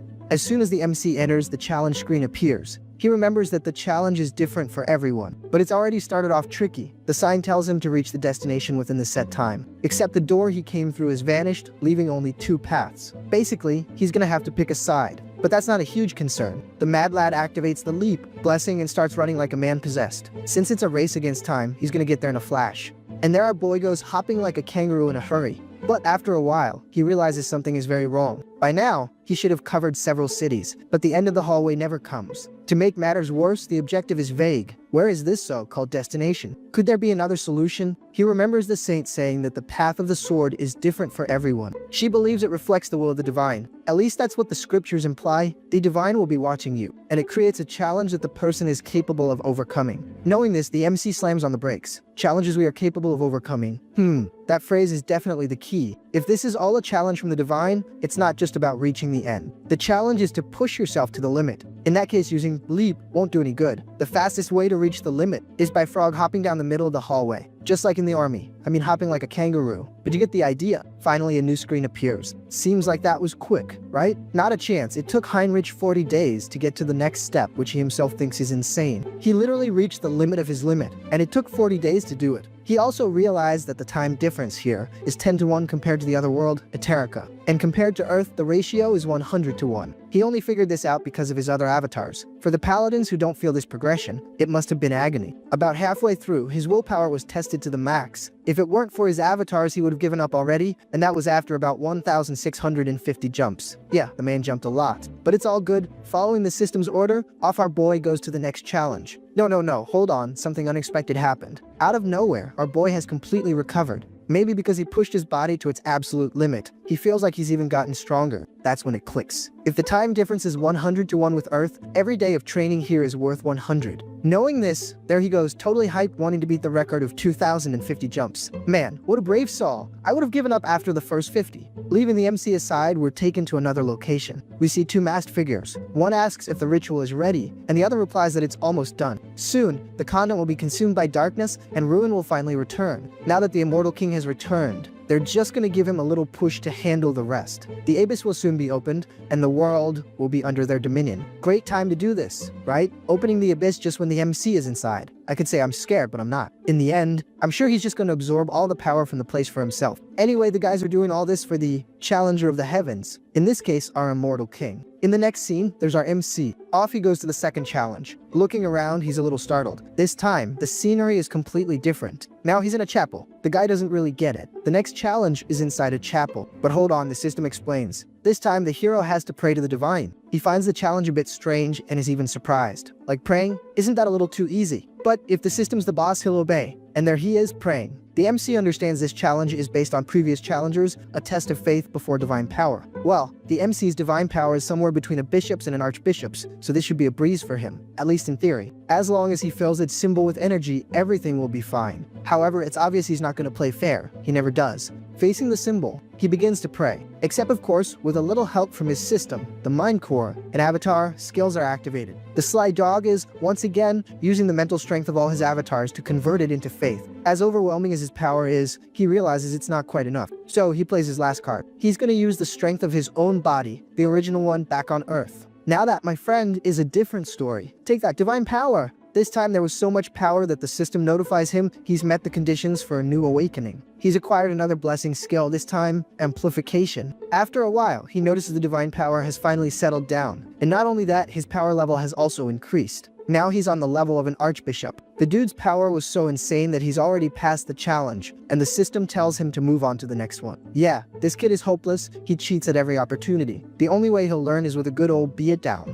The rascal even gets excited. Despite losing 40 days on the first challenge, it's been nothing but success from then on. The trial continues. Now, in the next challenge, it's a whole new ball game. The MC wonders why he's in the middle of nowhere, and I gotta admit, this place looks a lot like the underworld. I mean, there's no fire everywhere yet, but it's close. The system already gives the mission eliminate the enemy. Looking to the side, the MC spots the system's so-called enemy, and that shadow looks awfully familiar, reminds him of a certain someone. The figure stops right in front of the MC, and now we get why it looks a lot like Hands at the beginning of the story. And the funny thing is, this one is also an Arch-Lich, a former subordinate of the second Immortal King. The elite Arch-Lich is surprised a hunter from the church this far out. That's a new one. The MC also notices he looks like Hands before his awakening. Knowing the power is cloned back then, it's best not to underestimate this creature. After all, even a seasoned paladin would hesitate to fight an Arch-Lich. The creature says that since the MC didn't answer what he's doing here, he'll just follow standard procedure. Eliminate the scumbags from the church until not a single one is left. There we go. If the situation wasn't bad enough, imagine it now. The Arch-Lich has summoned an army of the undead. The MC thinks that the Lich alone would be a problem, but an army this size makes things a bit more complicated. Actually, that's the reaction he was supposed to have, right? But for our MC, the game is a little different. The Arch-Lich questions, why is this idiot talking to himself?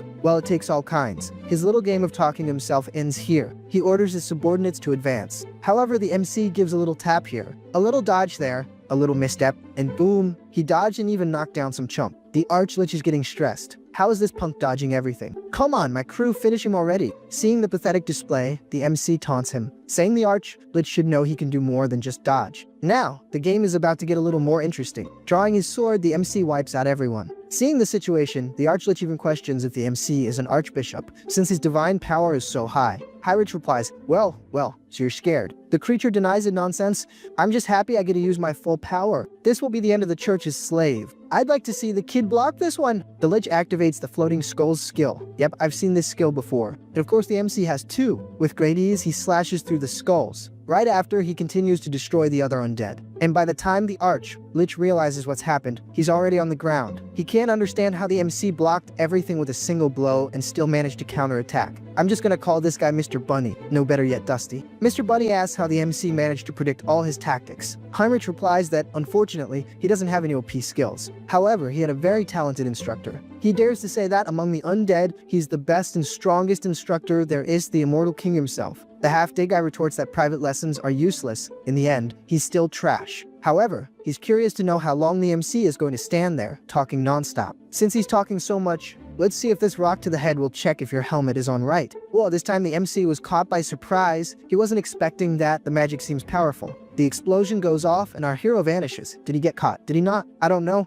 But I do know that Mr. Bunny is laughing. He says it's impossible to dodge his secret technique. But from the great beyond, the MC asks, "How was that your special technique?" The skeleton questions how this punk is still alive, and the MC replies, "It's just the basics, you know? The basics." Simply put, he didn't land a single hit. Mr. Bunny says it makes no sense. A mere holy knight defending against that technique is impossible. There's just no way. The MC reflects that for the Lich, it really doesn't make sense. Even with the type advantage, it's still very difficult to block those attacks completely. But with the knowledge he has from hands, the sly dog can see every single weak point. Done with the chit-chat, the MC charges forward and attacks. This time, we can pretty much say it's over. Once upon a time, there was a Mr. Bunny. As he fades away, he tells the MC that wasn't half bad. But he'll never be completely eliminated. As long as the kid can't destroy his core, he'll keep coming back forever. Returning to his hideout, he thinks that the Order has indeed created an impressive knight. But that knight is going to feel the heat when he returns. And look, I'm not making this up. Those are the half-dead guy's words. He swears he'll get the MC no matter what. But that's when the MC appears right in front of his core, asking for the blessing. Oh, looks like Mr. Bunny is in deep trouble.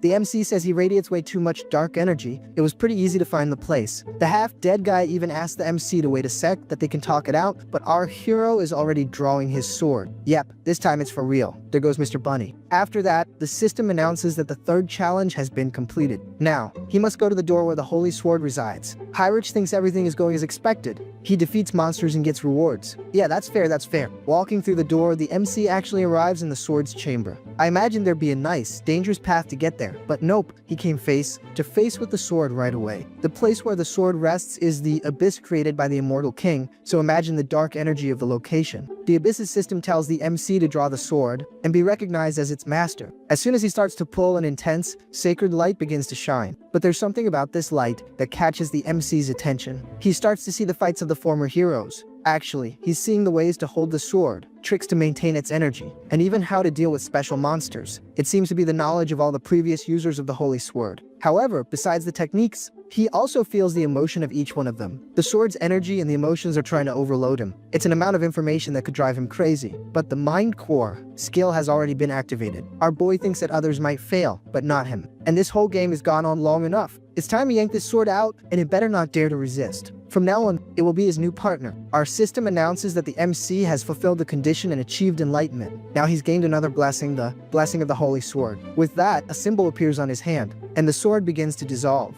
Interesting. Looks like it's a sort of subspace. The MC can summon and dismiss the sword whenever he wants. The system repeats itself, saying the MC has achieved enlightenment. Now, the paladin combat technique and weapon comprehension skills have merged. The two together have formed the skill, Theology of War. To give the sword a little test run, the MC summons it again. He does a few twirls here, a few spins there, a few swings at the air, and there you have it. Test complete. Indeed, the sword is incredible, and not just in its appearance. Plus, gaining the combat techniques of the other heroes was the best possible bonus. Just with the enlightenment, his power got stronger and his movements more precise. Finally, he got the Holy Sword. With that, we can leave our hero aside and go to the west of the continent of Un, in the mountainous area between the kingdom of Talia and Leska, where he is. And finally, we return to our bag of bones. He's interrogating a dark mage from the mountain and asks him his name.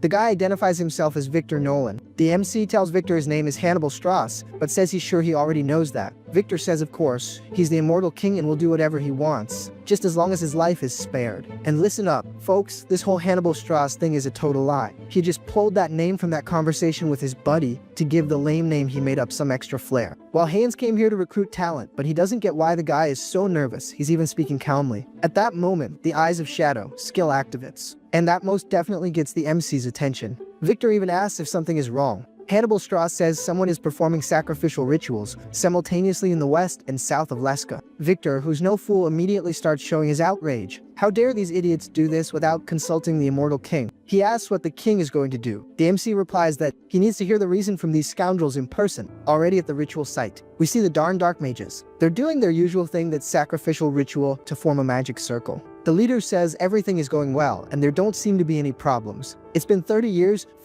he's been preparing for this. He was about to keep talking, but unfortunately he starts coughing up ketchup. Something very wrong starts to happen. The subordinate, a bit angry, says the magic circle is falling apart. The leader laments that, after all this, he's still unable to complete the great spell. However, he can't stop there. If he's come this far, he still has one way out. The madman pulls out some kind of cord, and then he throws himself into the middle of the circle. A dark aura begins to emerge from him. Seeing that it's finally working, the subordinate is overjoyed. Finally, the seed of madness has merged with the leader's body. He will surely remember this moment. That is the greatest sorcerer he has ever known. Soon, the leader's wish will come true. The world will fall into ruin. Except we know it's not quite like that, right? Because the MC has already arrived on the scene. He arrives saying something unbelievable has happened, the abyss, the thing that holds the power to destroy the world. For the first time in centuries, since the first immortal king, it has been open again. The MC had never considered a variable like this. By the time he arrived, it was already too late. The mess had already been made. However, he's certain this is the work of the vow of defiance, and it's time to settle the score. But it's at this moment that he also senses something coming from within the abyss. Someone starts whispering, "Death to the world, vengeance, plunge this continent into death, erase all forms of life." Haynes understands that these voices are from the former immortal kings. They are their leftover thoughts from when they once lived in the abyss. Suddenly, an apparition asks the MC what he's doing. The little ghost invites him to join him, to plunge the world into despair together. However, the MC says that a ghost from the past can't influence him. And of course, the ghost is a little surprised by the answer. Han says he has no intention of being a loser. Yeah, my friend, he really hit a nerve there. The good thing is that the first immortal king doesn't get angry. In fact, he finds it amusing. He says that, apparently, the MC managed to escape death. Even after becoming the immortal king, he still possesses his own consciousness. Yeah, looks like this rookie is pretty good. The ghost says he's so envious his blood is boiling. He and the other kings are still chained by death. At first, the MC didn't quite get this chained business. But after thinking about it a bit, he understands. He always felt an impurity in his heart, so it's definitely these thoughts. The former kings explain they're connected by remorse, unable to break free. What they truly desire is freedom. Freedom from these emotions. In the end, the MC understands they are trapped by the emotion of death. That being the case, he tells the ghost to shut up, saying he'll take care of it and grant their wish. The ghost says that if the MC can truly grant them eternal death, he will receive a reward, something he should have had but never did.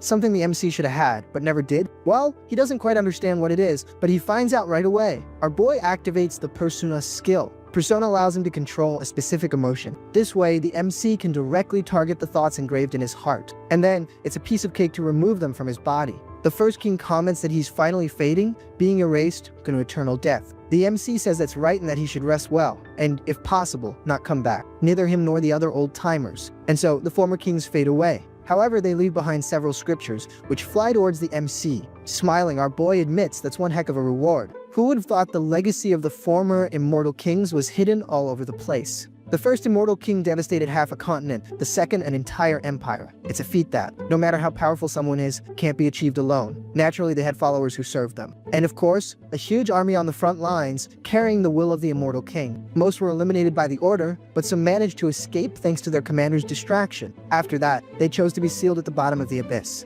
And now, the first legacy of the immortal kings has begun to awaken. Knowing this, we leave Hans aside and return to our hero. He was just about to leave when he notices something different. The crack in the abyss started to grow, and out came the immortal king's royal guard. Again, that arch-lich. I think it's the same one. He looks pretty similar. He comes out cursing the church and the order, saying that now that he's back in the world, things will be different. At least that's what he was hoping for until he realizes the MC is there face to face with him again. The MC even asks if they've met before. We have, yes, most definitely. Just to keep with tradition, the arch-lich gets a free massage to the face. The MC even comments that it was just his bad luck to return to the world of the living right now. At least he got to be here for about 10 seconds. After defeating the arch-lich, surprisingly he doesn't disappear. This time he drops a crystal. Heinrich notices things were a little different. Instead of being absorbed by the holy sword or the abyss, the crystal just stayed there, in the middle. Normally he would have destroyed it on the spot, but he thinks it might be a good idea to leave this for Hans. The sly arch-lich better treat his new master well, or he's gonna get another beatdown. Leaving our little saint aside, we return to our immortal king, who, by the way, has already arrived at the site of the other sacrifice. Too bad that, even after getting there, the Vow of Defiance crew has already bounced. But clearly this is the source of the abyss that rose to the heavens. He's sure of it, because the dark magic is highly concentrated in this spot, not to mention the gigantic hole in the ceiling. Looking at the ground, Hans notices something strange. Apparently, it's a piece of metal. They probably dropped it. The energy is unstable, so unfortunately he can't track it. But, just in case, it's better to keep it. And, listening to the noises in the air, Hans realizes the madness from the abyss is beginning to resonate. Even if unstable, that alone will be enough to cause a huge impact on the continent. To get a look at the rift, the MC activates the Eyes of Darkness. Looking at the rift with these eyes, he perceives the origin of the magic that is also in his heart. If he does it right, he might be able to control this magic. Actually, he can do something even better. Our bag of bones is going to focus all his power in one place, and thus he will absorb it all. By doing this, he can feel the energy with great ease. It's impossible to ignore the abyssal energy flowing through his body. He even feels as if his strength has increased. In the end, these idiots did him a favor. Speaking of favors, the entire place begins to shake. It seems something is rising from the ground. I really wish I could say what this is, but I'm not recognizing it. Yes, now I get it. It's a bone dragon. And there's another legacy left by the ancient kings. The MC thinks this is excellent, in fact, even magnificent. He got a little dragon for free. Too bad the dragon isn't recognizing him as its master. However, that's not a problem either. The MC knows how to handle this. He calls the dragon Antresis, and it quickly calms down. Just by calling its name, it recognized its new master. Our bag of bones even comments that if you look closely, like really closely, you can see that it's kinda cute. But you have to try really hard to find this thing pretty. The MC knows that this isn't the end of the Immortal King's legacy. There's still more to come. But before he continues, something catches his attention. Not just his, but Antres's as well. Looks like they have a visitor. Our bag of bones reflects that it's not time yet. He hasn't understood enough about the abyss, and running into the Grand Order in this situation is a bit. No, never mind. In the real world, when you get a new car, you call your friends to show it off and take it for a spin. The abyss was opened after hundreds of years, and now we have the appearance of the Bone Dragon. This is the perfect opportunity for the MC to gain a lot of karma and, while he's at it, show off his new crown. He says that Antresis was trapped for a very long time. Now it can fly freely as much as it wants. Show the world the power of the Bone Dragon. Seeing the order of knights approaching, the Archbishop yells for everyone to go faster. He feels the energy of the abyss getting stronger and stronger. Even though they are elite troops, they had to leave in a hurry, so their numbers are small. Not coming with a large number of soldiers is already bad. To make matters worse, the sky is getting dark. The Archbishop isn't sure if all this is because of the abyss. Just in case, he orders everyone to dismount and prepare for battle. And there it is. The reason for the darkness has appeared. It's the Bone Dragon with the Immortal King. If one was bad, imagine both. Our Immortal King asks what brings the order here. The Archbishop replies that he heard the abyss was opened. The MC says, Wes, it's open. So what are you gonna do about it? Shouting, the Archbishop questions if he's really asking that. Has he forgotten what happened to the continent last time? And the thousands of people who were sacrificed for this to happen? Whoa, the MC didn't know that piece of information. Thousands, huh? These ritual folks are seriously nuts. The Archbishop continues, saying that wasn't all, and that the damage the continent will suffer is unimaginable, all because of the Immortal King. On the inside, the MC is thinking, hold on, it's not like that. It's not my fault, I'm just as surprised as you are. But, unfortunately, he needs to play his part as the great villain. Hans tells the Archbishop it's not worth wasting his breath on this. Besides me, who else would be capable of opening the abyss? Hearing this, the knights become enraged. They already suspected the Immortal King was to blame for everything. The MC tells the mob not to get too excited. Today, he's just going to give a warning. But next time, the beatdown will be huge. The knights shout, warning my foot, the brawl is starting today. However, putting his hand in front, the Archbishop tells the two to stop. Don't they realize he's keeping his distance? The Immortal King wouldn't have come all this way just for a little chat. It's definitely a trap. Actually, no, man. He really did just come to chat and show off his new dragon. There's no trap planned. The Archbishop asks the Immortal King what this warning he wanted to give was. Hans says the warning is for the knight Heinrich, the one who pierced his heart. Hannibal Strauss acknowledges your power. The next time we meet, he will lose his life and become my subordinate. Of course, hearing this makes the other knights furious. They're dying to charge at the MC, to end the scene with maximum climax. The MC snaps his fingers, calling his dragon and telling everyone to stop. Everyone has their role in the story, and his here has come to an end. Now, Antresis will show its strength. The Archbishop yells for everyone to prepare for defense. Instantly, the knights and clerics begin to pray. The Archbishop bellows that it's no use. Faith will overcome all evil, no matter the cost. The dragon begins to breathe its death fire, but the church folks manage to defend themselves very well. The Archbishop yells for everyone to hold firm. However, the knights warn that it's getting hard to hold on for much longer. The lucky thing is, the dragon stopped breathing fire. The knights confess they don't even understand how they survived. For them, death was certain. The Archbishop warns them not to let their guard down, to return to battle formation immediately. When he turns to speak to the Immortal King, he realizes he's no longer there. A knight comments if the Immortal King really thought he could defeat the Order's elite with a single breath. He clearly underestimated us. The Archbishop, being smarter, knows that wasn't just a minor detail. He really wants to know what the Immortal King is planning. What will his next diabolical step be? Far away from there, the MC is praising Antresis. Its fire is really strong. One did it learn such a perfect breath attack. I can understand its famous name.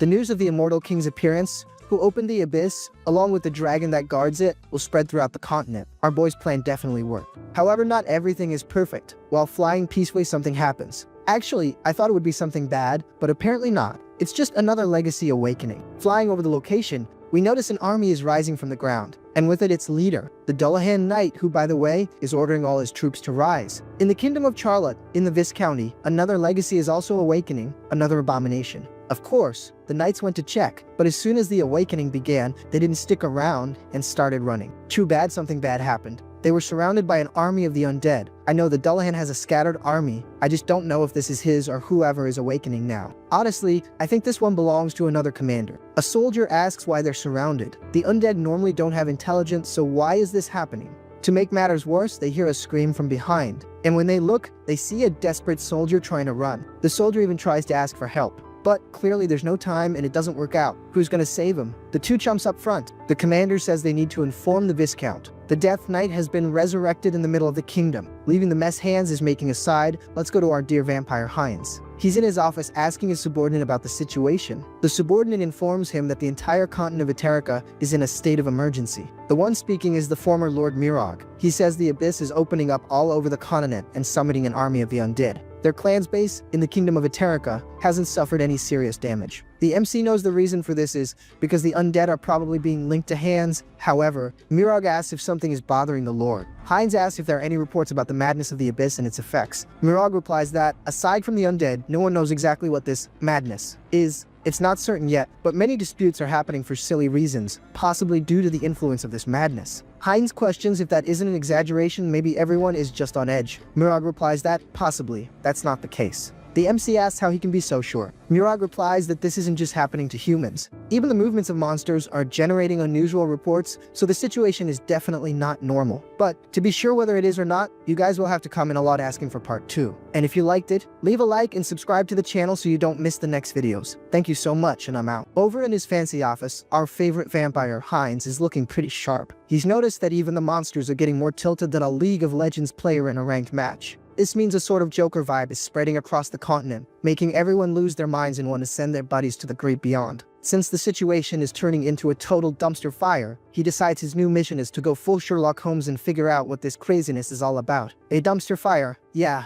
I don't even know where my brain came up with that one. The blonde ex-Midas Lord agrees with the MC's order. Getting up, Heinz knows he needs to come up with a plan, like yesterday. Thinking about his crew, he remembers that Hans is busy gathering the forces of darkness, like he's putting together a team for the apocalypse. Meanwhile, Heinz himself is more stuck than a character in a cutscene. He can't leave his base of operations for now. Then, it hits him. He realizes there's only one place that would have info on all this chaos. That place is the Grand Divine Order. So at the end of the day, the hot potato is going to land right in Heinz's lap. Cutting over to the Order, we see the Holy Sword. The Saint Tess is impressed by the size of the sword. Our knight Heinrich is there offering the super shiny sword to her. This Saint Tess gives a little I knew it smirk, and he, all humble, says he's just happy he didn't let the boss down. Switching gears to something more serious, the guy mentions he heard some rumors that things got real messy while he was away. At that, the Saint Tess's face gets serious, and she tells him something super bizarre decided to show up, straight out of the abyss. This is the real deal. What came out of there was madness itself. She explains that this madness is extremely unstable, and that's what makes it so dangerous, because nobody knows what to expect.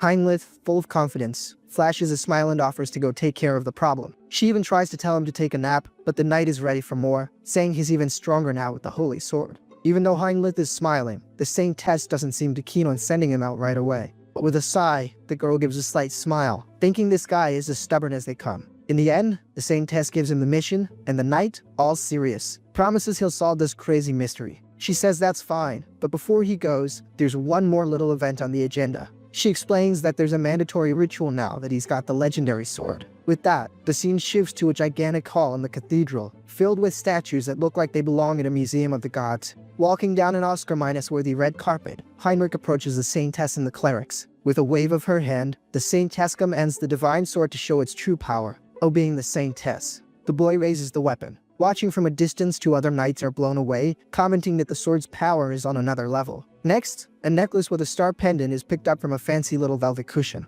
It's then placed around the neck of Heinrich, who has proven to be the right guy for every job. Kneeling, the knight hears the Saintess officially name him a High Paladin of the Grand Divine Order. As soon as the ceremony ends, the pendant on his chest begins to glow with a powerful light. An insane amount of energy surrounds the guy's body, leaving him wondering, what in the world is happening here? This divine power is so strong that his mind just blew minus screens. The paladin tries to figure out where all this strength is coming from. It feels like an infinite power cheat code. He feels his body being completely rebuilt by the sacred energy, like he's getting a full hardware upgrade. When the light finally fades, Heinrich is on his feet, looking like a character who's unlocked their final form, white hair and a super strong golden aura. The Saintess smiles, totally thrilled with the result, and says this is a divine blessing being bestowed upon him. A system window pops up, announcing he has achieved enlightenment and gained the special ability, Great Blessing Night of Light. Surprised, the guy touches his now minus white hair and realizes he's glowing with the same aura as the Saintess. Giving a bow, the Saintess greets him all formally, leaving Heinrich even more confused. She starts to call him Saint Heinrich Landguard, but quickly corrects herself, saying that's not quite it.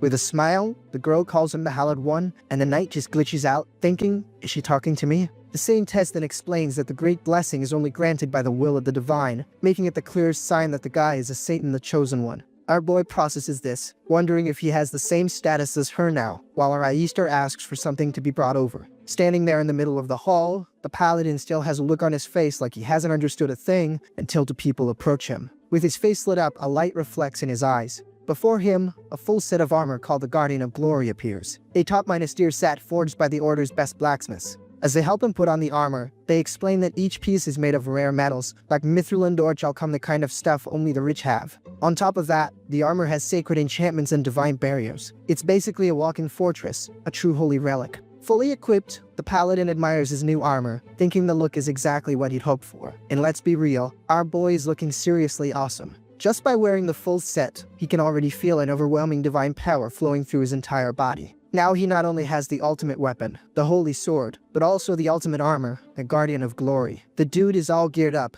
With a confident grin, he declares that his equipment is all set and he's ready for action. Our knight turns to the Saintess and says that it looks like they'll be working together from now on, and it's an honor. The Saintess replies that the honor is all hers. In his thoughts, the guy feels a little awkward about working side minus by minus side with her, wondering how things are going to be from here on out. The Saintess, on the other hand, is over the moon. She confesses she's been pulling all minus nighters at work and is relieved to have someone to share the burden with. That's when it hits the knight, and he understands what sharing a burden means when he sees piles and piles of paperwork. The guy is already wondering if this promotion was actually a punishment. With a smile that gives it all away, the Saintess says she just remembered something, looking pretty happy to have found herself an intern. Aistar announces that the Continental Summit, a meeting of the head honchos, is happening soon. At this meeting, they'll discuss how to put an end to the Undead. She says she'll be counting on his help. The knight accepts the mission with determination. A ray of sunlight streams through the cathedral windows, marking the beginning of a new and very busy phase for our paladin. Now alone, Heinrich looks outside with a determined expression and thinks to himself that everything's fine. His thoughts connect with Hans, the immortal king, and the knight decides they'll both give it their all until the big meeting happens. In another corner of the continent, the situation is pure chaos. An entire city is on fire under a red sky. In the middle of the destruction, a knight walks across a floor soaked in red liquid, a real mess. This is Kerem, a knight in horned armor who's making fun of his fallen enemies, calling them weaklings. Someone says that the tables can be turned if the kingdoms unite to become stronger. Kerem uses a dark ability, and his sinister purple energy begins to erupt with force. Looking at the humans with pure contempt, the knight calls them arrogant. With a battle cry, he orders them all to become his subjects. From the shadows, the soldiers rise. His skeleton servants advance across the battlefield, accompanied by a terrifying purple mist. Suddenly, the knight senses a new presence and realizes someone showed up a little late to the party. Floating in the sky, a hooded figure appears, and Kerem seems to recognize who it is instantly. This newcomer is Hans. An overwhelming bluish energy simply takes over the entire field. Kerem can hardly believe the strength he's feeling. It's a power he's never even dreamed of experiencing. Hans slowly approaches the knight, who is now on his knees before him, unable to move, able to see more clearly who it is. Kerem recognizes him and greets him as his new master. The new king observes his new subordinate, realizing that this knight is a pretty important figure. The monarch notes that his power goes beyond a simple sword master. The guy also commands armies and knows a thing or two about necromancy. RMC recognizes him as one of his former commanders, the Death Knight Lord, and Kerem says it's an honor to be remembered by him. Our immortal king takes a look at the burning city and remarks that Kerem really made a heck of a mess. With a serious expression, the monarch says what's done is done. Now the mission is to strengthen the troops and gather power. With that, he orders everyone to leave for now, and Kerem immediately agrees to follow his lord's orders. The knight and his soldiers begin to dissolve into shadows, vanishing from the scene faster than a steam sail. After they're gone, the Immortal King raises his hand, looking like he's preparing to do something big. Surveying the scene of destruction, the monarch gets pensive, needing to calculate the extent of the damage. The entire city is completely in flames, and he concludes that the damage was severe and the whole area is a total loss. Looking at the fire, he decides he can't just leave things like this and that he needs to take action. He remembers that the Continental Summit is happening soon, but with his forces all scattered, it's going to be tough to get the gang together in time. Faced with this problem, his hand begins to glow with a dark energy. It looks like he's found a very risky solution. The purple aura on his arm intensifies, and he thinks that he wanted to avoid this method because of the heavy side effects. Despite the risks, he sees no other way. The Immortal King clenches his fist tightly, ready to act. His eyes glow with power as he prepares an invocation, shouting for his children to hear him. And, wouldn't you know it, the boss's call worked. In a place far, far away, two demonic creatures hear the summons and instantly recognize their master's voice. Another follower, a mysterious woman in a veil, also feels her master's presence, like it's a dark web WI-5 connecting everyone. Unleashing a blast of power that would make Vegeta jealous, the Immortal King announces that he's arrived at the party, and his aura spreads over a gigantic area. The MC knows this will expose their location to enemies, but he figures the folks at the Order will take a little while to decipher all this magic. His plan is simple: get the crew together and get out of there faster than the Flash. With his hand outstretched, he demands that his followers hurry up. The shadows then gather and rise toward the sky. Through dark portals, the Immortal King's followers begin to emerge, with several skeletons answering the call. Suddenly, the MC feels a disturbance in the force. It seems one of his generals has gotten into some trouble.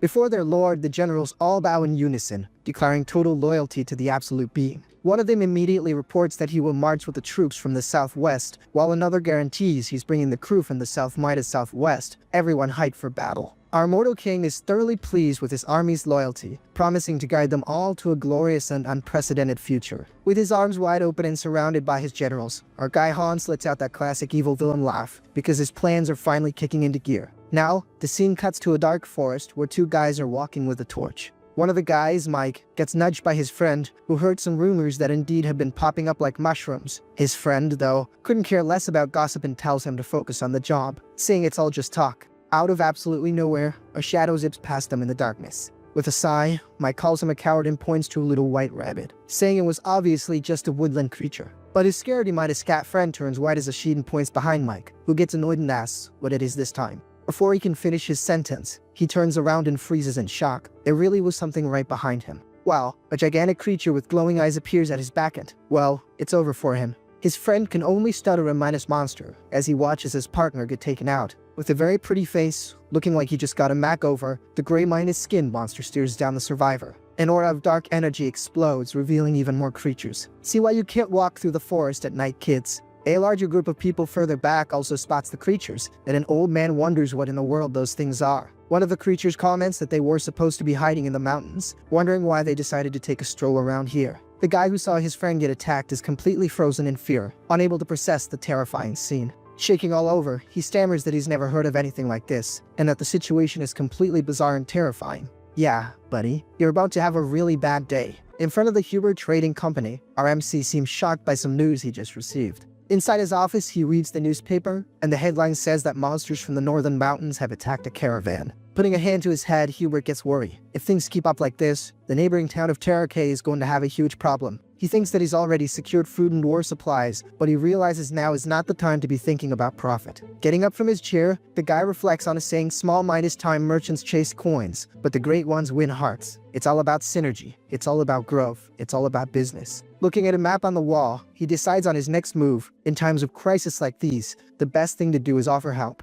The map shows the region affected by the chaos, a place called Dale, an IA county. A specific point on the map catches his eye, an area known as the Steel Fortress. Hubert focuses, trying to get a better handle on the situation and wondering where exactly the problem is happening. Suddenly, a crucial piece of information comes to his mind: the Steel Fortress is recruiting mercenaries en masse. This is the cue he needed to spring into action. The scene cuts to a crowded tavern, where a woman comments that all this recruiting can only mean the fortress is in trouble. An adventurer shouts that these aren't ordinary monsters, they're advancing with an insane fury. At a table, Harley's group discusses what to do, since they've all heard the rumors about the growing threat. One of the men turns to the MC and asks him what he plans to do. Harley, holding a respectable minus-sized mug, pauses to think. With a huge grin like someone who's ready to party, the wolf minus hat guy announces that he's in. He's not going to miss the chance to get in on this brawl for anything in the world. His friends celebrate his answer, and one of them slams the table asking when they're leaving. Harley stands up, a little confused by the question. His friend gives a nervous smile, looking like he knows what's about to happen. He asks if Harley has other plans in mind. With a loud laugh, the crazy guy Harley yells that they're leaving right now. His companions are totally confused. One of them even wonders if their friend at least paid the tab. Immediately, they get up and run after the big guy, yelling to catch that rascal and make him pay for everyone's drinks, since he didn't even pay for his own. The scene changes to a sign outside a building, showing to cross swords over a shield. This sign belongs to the Terracay Mercenary Guild, a famous meeting spot for adventurers of all kinds. Arriving at the guild, Harley takes a look around, seemingly searching for someone at the counter. The receptionist greets him, just as his friends arrive right behind him, completely exhausted. With a smile, the employee explains that everyone in the business knows him. Not knowing who he is would be like being from another continent. Grabbing one of his friends by the collar, Harley says they're there to sign up for the recruitment and asks him to speed up the process. The receptionist informs him that Harley's registration is going to be a bit difficult to process. Annoyed, one of the mercenaries bares his teeth like a dog and demands to know what the employee means by that. His friends also get furious and threaten the kid, who stammers that it's nothing like that. He quickly grabs a sealed letter and explains that Harley has received a special nomination request. Our monstrous MC takes the letter, thoughtful, and says he was already planning on going to the Steel Fortress and didn't expect this.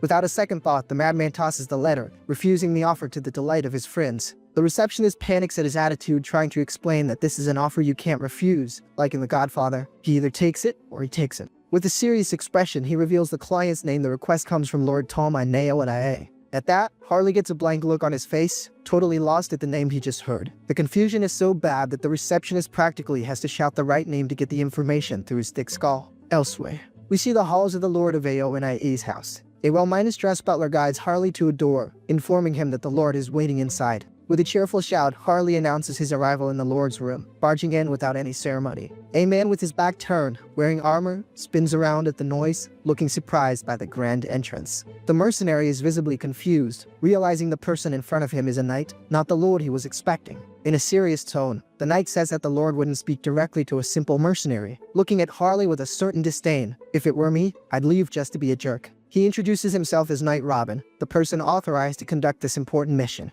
Robin scans Harley's physique and comments that he's heard of him, but finds him quite large and with a unique appearance. But the little ears on Harley's wolf hat twitch, a funny reaction to the knight's comment. Tapping his nose with a confident smile, the mercenary plays along and asks what a pompous knight wants with him. The knight explains the reason for the nomination. They need someone to lead an attack in the northern mountains. Harley is surprised by the proposal and asks if that isn't the place that was recently overrun by monsters. The knight says that's the one. In fact, it's a rescue mission for a very important person named Ya on IC Steel Stone. Ya on IC is a blacksmith from their territory, and his race is of utmost importance. The dude is a very skilled dwarf. Then, the scene shifts completely to the modern world, showing the front of a hospital in the city of Seoul. In a room, DMC tells his grandmother that they need to go. The old woman, looking great, smiles and tells them not to worry and to go on with their day. Tayson is overjoyed that the old woman is well, and the MC comments that she might be discharged soon. Out of nowhere, his friend gets thoughtful and says something is strange. The guy remembers his conversation with the doctor, who said the recovery was so fast it seemed like a priest had used divine power on her for days. Weird, right? Our MC gives that sly little smile. Yep, folks, he was the one responsible for healing the old woman. Leaving the room, the MC says his grandmother was rewarded for her kindness, but her grandson says she beat the illness because she's strong. Changing the subject, Tayson asks how his moving plans are going, and the MC replies that he found a house in the suburbs to live a quieter life. The distance from Seoul is a sacrifice he's willing to make. In his thoughts, the MC apologizes for worrying Tayson. Now that his projection lasts longer, he can travel long distances with no problem. The guy decides he's not going to sell his old house. It's easier to use it as a base. Walking down the hall, he reflects on the future. How many more clones are going to show up, huh? The next day, the scene takes us to the icy mountains of the north. Harley and his group walk together through the frozen landscape. Something catches the MC's attention. He's thinking that everyone is very serious because the request came directly from the Lord. He also reflects on his own presence on the mission, since he's not just there to watch, but to actively participate. And the knight announces that they're getting close to the last place where they got a signal from beyond IC, but our boy wonders what they'll find there. So the knight explains what happened as soon as the monsters started acting weird. The dwarf Yo and IC holed up in a cave and used a magic device to call for help, like an emergency beacon. One of the women in the group gets a bit frustrated, wondering why on earth the dwarf went up the mountain at a time like this. Another team member responds with a little smile, saying it was impossible to predict this whole mess, and that dwarves are like Minecraft players, always looking for rare ores. Listening to the group's conversation, Harley gets thoughtful, trying to understand the blacksmith's current situation. Turning around, the guy also gets a good look at the mercenaries from Terakai and is impressed, thinking that to gather an elite group like this Yonai guy must be a legendary blacksmith. Out of nowhere, Harley's eyes starts to glow. He sensed that danger was coming. Without warning, a horde of blue-minus skin monsters appears. The two girls in the group immediately prepare for combat. A flaming arrow is fired at the monsters, leaving them all nice and toasty. Despite the powerful attack, the girls lose their confidence. Yep, the monsters are still standing in the middle of this smoke, and the fire attack didn't even scratch them. One of them complains that the enemies are getting stronger with each level, plus their health and defense are ridiculously high. Seeing that the situation is getting interesting, Harley cracks a huge smile and says it's his time to shine. The rascal is dying to show these monsters his true power. Stomping forward, he charges into the fray. Right off the bat, he grabs the creatures. Then he plays a game of coconut cracking. Two more ugly ones appear, but they also drop like flies after getting put in a chokehold. Seeing this, one of his companions shouts for the MC to watch his back. 3 monsters are coming right at him. Even surrounded, the mercenary rascal seems calmer than Master Yoda, thinking that just using his fists might not be enough this time. Our hero reflects on his abilities. If he activated Berserker mode with his wild instinct, the party would have been over already, but then the group might mistake him for a monster and everything would get, let's just say, complicated. With that in mind, he decides to use a different approach. Leaping into the air, Harley flies towards the enemies. He says now he's gonna play Superman. With incredible speed, the kid hands out free punches to everyone, clasping his hands together. The dude looks like he wants to deliver the final blow. The girl is impressed with our MC. She can't even understand how he sent 3 of them flying at once. Looks like there won't be a finishing blow after all. The dude already sent everyone on a free trip across the landscape. Not even Bowen offers a flight that beautiful. Suddenly, the knight calls out the MC's name, as he sees him doing something very strange on the ground. Our MC, all embarrassed, apologizes and says he was really hungry, and ended up tasting the monster's broth and heart out of pure habit. What a bizarre habit, huh? The knight questions this strange habit, and Harley explains that it's a secret magic of his tribe. Sure. Other companions are shocked by the scene, and one of them comments that she's never heard of anyone who could do that. With a confident smile, Harley tells them not to worry, assuring them that he's perfectly fine. But out of nowhere, some reed broth spurts from his mouth, and the big guy realizes that actually he's not fine at all. With a pained expression, he struggles to breathe, and his face starts to contort in a weird way. A wave of violent thoughts invades his mind, and he feels an uncontrollable urge to smash everything around him. He thinks he's only holding back thanks to a mind control skill, but his muscles and senses are getting more and more active. With his face all dirty, the MC finally seems to understand what's happening to him. A dark, sinister energy starts to seep out of one of the fallen monsters. Looking at the sky, the protagonist realizes the truth of madness is spreading throughout the entire frozen forest. Elsewhere, our immortal king observes the scene from afar and comments that this is quite a sight. Behind him, a group of hooded figures is kneeling, all of them appearing to serve our boy Mr. Bones with total loyalty. A woman in a veil bows respectfully, introducing herself as Banshee Queen Olivia and swearing loyalty to her king. The Skeleton King praises his new recruit, saying that a high-minus ranking officer with a phantom unit is an incredible addition to his army of darkness. He compliments Olivia for gathering more power than he expected, and she, all humble, replies that she was only following his orders. The king then says he has a new quest for her. He points to some bodies lying on the ground, mentioning the organization those people belong to. The orders extract all information from the Heaven Reversal Oath. Olivia accepts the mission with honor and says she'll do her best, but asks what he most desires to obtain from them. Mr. Bones replies that what he wants most is absolute obedience. With her hand glowing in a blue aura, Olivia speaks to her children, calling them to hear her orders. The queen orders her followers to hunt down every last one of the remnants, drain their souls, and dedicate everything to their king. Meanwhile, in a distant mansion, the night is quiet, and the scene takes us inside a luxurious office. Our vamp Hines analyzes an important document, deep in thought about what he's reading. The paper reveals that Hans, his other self, has obtained some valuable information about the feared Banshee Queen. On top of that, he got reports on the nation's situation from the Vorkalak clan. The documents also contain data about the underworld, all collected from the Banshees themselves. Hines realizes that he can now count on Harley for any matter related to this so-might called madness. He sighs wearily because even though he has everything under control, a strange feeling of fear is taking over. Suddenly, someone knocks on the door, completely breaking his train of thought. Yahello enters the room and approaches to deliver an urgent report. He informs him that monsters have begun to attack in the Demon Forest, but Hines remains calm as he's already sent reinforcements there. The X-Lord says that's not all. The monsters from the northern mountains are descending in full force. Back in the mountains, Harley realizes something is very wrong. The madness has spread across the entire region in an instant. He stares at the craziness and confirms his suspicions that sinister energy was the madness. Everyone around is being contaminated, and the monsters are affected by the madness just by breathing it in. The biggest concern for now is his companions. He notes that the effect is minor on them, but they aren't immune. It seems humans have more resistance to this craziness. Even so, our mercenary feels something strange. He realizes the situation is very dangerous, as he's feeling the effects in his own body. A skill window appears in front of him, showing that he's using body mutation to keep from losing control like the others. Suddenly, a knight raises his hand and yells for everyone to stop immediately. One of the girls asks if more monsters have appeared on the path. Out of nowhere, Robin cracks a joke about Harley's outfit, and the crazy guy says the outfit is his charm. He wouldn't get it. At that moment, something starts moving in a nearby bush. Out from inside comes a fully camouflaged dwarf, looking like a quest NPC. He introduces himself as the blacksmith CI, Onyx Tealstone, and says he was just waiting for the party to arrive. The dwarf informs them that he dug a cave nearby and offers to lead everyone there, since it's definitely safer than being out in the open. The knight questions Harley about something, and the big guy confirms his suspicion. Of course, they don't say what they're talking about, right? Out of nowhere, a horde of monsters appears running, and Harley yells for everyone to get down the mountain right now. Robin takes the legend orders everyone should cover the rear as they flee from the enemies.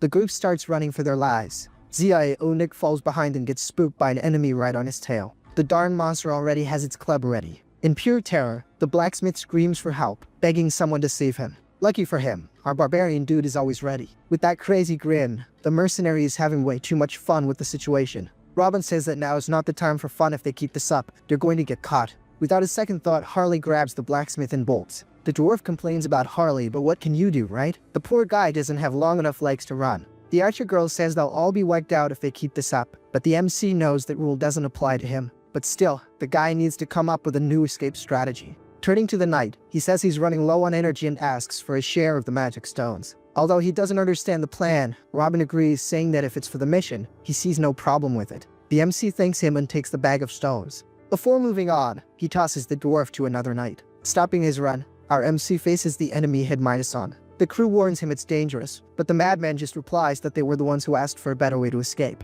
He then pulls out the bags of magic stones and just scarfs them all down. Relax, folks, our boy is just having a growth spurt. The stone's energy starts to spread through his body, and he feels a madness even more intense than before. He then realizes he can become infinitely stronger. All he has to do is absorb the madness from the stones with his abilities. Basically, the rascal found another way to power Midas Farm. The dude's gonna become the pack minus man of madness and devour all this energy that's appeared in the world. A system notification pops up in front of him. His skill has evolved into a new form, the Frenzied Beast. The upgrade has arrived. The tattoo on his arm starts to glow and changes color to reed. His muscles get even bigger and more ripped. With his eyes closed, he tries to absorb as much power as possible. As soon as he opens his eyes, they glow with a sinister energy. The real fun is about to begin. The channel's rule is clear: you gotta beat up everyone until they drop. Time to hand out an equal opportunity bet down. The horde of monsters charges forward. The MC tells them to bring it on. If they come in all frantic like that, they won't last long. But to keep things from getting boring, how about he charges into?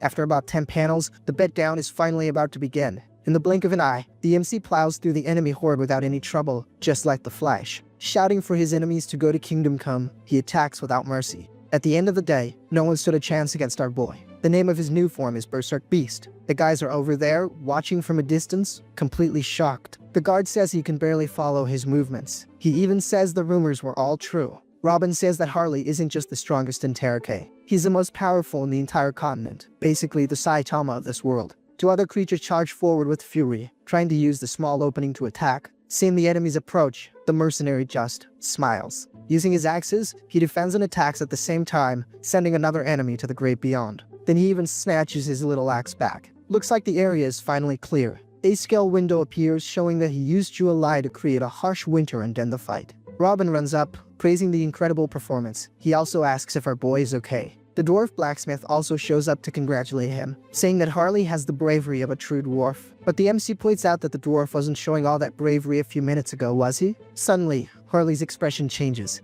He senses a strong and dangerous energy approaching. His entire body is screaming at him to run. It's the first time the guy has felt this tense. Robin notices the change and asks what's going on. The MC, as always, just smiles and says the situation has gotten really ugly. If they run into the monster that's coming, it's going to be a total wipeout. The dwarf gets desperate at the news and yells that they've come too far to give up now, begging his muscular friend to do something. With a clever look, Harley turns to the dwarf and reminds him how he dug a hole to hide in earlier. The dwarf says yes, he did do that. Harley then asks if he can hide everyone in 10 minutes. The blacksmith says 5 minutes is more than enough for the job. Isol Pro is a beast with a Pekosk. We're talking 100 years of Minecraft experience. RMC wonders if that shiny Pekosk is a magic item. The blacksmith gets ready to start and yells for everyone else to get ready too. From there, it's she's non-minus stop pounding on the ground. Suddenly, the ground starts shaking like crazy. Cracks form on the frozen ground, and the earth opens up beneath their feet. The dwarf is so awesome that he's shaking the whole area around them. After finishing, the dwarf looks at the group with a smile and asks if the place isn't cozy enough. Look at the cave the mad lad made. Then again, with a diamond piece gets easy. Carly looks at the blacksmith with an admiring little smile. Suddenly, a system notification pops up, announcing that a usable medium for skill customization has been discovered.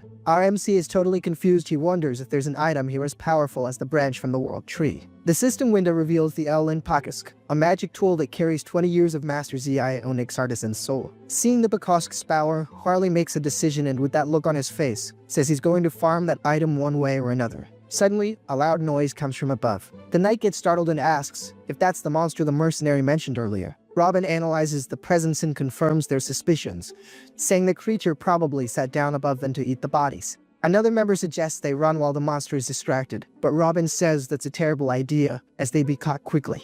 As always, the Matman Harley starts laughing loudly, leaving everyone confused. The mercenary says he's had a great idea and proposes to lure the monster away and take care of the problem. The knight questions this, saying it could cost him his life, but Harley says he's going to risk it anyway. The other companions get worried and ask if the big guy is sure about what he's doing. With his eyes glowing, he answers that he is. He then points to the dwarf's Pekosk, and of course, Nick asks why he wants his precious Alin. Harley explains that it's just insurance for the mission, but the dwarf complains, saying it's a magic tool with limited uses. The blacksmith doesn't really like the idea of handing over his treasure, but scolds himself for thinking of putting an item before life. He reminds himself that, as precious as it is, life comes first. Finally, the dwarf agrees and hands over the tool. But at the last second, the blacksmith regrets it and holds onto the Pekosk tightly. The MC yells at him to let go, saying he's only going to use it as a shovel. With a strong pull, the mercenary yanks the Pekosk from his hands, and the poor blacksmith cries in sorrow. Harley laughs and runs off with the item, promising he'll put it to good use and return it. Probably. As he runs, he changes his mind and apologizes, saying he's not giving it back, but since he saved the dwarf's life, they're even. Translation, he's a dirty thief, but at least he saved the dwarf's life. The good news is he managed to acquire the Owlin safely.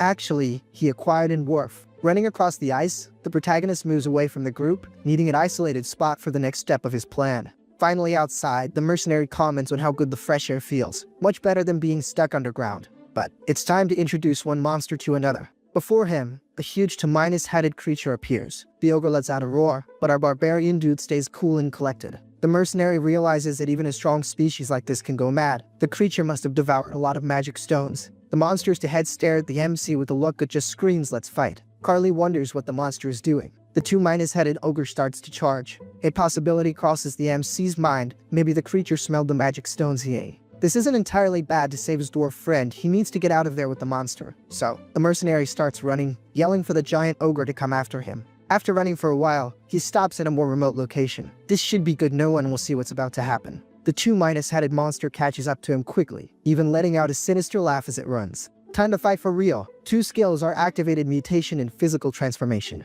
The MC says this time it's going to be a monster versus monster fight. Let's see what the ogre's got. The two-headed ogre lets out a crazy loud roar of pain. The MC's claws landed right on the ugly's face, ×2. Our boy is having a blast with this fight. The dude loves a good, honest brawl. Our guy says the ogre must have thought he got stronger with the madness, but he wasn't the only one who ate the little stones. After taking at most hits, the creature flees. Our boy asks where the monster thinks it's running off to. Without even giving the beast time to answer, he jumps on it and grabs its bald head. The creep says the creature thinks pretty well with one head, so it won't be needing the other one. With that, the ogre's extra head is gone, just like paper. Now with a new, let's say, more compact look, the monster falls to the ground. Even so, the creature tries to threaten our MC, saying his arrogance won't last because its reinforcements are on their way. The monster turns, expecting to see its army, but just looks like a total idiot when it finds no one around. Looking at the battlefield, it goes into shock. All of its subordinates have been taken out, scattered across the snow. Suddenly, a new voice comes from behind the ogre, and a mysterious man says that, thanks to them, he was able to warm up a bit. The person says he was just running an errand nearby. The rascal Heinz says he's bored. He then manipulates blood that forms in his hand, concentrating it all into a single point. Our boy creates a piercing bullet that not even Superman could stop. And there goes Mr. Ogre. With the enemy finally defeated, Hurley stands up, looking pretty satisfied with the outcome of the fight. He then approaches Heinz and comments that, as expected, the duo works much better than a solo act. It's like the Batman and Robin of Darkness, but I'll let you guys figure out who's Robin. With a smile, our MC reveals that his other self was there for another reason. Apparently, he had other plans for his companion. Heinz holds up the magic Picasso with a smile, saying that Mr. Zionnik's gift will be very useful. Harley starts drooling, wondering how strong he'd get if he devoured it. With a wild look, the protagonist simply bites his companion's shoulder. Yeah, he's clearly affected by the madness. But since he can't eat the weapon, he'll just have to go for that monster. Slowly, Heinz touches the broth on the ground and says he wants to taste a bit of this so Midas called madness too. Suddenly, they both feel a strange energy in the air. Something big and dangerous seems to be approaching. Again,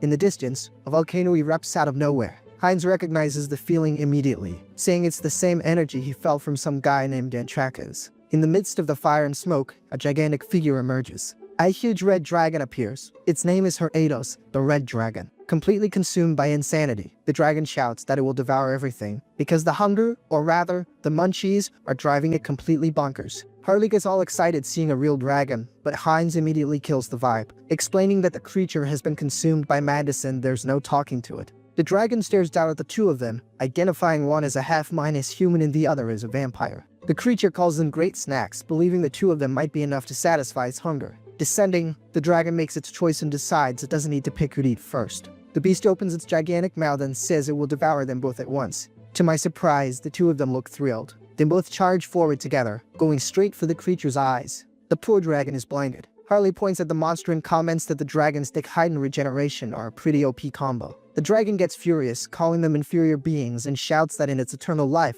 it has only been defeated once. Heinz is intrigued by the bold declaration and asks who the giant creature lost to. The beast remembers its greatest enemy with a certain reed, the final boss who sentenced it in the past the King of Immortality. Harley repeats the title in surprise, not getting the reference, and the dragon confirms that was exactly who it was. But enough talk, it unleashes a fire attack, shouting that the king is long gone and its curse is finally over. But that's when the dragon gets confused seeing the two of them laughing, and Heinz explains that they called a friend, since just the two of them might not be enough. Our little vamp apologizes in advance for the trauma, and the giant beast gets even more confused. Suddenly, the dragon's eyes widen in pure shock. It feels a familiar and terrifying presence approaching. A hooded figure emerges from the shadows behind it, and the dragon recognizes him, becoming completely frozen in fear. The one who's arrived to play is our dear Hans, the third immortal king. With a smile, he says the dragon will be an excellent test subject. The gigantic dragon stares at the trio with pure fury in its yellowish eyes. With his back to the scene, the skeleton faces the creature and says that a dragon consumed by madness is just perfect. Hans comments that the beast will be a great specimen for his experiments. Turning its head to the side, the dragon wonders what the heck is going on here.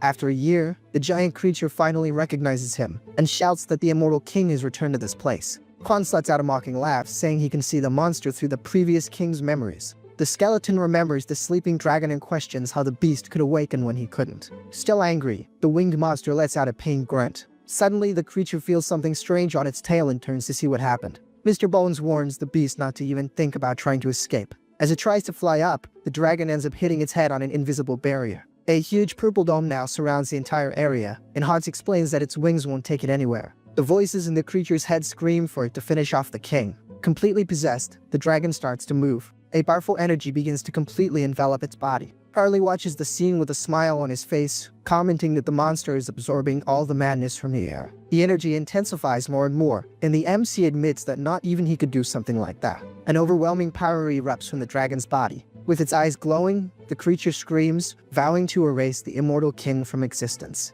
Hans glances to the side with a bored expression and just grumbles that this is messing up his plans. Suddenly, the dragon notices a swift movement. Hans has moved away from it. The skeleton lets out a mocking laugh, and the dragon wonders if the so-called acclaimed immortal king is running away in fear. The creature calls him a scoundrel and charges with everything it has. Hans has a new idea. He says if they're not on the same level, then he should just play on the dragon's level. A dark energy begins to rise around Hans, and the giant creature is confused by what it's seen. Mr. Bones gives the order for his summon to appear. A white dragon skull emerges from the ground its track is. Now the playing field is even. Let's see if the fire dragon can handle our little bone dragon. The dragon wonders if that's even a real dragon. Hans gives an order to his creature, telling it to remove the enemy's curses and rot before the fight. Antrakas charges forward, and immediately grabs the big red guy by the neck. Hans prepares for the next stage of the plan, saying he's going to begin the analysis on how to slice up the enemy. 3 skills are activated at the same time: gravitational chains, spatial lock, and shock absorption. The dragon is enveloped by magic chains as a summoning circle appears in the sky. The red dragon grumbles, saying these are just cheap tricks. With the enemy immobilized, Harley and Heinz see an opportunity and shout that now is the time to attack. The two of them charge forward with wild smiles on their faces, and Heinz says he's going to taste some precious dragon broth. Heinz rushes forward with a smile, already starting the mess. The powerful attack hits the dragon's body dead on, and that red liquid flies everywhere. Cutting over to Harley, the madman is already over there biting the creature. Thrilled, Heinz licks the blood from his fingers, saying he'll have infinite refills of dragon meat to restore himself. Suddenly, the vampire's expression changes completely. He seems to have realized something is very wrong. Spitting, he comments that the meat is actually pretty good. The problem is the madness energy mixed in with it. But at least now he understands what this madness is. Taking advantage of the distraction, the red dragon breaks free from the chains. The creature glares at the two with hatred, shouting if the insects really thought it would just stand by and watch. Harley realizes the monster is about to use its breath attack and comments that, at this distance, there's no way to dodge. Hans watches the scene calmly and just says that the enemy hasn't used its skill. The skeleton reveals that the red dragon isn't the only one with a breath attack. The red creature gets annoyed by their audacity, complaining that they just keep getting in the way. The red dragon unleashes its breath. Now it's a matter of seeing which of the two is more powerful. The breath attacks of the two creatures collide, and a huge explosion of light illuminates the entire forest. Seeing an opportunity, Heinz shouts that now is the time and bites his Odar hard. The vampire focuses on every drop of broth in his body, and threads of reed energy begin to emerge from his wrist. He says he's going to push the mysteries of his power to the absolute limit. The energy materializes into a powerful weapon. A great sword of blood appears in the vampire's hand. Wielding the red blade, Heinz prepares for the attack. With the acceleration skill activated, he charges at high speed towards the giant monster. The attack lands a direct hit on the creature's chest. With a victorious smile on his face, Heinz celebrates, telling himself the plan worked perfectly. The dragon calls him a useless insect, saying a wound like that is nothing and can be regenerated easily. Heinz apologizes with a mocking smile, saying that hurting the creature wasn't his real objective. The vampire agrees that insect is the perfect word for the situation. Suddenly, the dragon feels something strange at its chest, wondering what's happening inside. Are we seeing Harley inside the dragon? Heinz explains that the accumulated madness seemed very appetizing. So he placed a parasite inside the enemy's body, one that's so vicious not even dewormer medicine would work on it. With a savage grin, Harley eats a piece of the dragon, commenting that the texture isn't half bad. Getting back to the action, we're still inside the big red lizard's belly. Harley's living the good life, a nibble here, a little walk there, another bite over yonder, and the deeper he goes into the guts, the more juiced up the big beast gets. However, out of nowhere, something happens that the MC just can't handle. Suddenly, the muscular walls contract with full force and end up squashing the kid. Outraged, Harley starts cursing the dragon's entire ancestry because he realizes the scumbag decided to compact the trash right when he was inside and just between us. If HES being squeezed out, did the poor guy end up in the beast's intestines? Unfortunately, the guy doesn't confirm our porcelain throne theory, but he warns that if this squeezing keeps up, HES gonna turn into barbarian mashed potatoes. But we know HES the main character, right? Obviously, the story wasn't going to end like this. Wasting no time, the kid grabs the first organ he sees in front of him and delivers a nasty bite, gripping out a chunk with pure brutality. Immediately, a system notification pops up, warning that the creature's regeneration has crossed all acceptable limits. Thanks to that, our hero's skill levels up. What was once just regeneration has now evolved into the powerful ultra regeneration.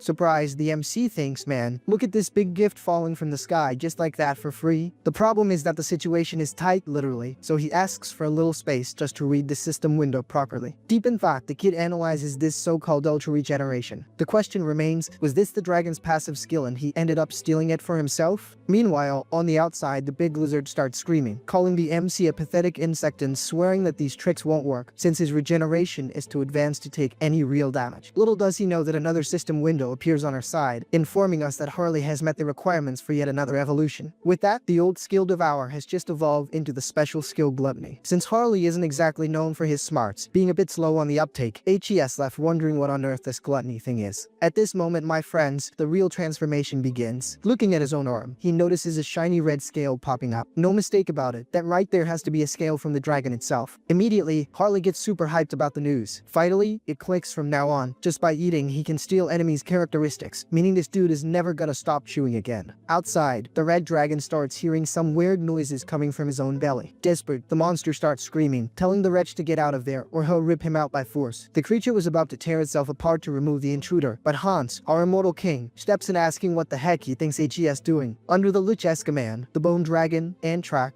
charges full force at the red beast. Of course, our little vampire Heinz wasn't going to sit this party out. While Antrak bites and holds the red dragon, Heinz arrives slicing everything up with his blood magic. The vampire wonders if this is already the effect of the gluttony skill, because the dragon's fury seems to be getting checked and Chi-ass starting to calm down against his will. Taking advantage of the opening, Heinz decides to taste a sip of the creature's blood. And sure enough, the system alerts that the special skill Blood Clan and True Blood have started to level up. The MC realizes his theory was right. To reach the level of Sacred Blood, the secret is drinking from a much more powerful opponent. Back on the inside, Harley locks his gaze on something within the dragon. Curious, he wonders what that little light shining in the middle could be. It's worth remembering that the one seeing this isn't Heinz outside, but Harley, who is having a blast on the inside. And the kid is on cloud 9 because he just found the grand prize. Yes, my friends, he found the big guy's heart. Outside, Heinz is already claiming victory. This is checkmate, the little dragon is toast. That pulsing organ is, basically, the master key to the monster's life. If you twist and pull, my buddy, it's game over right then and there. However, the MC does something different. Instead of ripping it out, he starts devouring the heart right there. Immediately, the dragon outside starts having a violent seizure. The beast thrashes around, jumps here, turns there, and suddenly collapses stiff on the ground, kicking the bucket for good. With the job done, Hans praises his summon's performance, saying Intrak has worked very well. The mission was an absolute success. From the two-headed ogre all the way to this dragon raid, everything was concluded with surgical perfection. Even without a heart in its chest, the big lizard is still letting out its final breaths. However, the struggle comes to an end, and his eyes slowly drift shut. Just then, the immortal king approaches the creature, wishing it a peaceful rest, since this time his intention wasn't to destroy the world. There's just one catch: the lich is gonna need to borrow a few bones, so hopefully the beast doesn't hold a grudge in the afterlife. At least one thing is for sure, HES gonna make excellent use of that top-tier material. Wasting no time, Harley and Heinz start splitting the loot. One wants the blood, the other's eyeing the horns. From there on out, my dude, it was just the manual labor of sorting and splitting the loot. After a while, only the dragon's bones were left, and let me tell you, they picked that carcass clean, leaving it shiny and dry. Satisfied, the immortal king comments that the corpse wasn't just flesh and bone, but a literal treasure chest. Agreeing, Heinz admits he collected a ton of blood and that stash is definitely gonna come in handy in the future. However, before wrapping things up, there's still one loose end to tie up. At this moment, the focus shifts back to Harley, and we realize the barbarian is starting to completely lose his marbles. Screaming in pain, the kid complains that the feeling is unbearable, and he feels like HES gonna lose his mind any second. Apparently, the dragon's so-called madness is consuming his mind. He even mentions that absorbing the insanity of these monsters is hard to control, like HES being torn apart from the inside. Whoa, torn apart? Pause. That sounds a little suspect, doesn't it, buddy? Determined not to give in, the kid decides to use a secret method that was engraved in the dragon's own heart. The plan is basically to weave and fuse the madness filling him directly with the draconic organ. Immediately, he starts pulling and absorbing the threads of this insanity, channeling all the chaotic energy straight into his chest. Soon his system beeps, warning that our bro Harley has undergone a racial change, now HES a dragonkin, meaning HES one of hybrid. On top of that, a new skill has been unlocked, the heart of the madness dragon. From this point on, my friend, our little bro starts leveling up with no breaks. HES flooded with a sense of power, feeling totally renewed. Even his pupils changed, man, leaving the kid all cocky and thinking HES the toughest guy on the block. You can also see that one of his arms transformed, turning into a sinister draconic claw. Then, a system screen pops up calling him Harley. Duh, we know it's Harley, you dumb system. Don't you know the guy's name? And don't even try to correct me, cause I know this series like the back of my hand, you feel me? Anyway, getting back to our Hulk wannabe, the kid wonders if all this power is coming from the dragon heart. Promptly, the system makes sure to explain, by absorbing the beast's vital organ, he gained the power to drain madness from others. And to make it even better, the jewel eye he already had fused with the heart, making this combo even more broken. The best part is that he isn't stuck looking like a monster forever. All he has to do is unequip the transformation, and HES back to normal in the blink of an eye. However, just to test out his new strength level, he gives a casual stomp on the ground and ends up cracking everything around him. Harley explains that his body density has increased drastically. He needs to consciously control his weight, or else he'll become a walking disaster capable of sinking an entire village just by taking a stroll. So, HED better take a little time to practice before meeting up with the crew. Suddenly, the ground starts shaking like it's an earthquake. Our barbarian MC looks excited, already figuring out what's going on. Cutting to the next scene, we're back with our immortal king, the illustrious Hans. Oh, this racket has a clear cause. HES starting to move and reanimate the red dragon's gigantic bones. Bro Hans is dumping all his mana to see if he can wake up the big guy. And by the looks of it, the ritual is working perfectly. That dragon that was just lying on the ground is now standing up, alive and kicking. Well, sort of. We've got a new pet in the house. The immortal king, just to test him, asks the creature's name, and it answers with a guttural voice, Era2. Hans says it's a pleasure and introduces himself as the immortal king, or, if he prefers, death itself. From now on, our Grim Reaper grants him a new existence. For real, the MC knows he hit the jackpot. Sure, and track is as strong, but the red dragon Era2 is the cream de la cream. Okay, maybe that's a weird way to put it, but you get it. HES top tier. Delighted with his new skeletal servant, the king even gives the beast's skull a little pat. But now the scene shifts completely, and we go back to our main MC, the original, Rohan Singh on Earth. Apparently, the MC is already in his new house and stoked that the move is finally over. The new pad is fancy. Man, it's got everything, including a home gym packed with top-of-the-line equipment. Speaking of staying humble, the kid didn't ask for much in his new crib, just an arcade, a comic bookshelf, a professional coffee machine. Anyway, the basic paradise for every nerd. Look, he doesn't even seem like that reclusive kid from the past anymore. Unlike those dark times, now we can say he gets out of the house more, even if it's indirectly, by controlling the puppets. Since staying in the comfort of his home is way nicer, he went all out on the decor, but without becoming a total hermit after all, with a home gym, arcade, and endless manhwas who need sunlight. With the housing situation sorted, the question remains, what's the next move? Taking a peek at the backyard, he realizes the place needs some urgent work because it looks like an abandoned lot. Wasting no time, the kid activates the entity projection skill. Jumping off the roof with style, he starts the transformation process in midair. This time, the chosen one for gardening duty is Harris. Our rare elf, as soon as he touches the ground, instantly makes several flowers bloom. The MC's goal is simple: use the natural power of a high elf to give the place a makeover. Just summoning a little bit of that power changes the scenery completely. In the blink of an eye, a beautiful garden appears, full of leafy trees and colorful flowers. Obviously, the result leaves our MC quite satisfied. Out of nowhere, Heinz shows up on the scene, because the next step, according to the MC, is ensuring the house's security. Our little vampire arrives, activating his skill, spreading that red liquid to mark his territory. The defense plan is movie-worthy. First, he uses Hans, who was already on standby, to create an initial magic barrier. Then, as soon as the cooldown allows, HES going to stack this defense with Heinrich's sacred barrier. With the Immortal King's protection added to the holy heroes and the blood magic, this house is going to turn into the safest fortress in the world, getting past a divine shield, a cursed one, and a blood barrier is harder than colonizing Mars. Cleaning is done for the day. The kid is tired and needs to take care of something more important: finances. Upon opening the karma shop, the MC discovers he has over 1,600,000 accumulated points, which leaves him a bit dazed. Considering that not even a week has passed on Earth, it's clear that the 9-to-5 grind isn't worth it. The real money isn't working overtime in another world. Staring at the system screen, the MC wonders if, with all this cash, he hasn't unlocked the option for new avatars. The main issue now is deciding where to spend this fortune of points. Thinking about the future, he decides to click on the unique skill upgrade option. Man, as soon as he confirmed it, the system started popping notifications on the screen, like he just opened a legendary loot box. One of the messages confirms that the unique skill really evolved, and with that, the avatar limit also increased.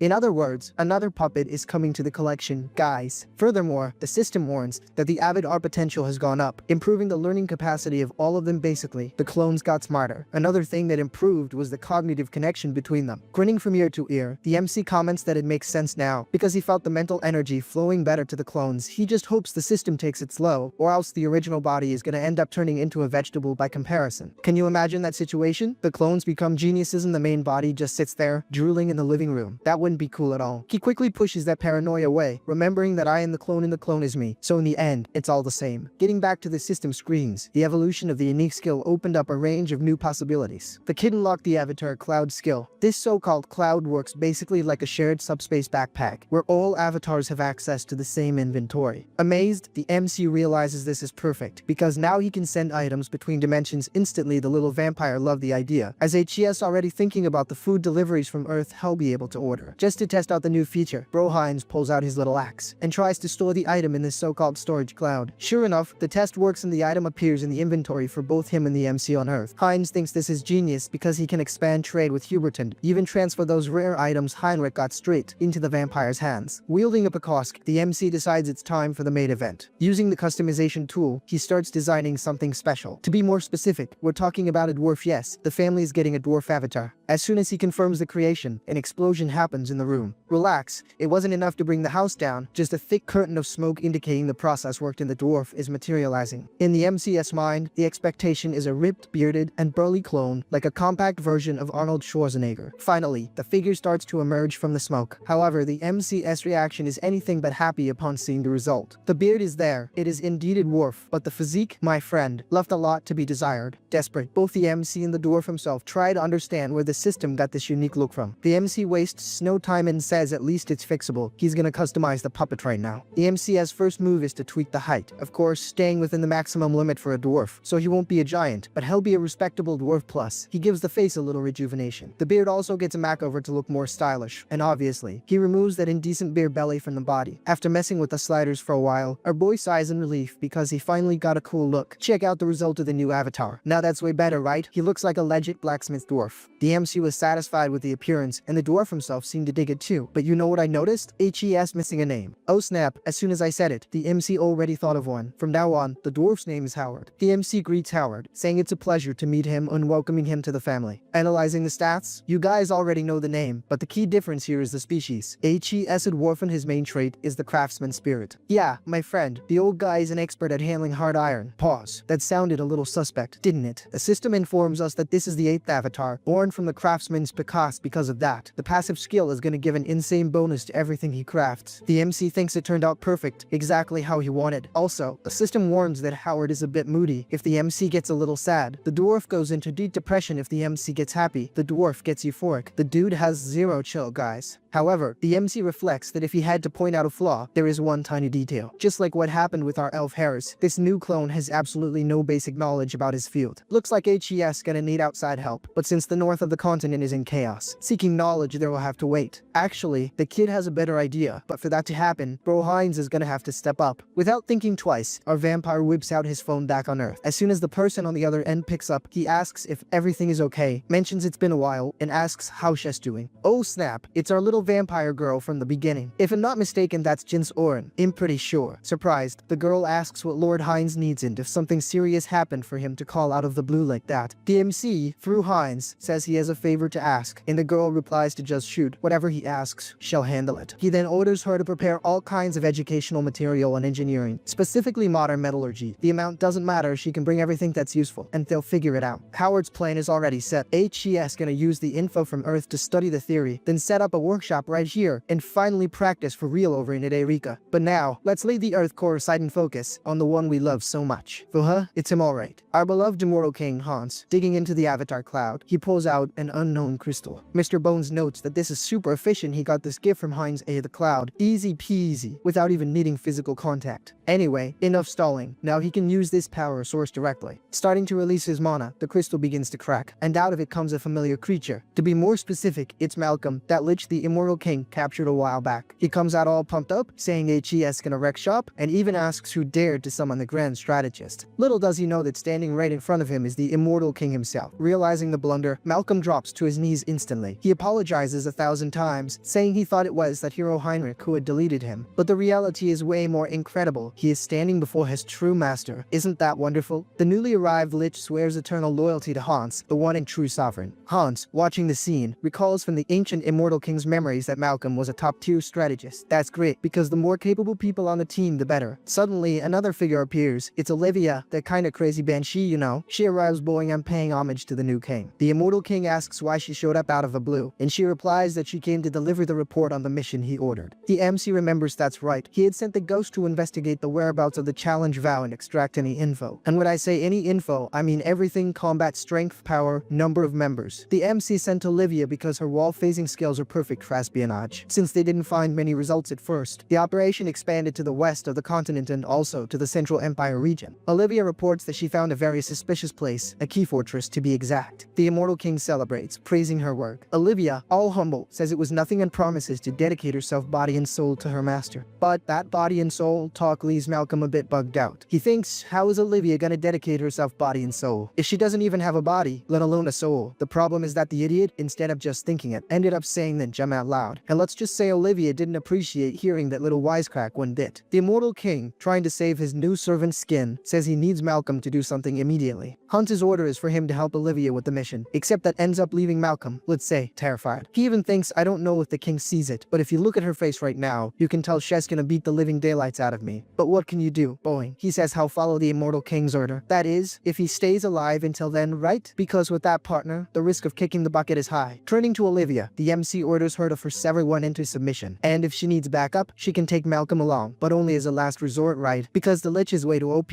and we don't want to go overboard. With orders given, the ghostly duo heads out on their mission. Now, our human Mr. Bones is finally alone in the room. He reflects that, finally, the trail of this so-called oath of reversal has been found. Just a little bit more and he'll be able to unravel this mystery. The only thing left to do now is have a little more patience. But, leaving the immortal king aside, the scene shifts to the Agris Empire, over on the central continent. To be more specific, in the city of Tubiake. Oh, and what are those little blue things spinning on the screen? I don't know either, my dude. I don't remember if it's some kind of soul or spiritual energy, but they're floating all over the place. Just kidding, I know what it is now. See that woman looking out the window? For a split second, she thought she caught Olivia's scent. She says that because that crazy chick's perfume is pretty specific, so we can deduce that blue aura is the trail of the Banshee's power. But turning her back and walking away, the woman tries to convince herself it was all in her head. But that's where the magic happens, and she starts transforming. Oh snap, the woman assumed her real form, a succubus. Believe it or not, this is Lady Siana, the leader of the Oath of Reversal. In this form, it's practically impossible for anyone to find her, especially that damn immortal king. The little succubus swears she'll never be his slave again, which confirms she's been under the boss's thumb before. She was part of the immortal king's old army, so from what we can gather, this Oath of Reversal isn't like the challenge vow that villain sect actually. It's a faction of the MC's ex-subordinate to Enrogue. Hearing a knock on the door, the succubus disguises herself as a human again and allows entry. The one entering the room is Andrew, who's also part of this rebel group. The guy walks in calling for the boss, in this case, Lady Siana. Already half-wasted from drinking so much, he approaches Lady Siana praising her beauty. Ain't she shooting his shot right? The cheeky bastard? He tries to spit some game, but she shuts down the smooth talk immediately. She wants to know if he found out who the new big boss of the Vorkalak clan is. If I'm not mistaken, that's the vampire clan Heinz took over. Andrew answers, well, I almost forgot what he said, but in the end, I remembered. My drunk impression was trash, but I tried. Anyway, he reveals the opponent is a pure blood vampire named Heinz. Told ya, I got it right, I remember this series, man. I've got this in the palm of my hand. Siana gets thoughtful, wondering how a vampire, even a pure blood, could manage to dominate an entire clan alone. Andrew answers kinda sheepishly that well. From there on out is another problem he couldn't figure out. The woman, hearing this incompetence, gets pissed at Andrew, but he asks her to calm down, warning that her little demon horn is starting to poke out. Can't get that stressed, babe. Now sitting down, Andrew reflects on his skill. Its name is trajectory observation, which is like clairvoyance, but for him to see things clearly without static, he needs to spend more karma to level up the skill. Siana kills the mood and says she doesn't want to hear excuses. He better stop the chit-chat, hand over the data first, and only then can they talk. In his thoughts, Andrew admits that no matter how incredible his surveillance is, without the correct initial intel, all he can see is a blurry image. Siana comments that, either way, it's good that the new owner of the Vorkale acts as a pure blood. Like it or not, that makes the target more predictable. Hearing this, Andrew asks if she really intends to settle this with her own hands, but she replies ironically, you're right. Have you ever seen a lady get her hands dirty like that? After that comment, she opens a pocket watch, one of those old school, stylish ones. Strange magic starts coming out of the object, and meanwhile, she thinks about the strongest vampire clan on the continent right now, and it sure as hell isn't the MC's clan. Actually, it's the Up Persia clan, which is actually about to start a war on the continent. The scene shifts, and suddenly we're looking at a forge. Observing the work, Hans comments that the data was gathered pretty fast. Jin's Oren replies that, of course, it was his order. She would never dare delay fulfilling a request from the Lord. The MC starts analyzing the info. The data she gathered has everything, real combat, metal properties, and even tutorials on how to hold a hammer. Even though we see Hans reading, we know the one really absorbing this knowledge is the dwarf hour. Smiling her MC schemes, as soon as the teleport is available, HES gonna send the dwarf over to Hubert's company workshop on Earth. There, my friend, HES gonna work himself to the bone. Woe betide him if he dares to slack off. Changing the subject, Soren says she has a little extra detail to tell the Lord. He asks what it is, and she informs him they found signs that the Retribution Society is interacting with other factions. Hans, curious, asks who these new friends are. Soren says she'll need to investigate a bit more to be sure. The MC wonders what that damn society is up to now. But hey, no need to panic, it's nothing urgent. Just gotta handle the situation with caution. The good side is that time is on his side, so no rush. While his avatar is the elf, the skeleton, and the knight trained for 10 months and a day Rika the other dimension. Only a single month passed on Earth. Translation, the time difference is bizarre, and the MC is winning big time. Changing scenes again, we see someone approaching an imposing castle. At the entrance, a mustached guard asks if that's a child child standing there. Walking up to the visitor, he asks directly what business this child wants to discuss. The girl, with a smile on her face, says she came to see Moroji. Mr. Mustache doesn't like that audacity one bit, right? The correct term would be Lord Moroji, but since she claims to have an appointment, he holds back. The girl questions if she really needed an appointment, but says, just go tell him Virik is here. Moroji will understand, so go on. Shoo shoo. But just as the mustache guy was turning around to inform him, guess who shows up? Yup, didn't even take any effort. Moroji himself appeared at the door. To the guard's total shock, the Lord kneels in front of the girl in a sign of absolute respect and says, you are very welcome. Virik turns to Lord Moroji, commenting that it really has been quite a long time since they last met. The mustache guy in the back, man, is totally lost, completely clueless about what's going on in the conversation. He wonders if this girl is who he thinks she is. Maybe the clan founder? The true Verkalak? Guys, I'm not gonna say the full clan name every time because it's a tongue twister, so we'll just call it Verkalak. But anyway, looks like Shess the original, the real deal, the number one. Now at a more private spot, Moroji apologizes profusely to the girl for not receiving her with proper honors, shifting the blame onto Frisia, who conveniently isn't there anymore. Virik says it's fine, but asks for a favor, no calling her Verkalak, because it sounds too formal he can just call her Virik. Moroji agrees, saying that from now on he will treat her as Lord Virik. But actually, what's going through Moroji's head is pure panic. The situation is super complicated. How is he gonna explain that he lost the clan? Like, you know that empire you left with me? Yeah, I got owned by a rookie. The worst part is that there were still 20 years left before her scheduled visit, and her showing up out of the blue like this is gonna cause a huge problem. While sipping her tea, Virik drops a comment. She noticed there's something very weird hanging in the air. Questioning Moroji, she cites the vampire who stopped her outside his essence hasn't changed, but there was a transformation in the bloodline that she can't comprehend. The fact that the vampire didn't recognize his own ancestral master proves it. Moroji tries to stall, saying it's true that he was just.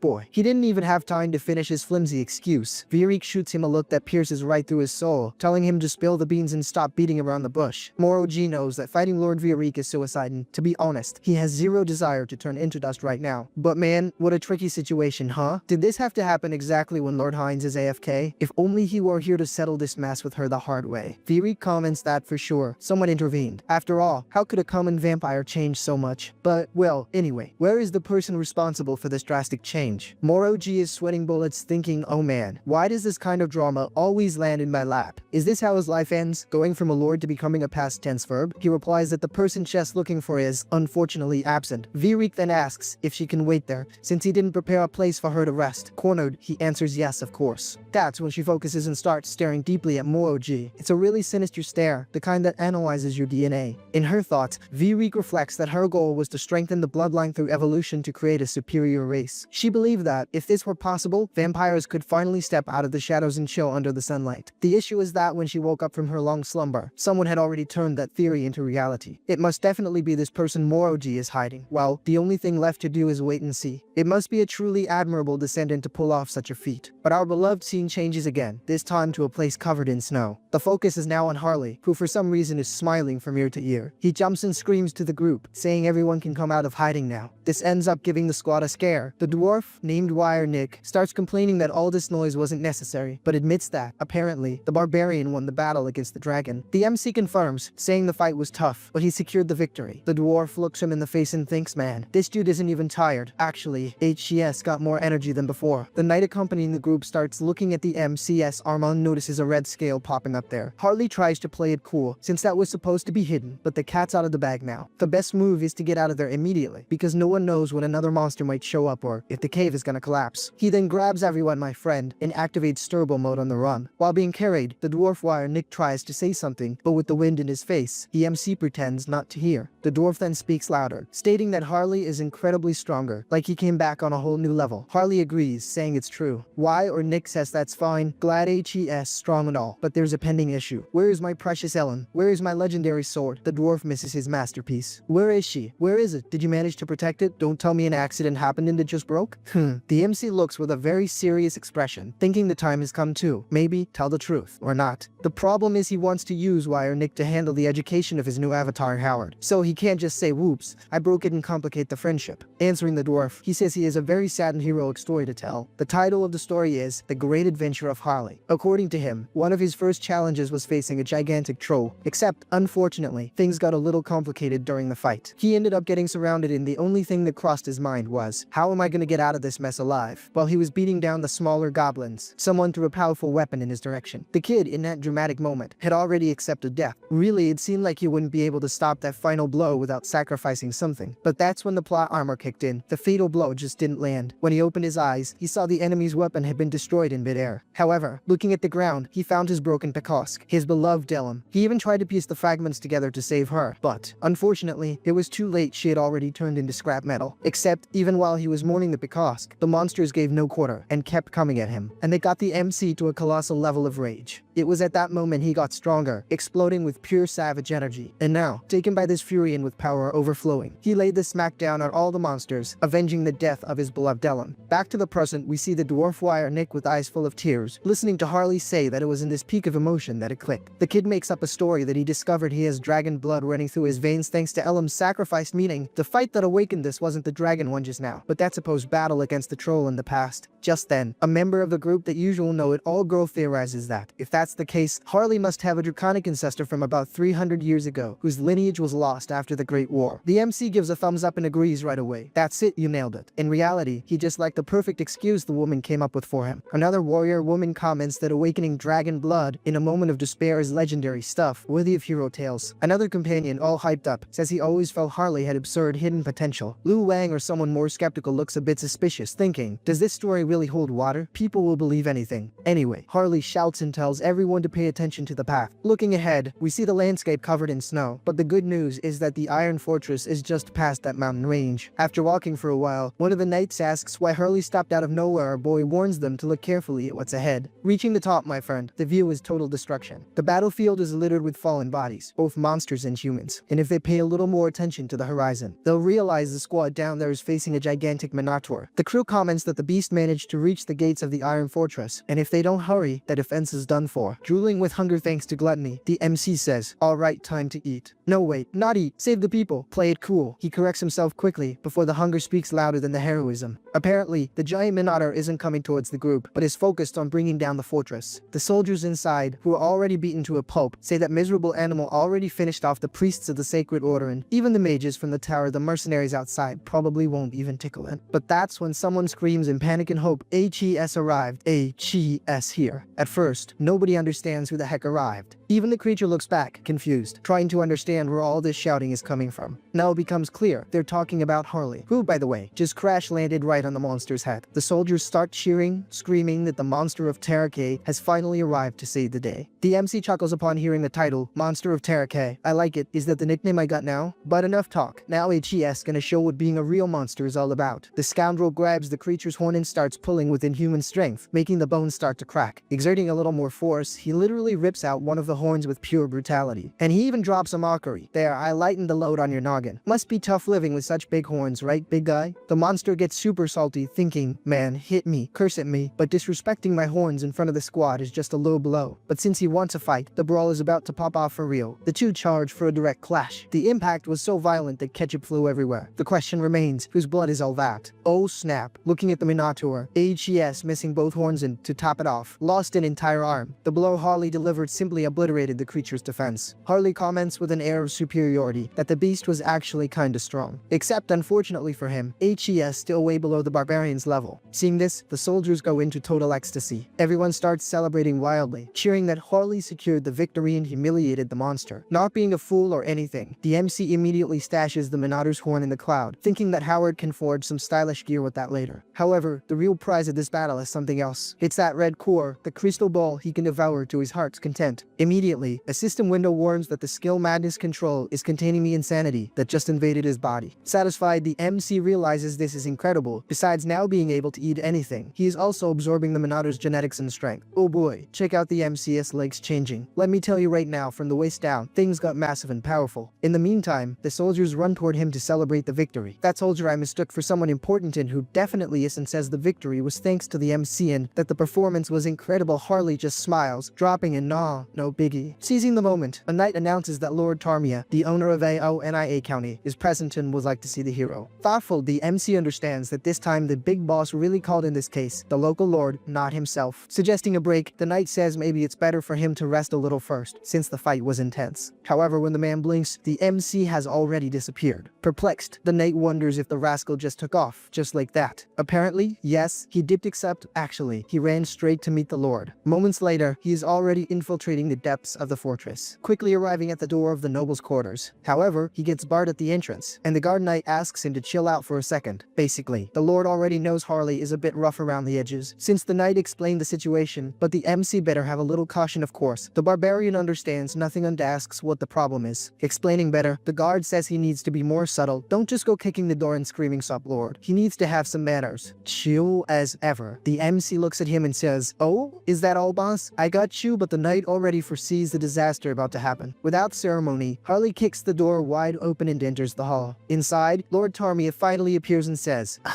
"My noble warrior, come closer. I am the Lord of Aonia County." While the knight bows respectfully and the lord asks everyone to sit, the MC lets out a bellow, shouting a very clumsy "Elo." Desperate, the knight next to him tries to elbow him, whispering for the rascal to shut his trap, but the MC is totally clueless. Amused by the scene, Lord Tarmia finds it funny and comments that he heard many praises, but seeing the figure in person is a different experience. With zero filter, our boy, who doesn't know the concept of an inner voice, starts laughing loud as hell. The worst part is that, besides laughing, he spits everywhere while talking, ending up giving the lord a shower of spit. Next to him, the knight wants to bury himself from secondhand embarrassment. Wiping the drool off his face, Lord Tarmia says that anyway. Besides the official request, the warrior played a fundamental role and deserves a reward. Greedy as always, the MC gets all happy knowing HES gonna profit, but to keep up the humble act, he says he doesn't need it and doesn't want to be a bother. At that moment, the lord's expression changes and he assumes a serious posture. Straight to the point, he offers the MC the prestigious position of official knight of the county. To the shock of the nation or the surprise of no one who knows him, the MC refuses on the spot because clearly that ain't what he wants. This refusal leaves everyone perplexed, but the lord can't force him after all. What's he gonna do? Send the guards to get beat up by the monster? Outraged, the knights of the guard question the audacity of the refusal, but Tarmia raises his hand asking everyone for calm. Honest, the MC says he'll pass on fancy titles. What he really wants is a badass and powerful axe to use in combat. Understanding, the lord agrees and promises to have an exclusive custom axe made for him. The MC thanks him happily, praising the ruler's generosity. Smiling, the lord confirms he doesn't skimp on gifts, but his true intention is to buy the MC's loyalty one way or another. But the MC is as slippery as an eel. He says thanks, but he already plans to string the lord along as much as he can, preferably forever. As the saying goes, there's a sucker born every minute, and when they meet a hustler, a deal is made. The one almost having a heart attack from this interaction is the poor knight next to them, sweating bullets. But enough, let's let Harley rest a bit and change the scenery. Now, the focus shifts to our merchant, Hubert. One of his subordinates warns that the workshop for Mr. Howard is ready. The MC asks if everything was done with care, and the man guarantees the installation is top-notch. Satisfied, the MC says it's excellent and orders that, from now on, the merchant guild must provide everything Howard needs, treating the dwarf with the same reverence they treat him or Harley. With orders given, the group continues walking through the city streets. Suddenly, the MC notices something out of the ordinary. Feeling a strange vibe and suspicious footsteps, he stops and tells everyone to be quiet. As soon as he turns to check the crowd, he realizes that right there in the middle of the pack, there was a very strange man watching. Immediately, the kid realizes that's bad news. Just looking at this hooded guy snickering, you can tell he's up to no good. And sure enough, the scumbag is a vampire and even has the audacity to praise the MC's sharp instincts. Unfortunately, despite his keen senses, it's already game over. Hubert took a direct hit, getting pierced through with zero mercy. From the impact of the blow, the kid starts collapsing, spurting out the ketchup everywhere. Seeing the scene, his subordinates panic and start screaming for the boss. Nobody understood a thing. It all happened fast. In the blink of an eye, the merchant was already on the ground. Confused, the MC doesn't get the reason for the attack and wonders if the vampire just came to delete his account like that for free. Desperate, the employees try to help the lad, but the situation is critical. The only thing Hubert focuses on is the face of the scumbag who did the dirty work back there. Just then, a system window pops up, warning that the injury is fatal. Feeling it firsthand, the MC admits the pain is insane, bordering on unbearable. One of the guards tries to lift him up, but the damage is already done. Luckily, the passive skill instant death immunity activated. If it weren't for that man, it would have been by avatar. However, there is an important detail. This safeguard only works once a day. Covered in blood, the MC realizes that without this system miracle, he would have already kicked the bucket. Analyzing it coldly, the attacker is a vampire, and judging by the brute force, it's definitely a pure blood. But the question remains, why would such a powerful being be after a simple merchant? It doesn't make sense. The problem is, if the enemies realize he wasn't eliminated, they'll definitely come back to finish the job. So it's better to leave the investigation to Hans for later for now. The priority is to get the heck out of Dodge. Relax, not all is lost. He can contact Howard and pass on the work orders through the dwarf. Besides, his subordinates are talented, recommended by the Southern Warriors, so they can be trusted, but right now, he urgently needs to patch himself up at base. Decision made. Hubert's body simply vanishes into thin air. Instantly, the guards are left confused, screaming for Mr. Hubert, who evaporated right in front of them. But we know the secret. The Avatar was just unsummoned from America back to Earth. Switching scenes, we are taken inside a gloomy castle. In the main hall, the leader of the place declares that he fully trusts everyone present. Actually, he's not a king, but the clan lord. His name is Vizcaya Persia. One of the vampires, the blue-haired one, presents the report stating that the job in Terrakay has been completed. This is Theodoria Persia, a pure blood. Vizcaya asks him to proceed, and Theodore explains that by neutralizing the merchant cooperating with the Vorkalak clan, they managed to cut off the rivals' resources. The lord says it was excellent work and congratulates Theodore on the clean execution. In their view, the mission was an absolute success. Little do they know the size of the mess they just stepped into. Messing with Hubert was basically opening the gates of hell.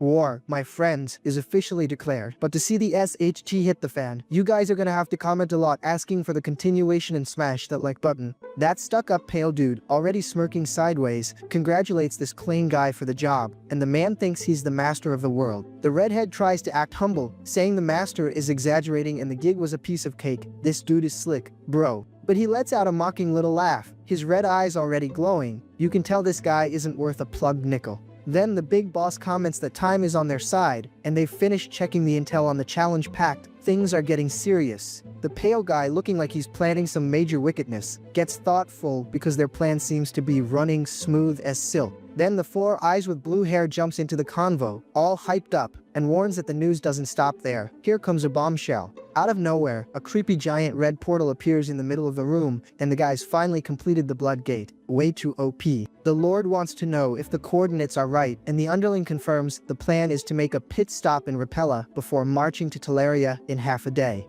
The pale guy stands there, hand on his chin, doing that villain charm pose that loves a mystery. He's definitely plotting something. Then comes the news that a mysterious vampire has taken over Brokosla, and the mood gets heavy while the guy's shadow appears in the window. Instead of being worried, the villain MC, with a smirk on his face, confesses he's dying to throw hands with this stranger. Then the big guy gets up from his throne, full of swagger, and tells everyone to get ready. It's about to go down, and his outfit is impeccable. He turns sideways, surrounded by a glowing blue aura, and announces the next destination is Teleria. The dude is radiating power, bro. The scene shifts to the night sky, and someone is already complaining they're gonna press F from working so hard. HR in this fantasy world must be a mess. A chick looking stylish and floating upside down complains about the double shift of tracking the pact and finding who sent Hubert to the lobby. She shows that her spooks are watching the entire continent, but warns they haven't found a single trace of the culprits. The lady decides to take one last look near Rapella, but gets a massive jump scare when she senses something strange in the air.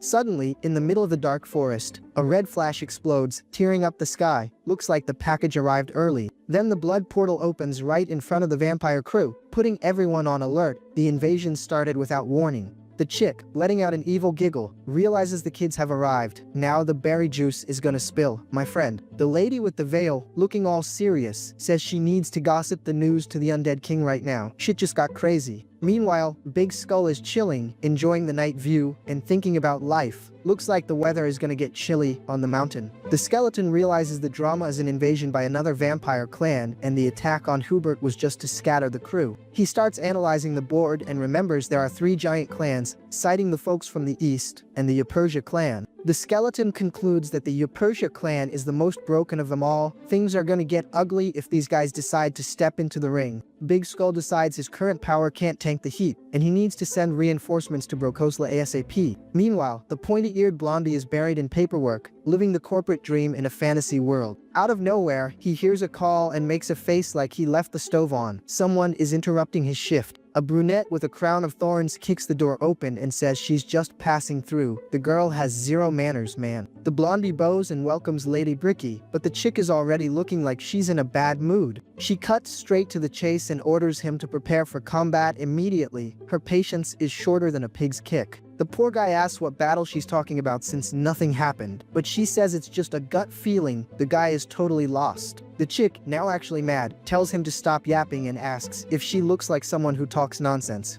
The blondie stands there processing the info, finding it hard to believe he needs to fight out of the blue. People come up with the craziest things. The girl, looking all imposing, warns that the instinct of the sacred blood is law and never fails. Her eye is even glowing. Then the lad realizes that Hines isn't in the area, and he'll have to make do with what he's got at the moment. The castle shines in the middle of the night as the order to reinforce defenses is given to everyone. Peace is now just a memory. The sky is clear and starry, but we all know it's just the calm before the storm of red cool aid. The gang gathers, and the report points out that 4 royals and 4 pure bloods have already arrived for the event. The leader warns that this is the elite of the elite and they'll sweep Brokosla in the blink of an eye, skipping long speeches. The stuck-up pale guy gives the order to march to Teleria right now, before anyone notices the movement. Suddenly, the dude feels a chill and his eyes almost pop out. His danger sensor is beeping loud. He turns his neck, all stiff, and his subordinate wants to know if something went wrong. The confidence vibe just wavered. The camera focuses on the night sky looking beautiful, but we know the author is just setting the stage for chaos. The villain tries to convince himself it's all in his head, and they're just dealing with nobodies without sacred blood. He takes a firm step and decides it's nothing. Show must go on. The objective is still standing. The system introduces the pretty boy as Viskia Persia, the clan lord and owner of the sacred blood. The guy, with a big grin like he's up to no good, announces he's gonna wipe Brokoslak off the map by the end of the day. Meanwhile, Big Skull is doing a slick jump over the trees. The skeleton is more agile than most MCs. The skeleton whispers like someone just watching the playground burn, finding it all very interesting. He activates the Eye of the Abyss skill and realizes the bloodsuckers have finally started to move. Big Skull thinks facing a sacred blood is gonna be rough and Hines' summoning is still counting down. He concludes that if he steps in himself, it'll draw too much attention, so the plan is to lay low. The image focuses on Heinrich, and the system warns that the blondie can't leave the Holy Land either. The skeleton decides the best option is to send that mercenary who's out for blood because of Hubert. He flies off and tells Harley to hurry up and get to the fight. The MC needs to show up to save the day. At the city entrance, the guards panic and order the arrest of that suspicious ogre who appeared out of nowhere. The soldiers, all trembling, scream that a creature of that size can't possibly be human. The MC, already out of patience, flashes the order's badge and yells he isn't any ogre, but the guard doesn't want to hear it. Then, in his cute form and already annoyed, the kid complains he's lost count of how many times he's been confused with a monster. A blue cape with fine details flaps at the top of the hill, while the wind blows hard. The mystery vibe is heavy. Lord Visk, with that villain grin, comments that things have finally gotten interesting. The stuck-up pale guy, looking unfriendly, confesses he was sensing a very bad vibe in the air. He remembers Brokosla and thinks her ghost decided to come back from the beyond to haunt the playground. The subordinate goes into total shock and stammers, asking if it's serious that the owner of the sacred blood Brokosla is in the area. Visk, looking with disdain, asks what the drama is about and says he is there, which should be enough. The Four Eyes tries to explain he was worried, but the Lord cuts the chat and says enough small talk. Then the army of vampires throws themselves into combat full force, and the boss reminds everyone not to forget who runs this joint. They land on the fortress acting all high and mighty, declaring the Yapersia clan has no rival. The fortress of Teleria stands there all imposing under a red moon that looks like a warning for the end of the world. The boss lady, sipping her afternoon tea, comments that the barrier seems to be holding up for now. In the office, the talk is straight, and the blondie wants to know about preparations, but the answer is the number of soldiers is still low. The chick says there's no other way and asks if her partner can sense where the enemies are hiding. With a big grin like a know-it-all, she confirms that of course she knows where the danger is lurking. Suddenly, blue bloodsuckers start falling from the sky like rain on a picnic. The guys came in hot. Lord Visk lands, posing like a soap opera villain, and warns that the targets are right in their faces now. He starts off mocking them, saying he thought the Brokoslak crew had been sent to the lobby a long time ago. Lady Bricky fires back at the rudeness, asking if being ill-mannered is his clan's style, and Visk says he'll help her close her eyes. The chick turns her back, complaining the guy only talks about himself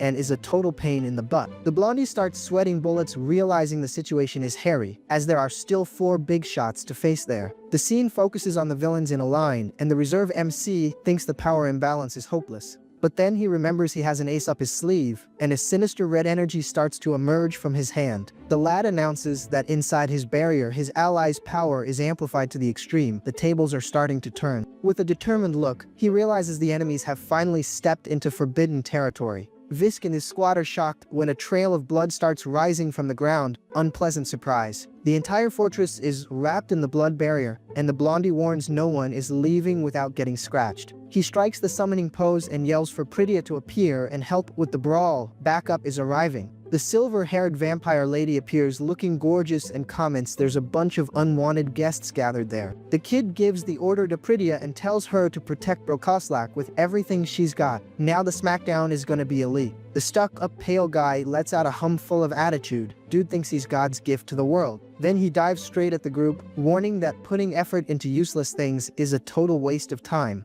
With a villain smirk, he tells the blondie straight up that if he knocks him out, the barrier disappears. In a crazy fast move, he serves a serious slash. The blur passes by tearing everything up. The red berry juice flies everywhere in the middle of the explosion. The impact was so wild the scenery almost got deleted. Visk, looking like he ate something sore, lets out a "Tiets" of disappointment. The hit didn't have the effect. The brunette with the veil appears asking if he isn't underestimating her too much. The boss lady is online and routing. She goes turbo mode and charges at the enemy squad with a ferocity that's scary. The pale guy looks sideways and decides he's gonna send this spook to Kingdom Come First. Lady Bricky, smiling mockingly, warns that these clowns really need to be taught a lesson. Then, the two teams stare each other down in that tense atmosphere before chaos breaks loose completely. The brawl restarts in a blur of speed that makes anyone dizzy, with energy trails everywhere. Suddenly, the crew feels a chill and looks back scared, screaming the fortress's name, looking like the party got an extra guest.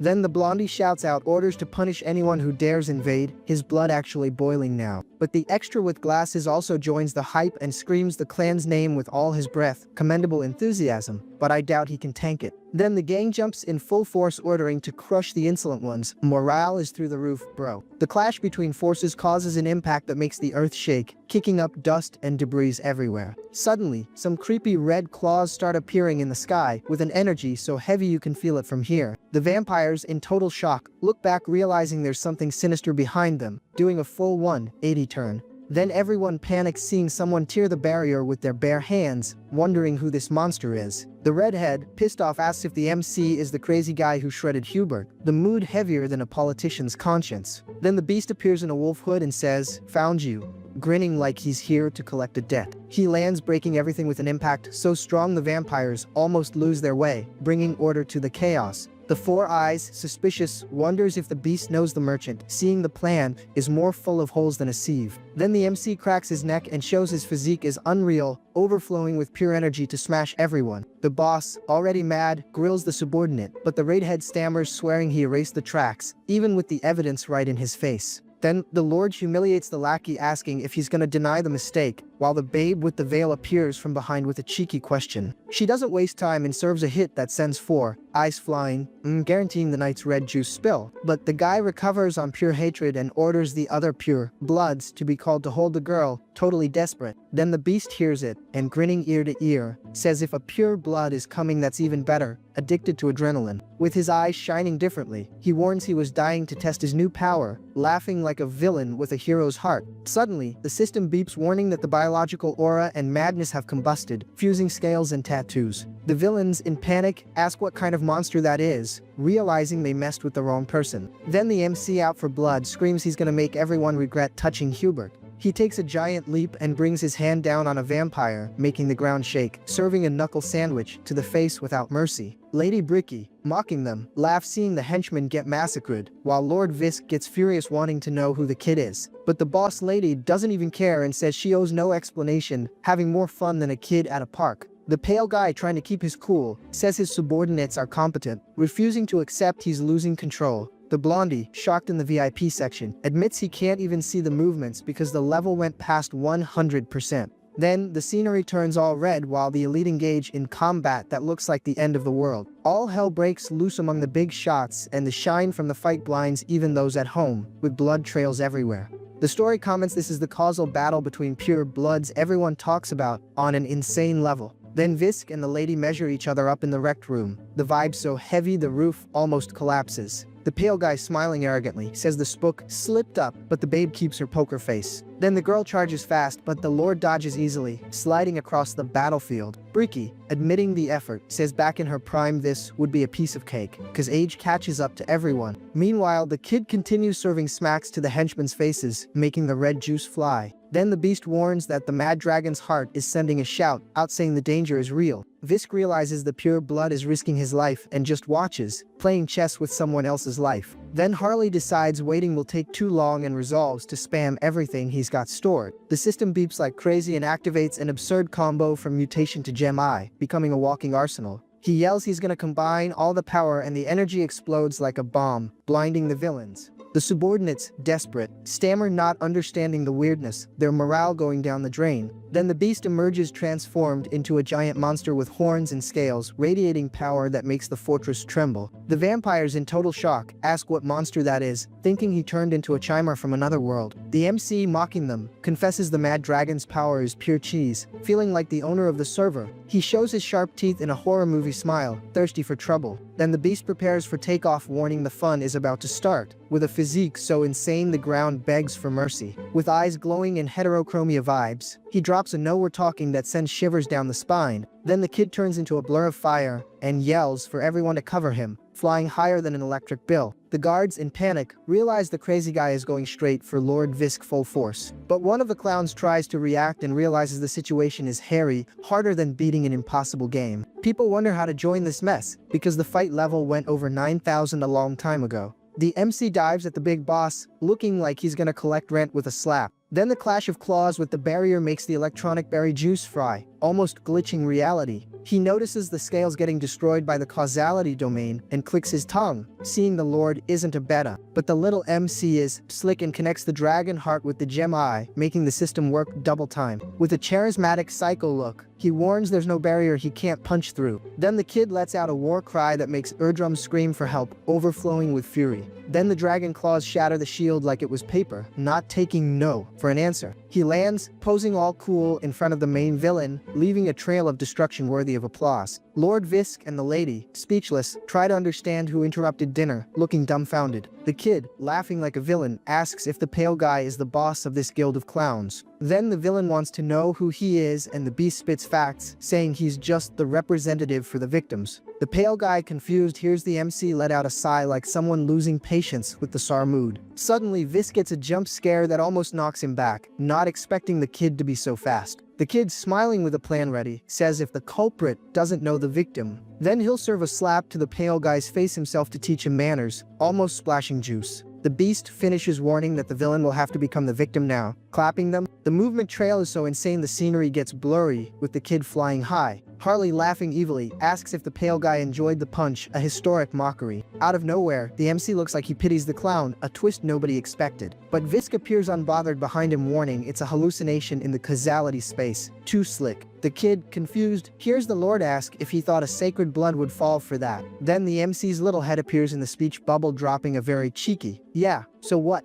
The pale guy, shocked at the disrespect, lets out a "what?" totally offended by the audacity. Harley, smiling, warns the villain really got distracted by a simple attack, rending a penthouse in his head. He adds that the Lord is all talk and can't tank anything when push comes to shove. Visk, eyes wide, realizes he slipped up and the house is collapsing without him seeing. Suddenly, blood sprays and the pale guy takes a nasty cut, paying the price for the distraction. Then Lady Bricky appears and takes the opening to pummel the villain with teamwork. The Lord, furious and spitting red juice, curses up to the 5th generation, soaring the mood. Then the boss lady thanks the kid for the balance, and Harley drops a "no problem," saying he's gonna beat up more people. Then the big monster dashes towards the extras to continue the hammer party. The vampires, revolted, scream the MC won't get near the Lord, thinking they have clout. The beast, calm, warns that getting surrounded was exactly what he wanted, leaving everyone in the dust. He, smiling, warns there's another person scheduled to send the boss to the lobby, playing for the team. Then the scene shows the extras thrown around like sacks of potatoes, with red juice shining in the dust. The blondie Heinrich, shocked holding the sphere, wonders if the Brokoslak folks are always this broken. Then the redhead realizes the MC's gang is crushing everyone even at a disadvantage, and panic sets in. Sweating bullets, he thinks he's gonna become a memory if he doesn't find a miraculous exit, with his back against the wall. Out of nowhere, a dark energy wraps around the redhead, giving him a "something went wrong" look with the sorcery.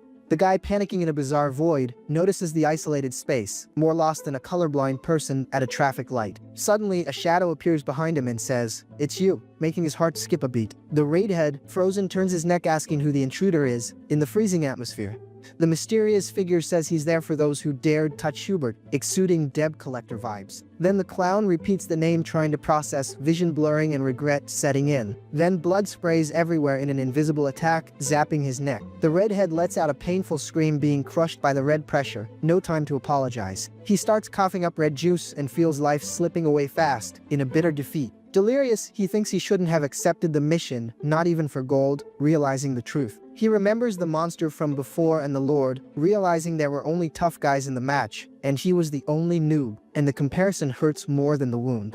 Almost checking out, the guy wonders what kind of human this Hubert is to have such sinister protectors. Then, the dude goes to F with a flea in his ear. Meanwhile, the mysterious executioner stands there, elegant, observing the job well done, while the war zone continues to burn. The dude is there with his tongue out, looking totally evil, and warns that this is too obvious, bro. Then the guy brags he's the big shot who's gonna run commerce for the entire continent in the future, ego bigger than a credit card bill, man. The system beeps, warning it's collecting a new vampire factor, showing the MC is getting more broken by the minute, my friend. A notification pops up that, because of the mixed blood skill, the kid's physical stats leveled up, so now things are getting real. He thinks it's the first time he's tasting the red juice of a vampire that isn't from Brokoslack, hyped about the new flavor. Soon the system confirms the activation of invisibility and stealth skills. Then the beast vanished off the map and nobody saw where. The guy walks, full of swagger, and asks if they can go confirm the victory already. In such a rush he didn't even wait for coffee. Then the combat restarts and blurs past, tearing everything up, proving the animation today has the pure juice of speed, bro. The chick appears, looking like she's gonna cause trouble, and the glint in her eyes warns the danger level went up to 1000%. She serves a slap so fierce the opponent doesn't even see where it came from, a total zap in the middle of the fight. The Four Eyes, desperate, complains everything went off his plan, looking like the math ain't mathing. Then the crowd wonders if the guy is the second in command of the clan, mystery running wild and nobody knowing anything. The vampiress, all jitty, celebrates that her master finally arrived for the event, with a joy that's a total flex.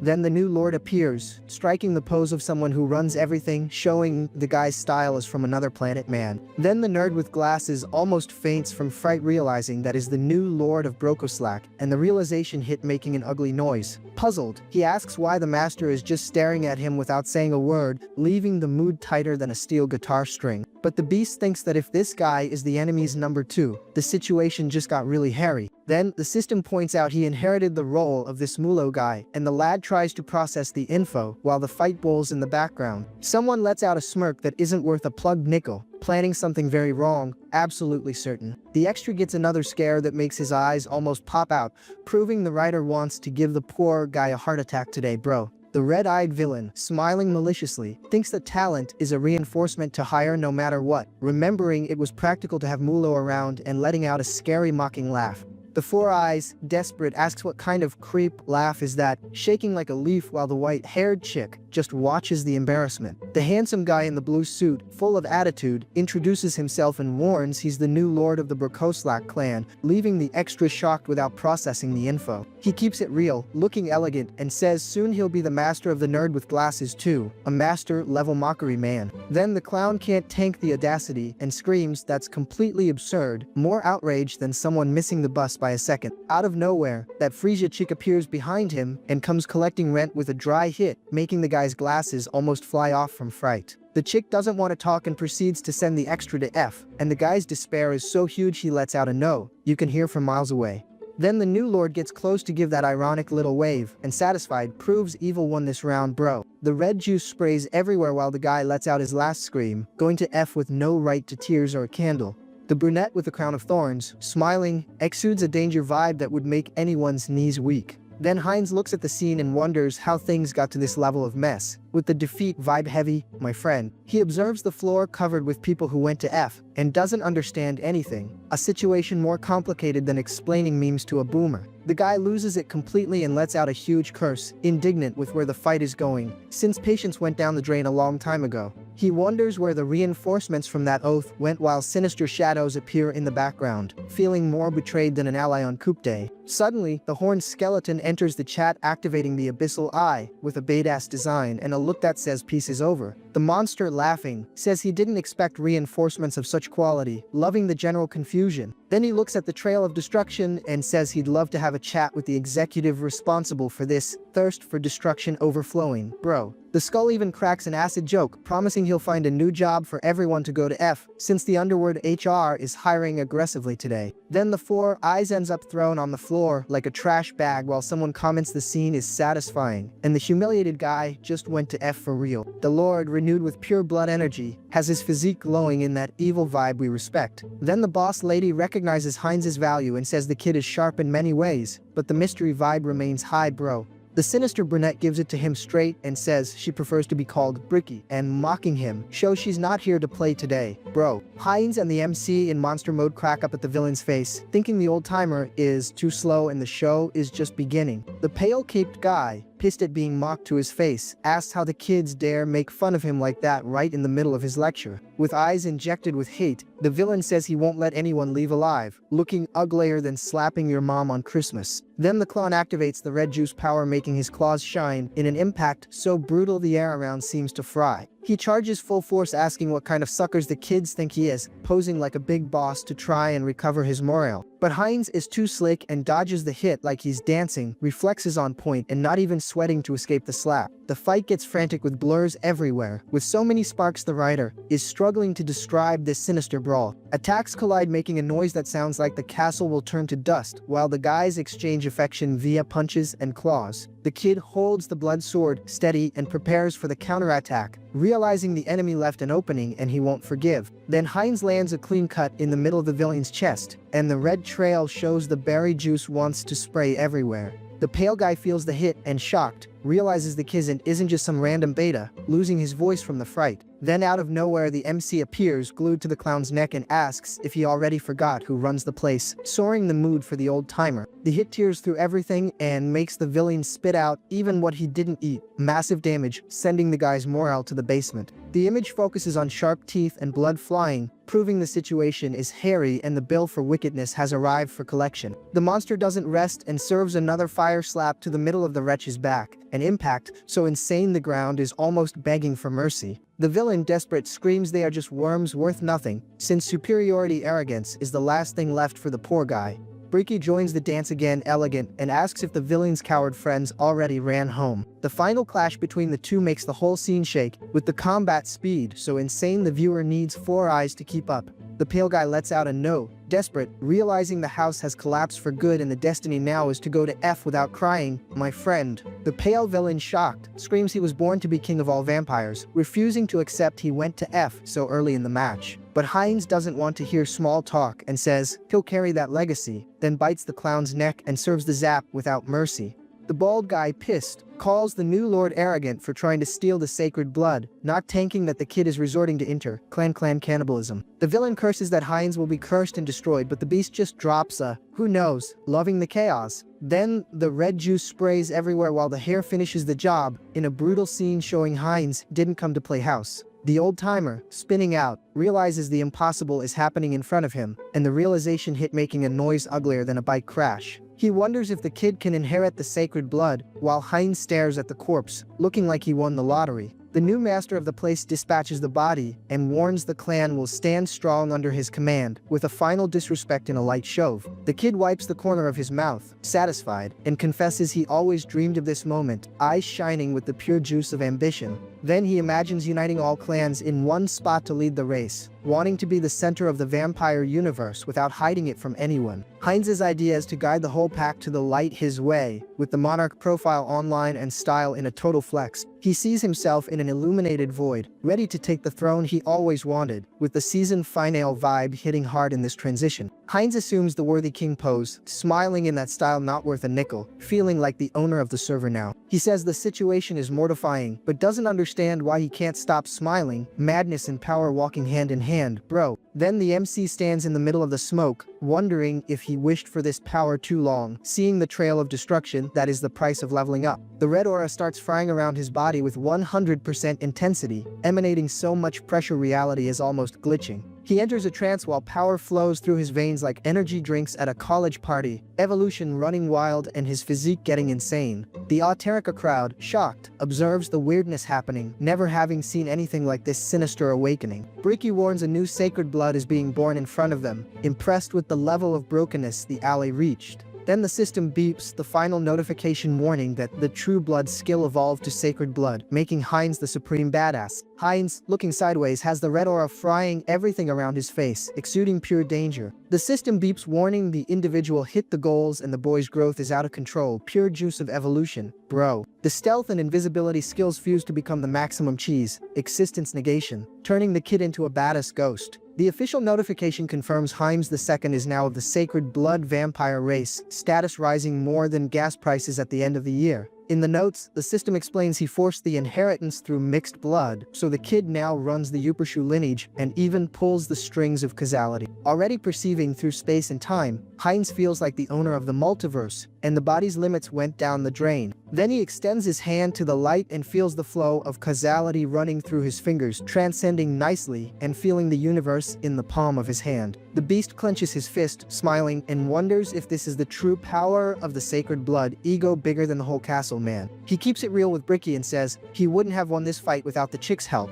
knowing how to recognize who stuck with him for the zap. The chick stands there, looking dumbfounded, not understanding this sudden gratitude talk. Bro. Harley, super happy, laughs like a villain and thanks the MC for showing something so rare to see. Then the brute warns revenge is paid and he's going back to the job he left, cause the guy is a partner, but the grind never stops. He says goodbye, warning he's returning to Tarak, smiling for completing the mission, physique in a total flex, my friend. The guy opens his wings and takes off like a jet, leaving Bricky down there just watching the trail. Then the dragon bounced to the good side of the story. The chick gets thoughtful, looking suspicious even of her own shadow, not swallowing this sudden exit of the alley very well. She asks if it's okay to let the guy leave like that, since he's full of suspicious points, but Heinz reassures the girl and says he already checked everything. Bricky lets out a sigh and accepts it, saying if the MC trusts him, that's that. The trust between them is 100%. Then, the boy stands in the middle of the bodies that went to F. The scenery is bluer than an old computer's screen of death. With a little psycho smirk, he announces he just gained new family members. The MC is building a heavyweight cast.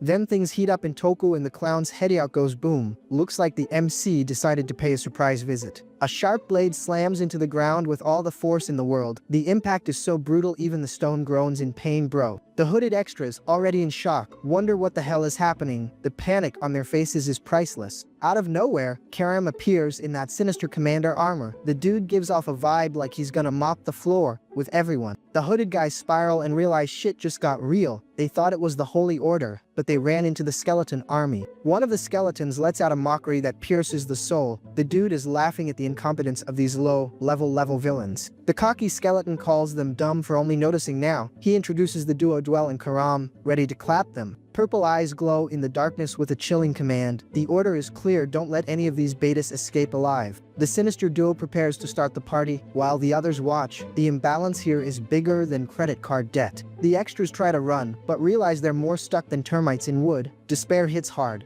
The generals say they'll obey the king's orders at all costs. The loyalty of these undead is a total flex. The horned big skull, striking a thinker pose, analyzes the situation slyly. The creature is planning some major wickedness. A ghostly chick appears floating and asks if the king called. The harem from the beyond is getting weirder by the minute. The big boss points to the prisoners and warns that this trash tried to infiltrate Teleria. The audacity of these clowns knows no bounds. He realizes there's even a big shot among this pile of losers. The creature wants them all interrogated to find out where the master is hiding. The ghostly girl, all about respect, guarantees the order will be carried out. She's dying to play with these poor guys' minds. The prisoners go into shock and scream for her to stay away, but their luck has already left the chat. The terror is pure fun for this crew. She gets real close to the guy's neck and gives him that "you lost, playboy." Look, the scream of despair doesn't even tickle the babe's determination. The scene cuts to a village that looks peaceful, but we know it's going down over there. The art today is top notch. The clash of swords sends sparks everywhere with a noise like the world is cracking. It's curtains for them, my partner. Old man Hubert is there on the grind, hammering the iron with gusto. He says the point is perfect and blacksmithing is the soul of the business. With a big grin like he knows what's up, the artisan realizes the feeling is different. The guy brags that his race was born to create relics. Meanwhile, the little MC is lying on the bed with his tablet. He says even Hubert joined the wave of collecting info. The kid reflects that training in Autorica is 10 times more efficient. The blacksmith's physique is so insane the hammer looks like a toy. Then things heat up and the coal goes into the fire. The MC says it starts slow, but then it gets intense. The fire rises up when the air hits to strengthen the flames. It's the pure juice of the forge and the ember is shining brighter than a bald head in the sun. Hubert focuses on the metal. With that look of someone who doesn't accept mistakes, the old-timer's determination is at 1000%. He says he'll evolve until he becomes the greatest artisan in the world. The hammer hits hard and the sound of victory echoes, bro. The scene cuts to the modern building and the MC realizes his recovery is flying. The kid is more intact than a fresh $100 bill. He feels the combo between the holy law and hyper recovery is pure cheese. The system even got confused, it was so fast. The beast thinks he could send the alley back as soon as the teleport appears. The big blue ghost is just chilling there. Suddenly, the little MC freezes and rethinks the strategy. He wonders if it's really worth dispatching the blacksmith right now. He panics just imagining he'd have to study metallurgy alone. The kid runs from books faster than the devil runs from the cross. The boy stares at the ally in that tense silence. His mind is working harder than a next-gen processor. He walks down the hallway and decides he can't leave things as they are. The plan is changing routes faster than a crazy GPS. The kid activates the system, looking like he's about to spend it all. His hand glows, ready for the investment. The karma shop opens and the balance is looking good. With over $1 million, the MC thanks Haynes for filling his pockets again. He focuses on the option to improve unique skills that costs exactly $1 million. It's do or die time. The boy reflects that the upgrade cost went way up. The system wants to charge an arm and a leg, but there's no way out. Convinced, he presses the button and says the only one who can save his skin is himself. It's upgrade time. Then, the system warns that the avatar's potential leveled up. The kid can smell success from a mile away. A cheeky notification appears saying now he can choose basic traits. The game is getting serious. The beast stares at the screen, focused on building the most broken character in history. The kid doesn't want to mess up the build. He realizes basic traits mean free skills and gets all hyped about the damage he's gonna do. The system opens showing the figure shape and the MC starts planning the colors. Style is fundamental, man. The options appear and he's torn between clairvoyance, ice resistance, or connection bond. Each power is sick. The system explains that connection bond gives a bonus when closing a contract. The advantage is screaming right in front of him. He reflects that this would be perfect for Harris. The kid knows that without a target to summon, the skill becomes a decoration. The little MC puts his hand on his chin, going strategist mode. He's been overthinking this for a while. Out of nowhere, he cracks up and thinks being a summoner must be fun. In his imagination, he already has a phoenix and gargoyle ready to go. Wasting no time, the kid presses the button and decides this is the way. The choice is made and there's no turning back. The avatar starts glowing with a blinding blue energy. The transformation is on and power is overflowing. He observes the final result with a satisfied little smirk. The figure turned out exactly the way the master wanted. The kid christens the new hero Hesperon and says he's destined to be the greatest summoner. The kid's confidence is a historical landmark. The scene shifts to a white cathedral that is the pure juice of elegance. The peace vibe is so strong you can even hear the birds. The knight in white armor arrives with class to tell the saintess that no one is missing. The continent's summit is heating up. The babe lets out a heavy sigh and says people only decided to move now that the madness spread. Before, everyone was sleeping at the wheel. The big blonde smiles at her and guarantees that after today a lot of things will change. The dude's optimism is thicker than his armor. The saintess stays silent, just observing the horizon mysteriously. Looks like she knows something we haven't discovered. The two walk together towards the light asking for a better future. The vibe is like an epic chapter ending. Meanwhile, the cook, in total shock, screams that the food stock is gone. The mustachioed guy is more desperate than a survivor at the end of a party. On the other side, the cleaning lady asks if the rooms are sparkling. The hustle is at 100%. Suddenly, a giant blue portal opens in the middle of the courtyard. The energy is so sinister the air actually trembles, man. The knight and the saintess observe the start of the summit. Today is the day the heavy hitters gather to save the world. The map shows that the Assyrian Empire and the Rohan Duchy took a beating. The fire is running wild and the situation is hairier than ever. The big blonde, mocking, warns the meeting will be harder than tanking a level boss without potions. A white light bursts in the hall, blinding everyone. Looks like the first delegation decided to kick the door down. The whirlwind spins frantically while the guests cross the portal. The visuals are fancy, and the system is almost glitching. The knight looks at the portal with that. Finally, face and confirms the arrival. The man is exuding swagger. The guests touch the ground with the utmost elegance. The mystery vibe is in the air, and their shoes are spotless. The elf kingdom enters the chat with all the pomp and pointy ears. The guys show the alliance is complete. My partner. The big blonde elf is chilling in the capital of Drasha. The dude says the sun is delicious, and this is the warrior's rest. He looks to the side and sees the golden bow shining. Seems the elf MC has a strong emotional attachment to the gear. The kid gets all silly and hugs the bow with love. The mood is so mushy Cupid must be on vacation. He starts rolling in the grass, shouting it's too good. The dude confesses he feels one with nature, man. With his cheeks burning, he reveals the beauty's name is Themis. The guy is more in love with the bow than I am with holidays. The beast explains the weapon was made with a branch from the world tree. The thing is a pure relic, level 1000. The bow glows with sinister energy, and he warns you can tune the beast with spiritual power. The shape is sophisticated. He even gives the weapon a little kiss and celebrates that the item is exclusive. The dude is almost proposing to the bow. Out of nowhere, the system beeps warning the entity evolved. Affinity turned into natural assimilation, and the kid is overpowered.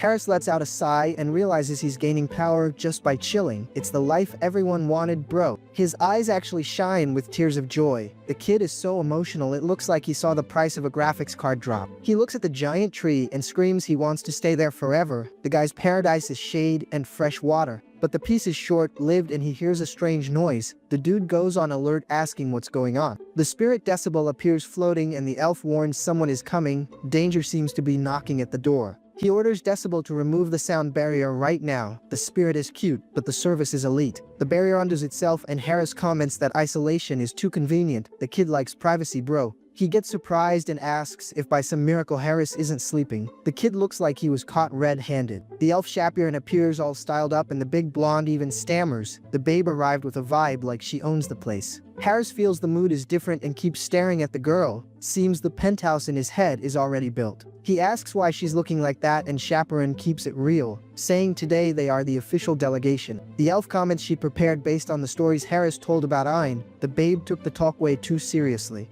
With a worried face, she asks if she overdid it. The sparkle in her eyes shows she wants to impress the partner. Harris goes into total shock and asks if she really based it on what he said. The dude didn't expect her to take everything literally. He reflects that Chapiron changed a lot after hearing the stories. The kid is realizing he lives rent-free in the elf's head. The big blonde remembers she's always watching to see if he's okay. The elite stalker is always lurking. He also comments she always greets him with the utmost politeness. The girl became an example of respect, man. Back to the now, Harris puts his hand on his chin and evaluates the situation. The climate is more favorable for him than a day off with free BQ. Then, Chapiron opens the survival kit and says she packed 2 of everything. But the dude thinks he doesn't need so much junk and this isn't summer camp, bro. Even so, the elf gives a cheeky smile and says it's perfect. The focus is keeping the babe's morale high to avoid stress on the trip.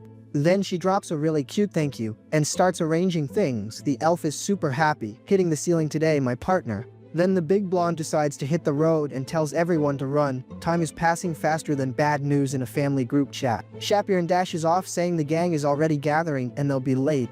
The girl is excited on a level of total absurdity, bro. Harris watches his partner, proud of her progress. The kid is feeling like the server's own elite mentor. The two go through the bush and he asks if the backpack isn't heavy. The elf guarantees it's smooth, but the sack of potatoes on her back says otherwise. Then, the elven delegation crosses the portal and arrives at the destination. The guy's entrance is full of swagger and elegance, the way we respect. The Saintess welcomes them to the great temple of Resilia with all the pomp. The important event vibe is exuding from every pore, man. The big shot elf thanks the hospitality and comments it's a shame to meet for such a heavy subject. The continental drama is on the table for everyone to solve. A little elf with green hair stays in the corner, nervous about the gathering. The pressure of being near the Saintess is hitting the poor thing hard. She gathers courage and greets the Saintess with full reverence. The girl's cuteness almost breaks the channel's charisma thermometer today, bro. The little one introduces herself as Cecily Greenwood, the high elf of the elf kingdom. The girl arrived to show size doesn't matter when push comes to shove. The Saintess praises that Cecily grew a lot. The little one turns all red and says the boss lady is exaggerating with the flattery. Out of nowhere, another blue portal bursts in the middle of the courtyard. The energy is so raw the ground shakes again, bro. Harris comments to the knight that the crowd doesn't stop arriving. Looks like a bank line on payday. Endless despair. Then, the Magic Tower Alliance enters the chat with a white, bearded grandpa. The wizard's style is out of this world, man. The Assyrian Empire also marks its presence with a blonde dude all worked in nobility. The guy exudes 100% arrogance. To top it off, the mercenary guild arrives with a scared bearded guy. The dude looks like he sent a lot of people to the lobby. The MC reflects that the leaders of all Autarca gathered in one place. The tension is tighter than a steel guitar string. Then Harris gives that little smirk, thinking the plan is running wild. Here comes the MC plotting some major wickedness. He and the knight look like villains planning the zap. The kid knows impressing this crowd will yield absurd karma. The scene cuts to the clouds just to give a breather. The sky is clear, but the trouble coming is the pure juice of chaos. The delegation walks through the temple and the elf comments he heard the gossip. News flies faster than a dragon blur in the sky. The dude wants to confirm if Lord Heinrich really became a saint. Then the knight says it was a blessing from the main god, and doesn't even blink. The big blonde in armor guarantees the partnership is trustworthy and asks to leave it to him. The guy's boldness is a 10 out of 10.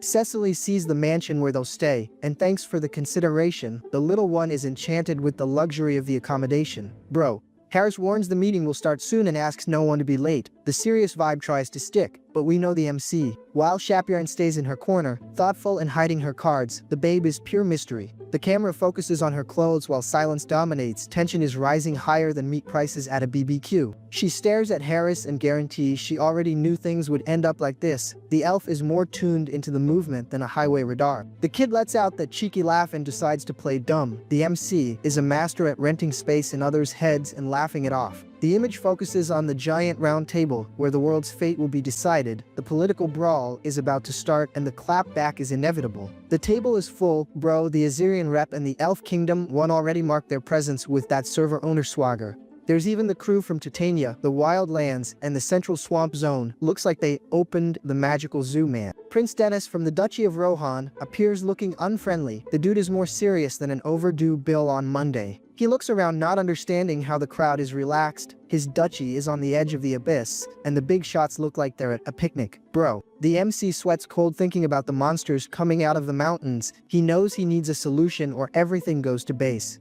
Out of nowhere, a white light bursts in the hall with a loud noise. Looks like the main attraction decided to arrive making a scene. My partner. The saintess and her knight appear in the middle of the glow. The babe exudes a purity that makes the room feel like another world. The crowd goes into total shock, realizing these are God's favorites. The air even feels lighter with so much divinity, man. The knight notices Prince Dennis is kinda shaking. The tension is so high the dude almost has a seizure. The saintess keeps her serene pose, observing everyone with a look that seems to read the souls of the clowns present. A big shot from the main god order comments that a meeting this size is rare. The event is world class, bro. She gives it straight, thanking everyone for coming from afar. Manners are the soul of the business. The lion rep from Titania just watches, dying to start the brawl. The beast is ready for the smoke. The camera focuses on the saintess who remains there, poised, while the discussion heats up. The babe is pure mystery and elegance. The big blonde knight prepares for the next step. He knows now things get real, and the system will have to work double time. One of the elves gives a side smirk, watching the humans. These pointy-eared guys always hide their cards. Bro. Dennis is almost having a stroke from worry. The poor guy realizes the other kingdoms don't care about his problems. The big shot from Assyrian flashes a big grin like he wants to swallow his neighbors. Malice is written all over his face, man. The final command is given and the Continental Summit begins. Now it's every man for himself and God for all in this political feud, my partner. Declaring the start of the Continental Summit, one of the reps warns that, as everyone knows, the three immortal kings revealed themselves to the world once again. Recalling the deeds of one of them, she tells that the crazy guy lured the church and simply annihilated an entire vampire clan. Besides that, the same guy conducted bizarre biological experiments in the monster forest, showing there's no limit to his wickedness. Then, a flashback of the army being massacred shows the scale of the damage the villain caused. Finishing the chaos report, she confirms the main temple was invaded, leaving countless casualties behind. Sitting at the table, the elf and the dwarf just process the news in silence, looking extremely worried. Meanwhile, our blonde knight thinks with hatred that the culprit is a scumbag named Hans, who is causing all this uproar. However, the rep warns the real problem lies elsewhere, leaving a mysterious vibe in the air. Explaining better, she reveals that all over the world, something called abyssal madness started spreading without control. During the investigation, they concluded the only option is to find and seal the core of this madness, but everyone wonders how they're gonna seal something they don't even know exists. Thinking fast, a blue-haired noble deduces that, if that's the case, there's a big chance the immortal king has this core. Confirming the suspicion, the saintess says that is correct and the madness was clearly spread by the king, so they need help to stop him. With a mocking little smile, the blonde prince of the Assyrian Empire repeats the word, help, full of sarcasm. Introducing himself as Simon Cartazirian, the crown prince questions if the church is now simply pushing the responsibility onto them. Accusing them boldly, he says if the church had taken care of the immortal king's fragments properly from the start, this tragedy wouldn't have happened. With a smirk, the guy finds the situation convenient, since he planned to suppress the church's influence to strengthen the empire's authority. Completely arrogant, he claims he is destined to rule as emperor and no one will ever be above him. Understanding the hint, our MC stands up and says he knows exactly what the prince is insinuating with that crooked talk. Looking with contempt, Simon asks if he is trying to interrupt just because he is a saint. Thumping his chest with pride, our armored knight guarantees the main church never ran from its responsibilities. Just watching from the side, Prince Simon crosses his arms with a look that says he's not impressed. With a glint of determination, our knight declares the main church always spilled blood and that, whether 1,000 years ago or 300 years ago, they never flood. And staring at the prince firmly, he guarantees they won't run now.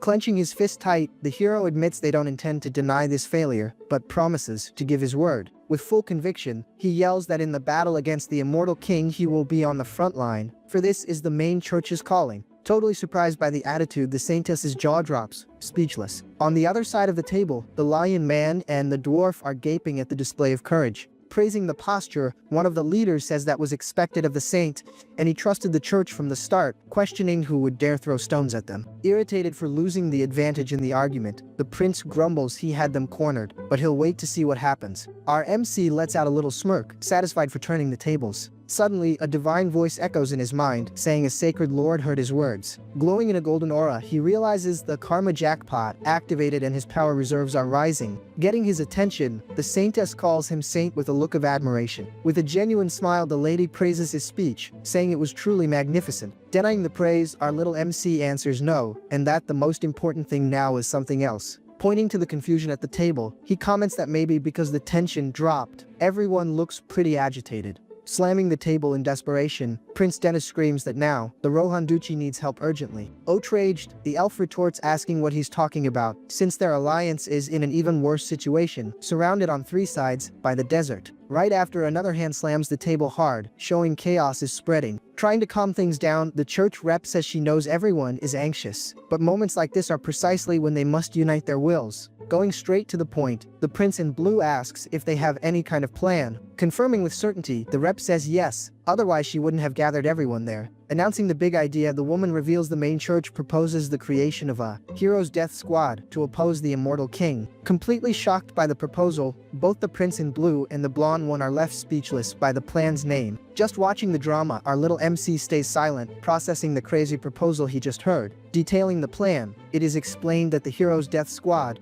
a special attack unit, will join the saint to confront the immortal king directly, while the allied forces clear the path. Questioning the sanity of the plan, a noble points out that Death Squad is basically a suicide mission, saying it straight to their face. Sweating cold at the idea, Prince Dennis despairs, realizing each nation will be forced to send their most important personnel. Repeating quietly, the elven rep reflects on the idea of a death squad, clearly worried. Raising his hand with an air of superiority, Prince Simon interrupts the discussion. With a malicious smile, he warns the Empire has a candidate to recommend, and the rep, curious, asks who it would be. Revealing the name, the prince points to Viscount Isia Pristin, describing the guy as a treasure of the Empire who already reached the rank of Archmage despite his young age. Confirming the nomination, our knight agrees Isia Pristin certainly qualifies, admitting he's heard of the guy. Remembering the guy's fame, it's shown he is a mage who earned his title purely by skill, a true elite among elites. Suspicious of the move, our MC questions why he would recommend such a huge talent for a dangerous place, or if it's actually just someone he wants out of the way. Starting the mess, a rep remembers Marquis Sarrington was also very skilled. Then another cuts in saying his kingdom will choose its own rep and throws the ball to the other side, asking about an exceptional technician. Leaving the target of the question in shock, Catching on to everyone's trick, our MC realizes they are only recommending talents from other nations.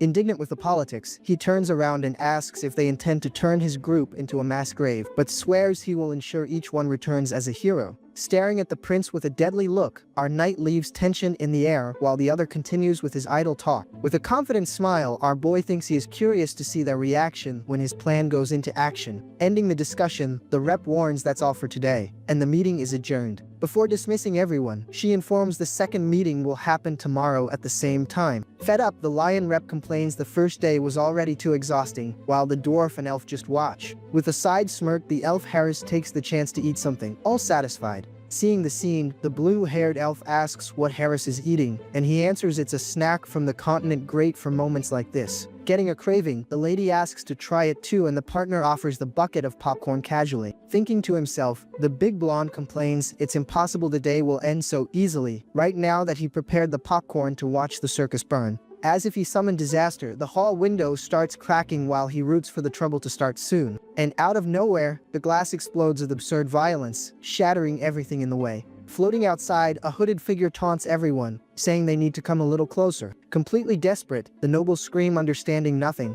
asking what the hell is happening. Emerging in a sinister purple energy, the masked villain regrets being a little late, but says he wanted to wear a mask suitable for the end of the world. Recognizing the enemy instantly, our knight screams it's the undead king and asks how he dares appear there. Without thinking twice, our MC yells for everyone to prepare for the battle coming. Giving the order, he commands all paladins and holy knight orders to gather immediately. Answering the saint's call, the knights run up screaming, ready for whatever comes.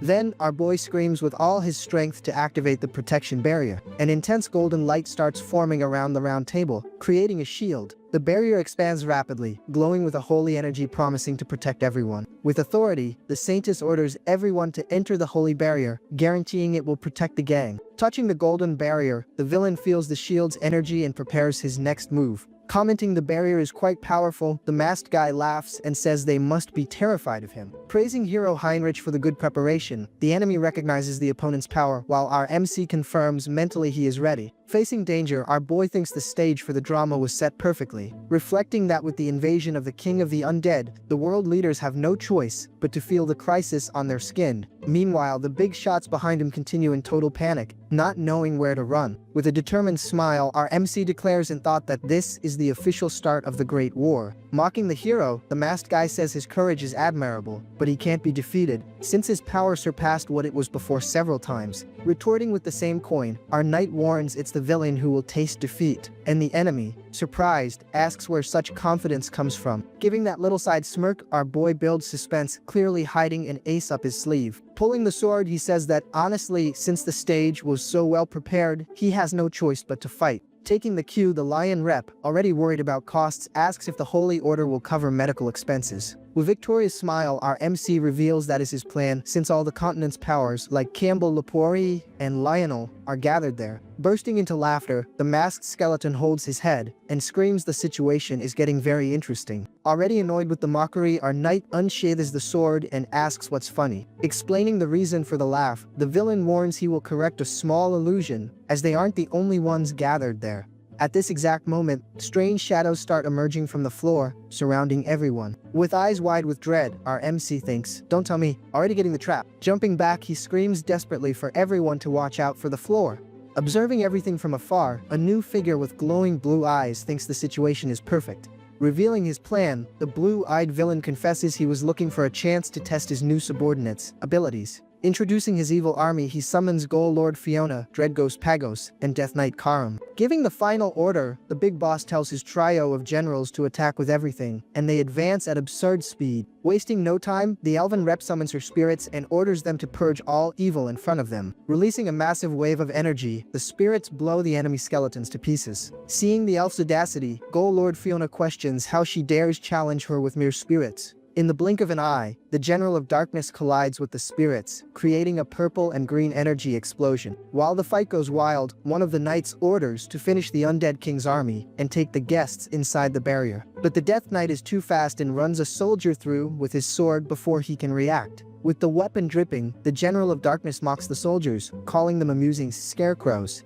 With an intimidating look, he speaks that he is acting on his king's orders. On the other side, Ghoul Lord Fiona gives the order for her lackeys to massacre the enemies without mercy. Watching the fight, the elf realizes the enemies' movements aren't natural, as if they are choosing specific targets. Hiding behind the mask, the blue-haired villain thinks with a smile that things are going well and that, despite looking suspicious, there's nothing to be done. Revealing his strategy, he confesses he is intentionally eliminating only the scum he found in his investigations. Seeing an opening, our MC charges rapidly towards the main enemy. Screaming at the top of his lungs, he declares the king of the undead is his opponent. Worried, the saintess and the church rep offer to help the saint, joining forces in prayer. In a fusion of rage, the masked villain and the undead king prepare for the final attack, screaming they will end it all right there. And in an absurd clash of powers, our hero collides with the enemy in an explosion of golden and blue energy. The collision of opposing energies creates a blinding light that illuminates the whole hall, showing the strength of both sides. All accumulated energy explodes violently, breaking the floor and sending debris flying everywhere. Thinking with a side smile, our MC celebrates that he already managed to create enough sense of crisis with the drama. Noticing the movement, the elf calls for Harris, while he thinks the time has come to earn the popcorn he was eating. Wrapped in a bluish aura, the big blonde reflects that if Heinrich was the star last time, then, grabbing his bow, he declares now it's his turn to shine and the time has come for his weapon, Themis, to debut. Questioning what Harris is trying to do, the elf reminds him her dad told them to stay there, but with a cocky air, the big blonde answers he just felt his body a bit stiff and thought about shooting some arrows casually, leaving the partner shocked. Understanding nothing, the two elves stare at him, and one questions if casually is the word you should be using in this moment of chaos. Jumping forward with powerful energy, the archer prepares for action, ignoring warnings. Thinking with a confident smile, the elf reflects that normally there would be an impossible power gap to overcome, but there is a way. Worried, the companion screams, calling Lord Harris, who looks back for an instant. Questioning the archer's intentions, the girl asks if he knows it's dangerous, and he confirms instantly, but says he can't stand still doing nothing. With a determined smile on his face, the elf shows he already made his decision and won't go back. Seeing his attitude, the girl is speechless, clearly touched by his courage. Inspired by the attitude, the other rep decides to join the fight too, declaring she will help while green energy wraps around both. Giving a slight smile of approval, the archer agrees with the help and says, "Great." Invoking his power, the big blonde materializes 3 elemental spirits, one of fire, one of water, and another of lightning, and applies them to his arrows. Pulling the bowstring with strength, he charges the shot with absurd elemental energy. Firing with everything, the elemental arrow flies at high speed towards the fight between the knight and the undead king. With a look totally focused on the target, the elf aims with surgical precision. Hitting the target dead on, the arrow explodes in a mix of fire and lightning, creating a massive impact. Receiving the direct impact of the explosion, the villain's mask starts cracking with the force of the attack. Piercing the enemy's defenses, the combined elemental attack hits hard, breaking part of the skeleton's mask. Being pushed back by the force of the blow, the villain grumbles in pain, while our MC observes the scene. With half the mask destroyed, the king of the undead reveals his skeleton face and gives a sinister smile, finding the situation funny. Completely shocked, one of the nobles points and screams to everyone that the king of the undead's mask was broken with a single attack. Receiving a system notification, the archer is informed that his special skill, Child of the World Tree, evolved to Hair of the World Tree.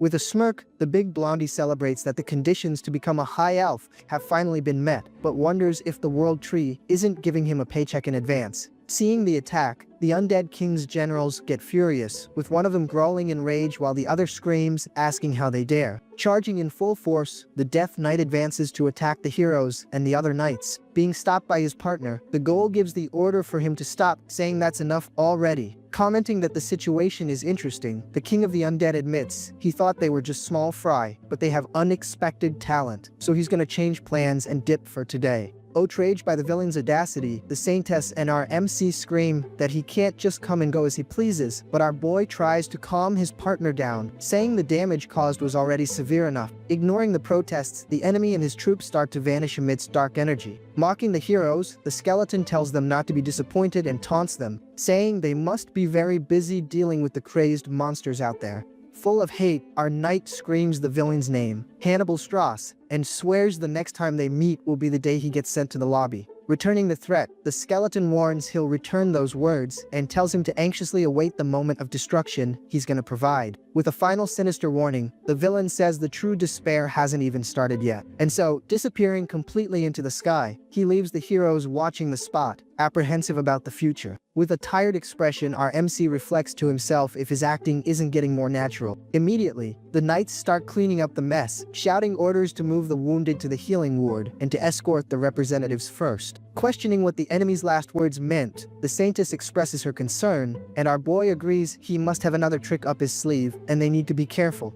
Meanwhile, the elf leader approaches Harris and praises him, saying he is truly cracked and that he never imagined he would demonstrate so much power. Coming over, the other elves agree, saying they weren't the only surprised ones and that all the reps had their eyes on him, but the big blonde plays it cool, saying it was luck, while his partner complains he's unfairly cutting in line ahead of her again. Killing the celebratory vibe, a representative warns they can't be happy yet, leaving the others confused. Speaking to everyone present, the woman says she believes everyone recognized the seriousness of the situation and that, shamefully, they failed to stop the king's invasion, so everyone's cooperation is desperately needed. Agreeing with the proposal, the representative says she is on board. Explaining that now it's been revealed there is no safe sanctuary left, the noble declares that, because of this, everyone must help each other in this moment. With a determined smile, the Saintess agrees and calls on everyone to lend their strength for the creation of the Heroes Task Force, promising they will also advance actively, moved by the general support.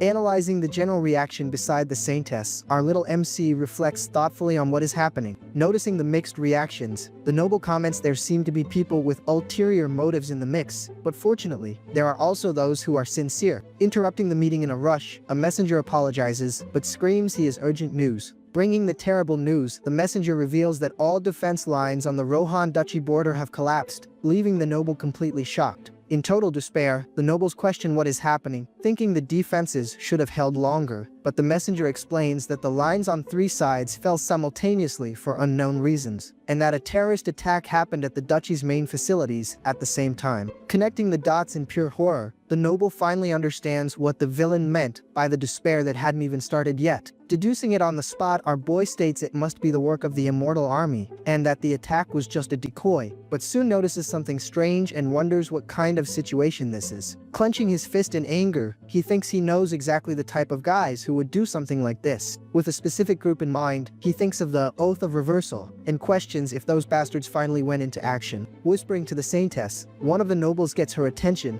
and after hearing what he has to say, she asks if that is true. Turning to the hall, the same noble gets everyone's attention in a loud voice. Revealing a plan, the noble announces that, to resolve the matter, Cardinal Pierre of the Great Temple of Jiren has decided to show up personally with his elite troops, guaranteeing they will never give up until the end. With an aura of hope, the Saintess turns to everyone and asks that please they also don't give up. With a satisfied smile, our little MC thinks that since everyone suspects hands, the plan ended up working perfectly. Watching the Continental Alliance position itself against the Immortal King, our boy concludes that hands should also join the dance and cooperate. In his hideout, the villain explains to his subordinate that he selected the ideal spot after analyzing the conditions, a fertile land with a high concentration of sinister energy, neither too far nor too close. And praising Olivia's good work, he reflects that this is how you use forbidden knowledge. Standing in the center of a giant summoning circle, the King of the Undead begins to channel dark energy for his next big plan. Letting out an evil laugh, the King of the Undead gets everyone's attention, mocking that the Continental Alliance declared they're gonna stop his immortal army. Raising his arms imposingly, the villain declares that, since that's the case, they also need to show their will. Ordering everyone to watch closely, he reveals that this is his will that is gonna, once again, guide the entire continent in fear. And completing the threat, he screams that this is the symbol of a new dark era, while a sinister tower materializes. Giving a little chuckle of satisfaction, the skeleton demonstrates his plan is just beginning.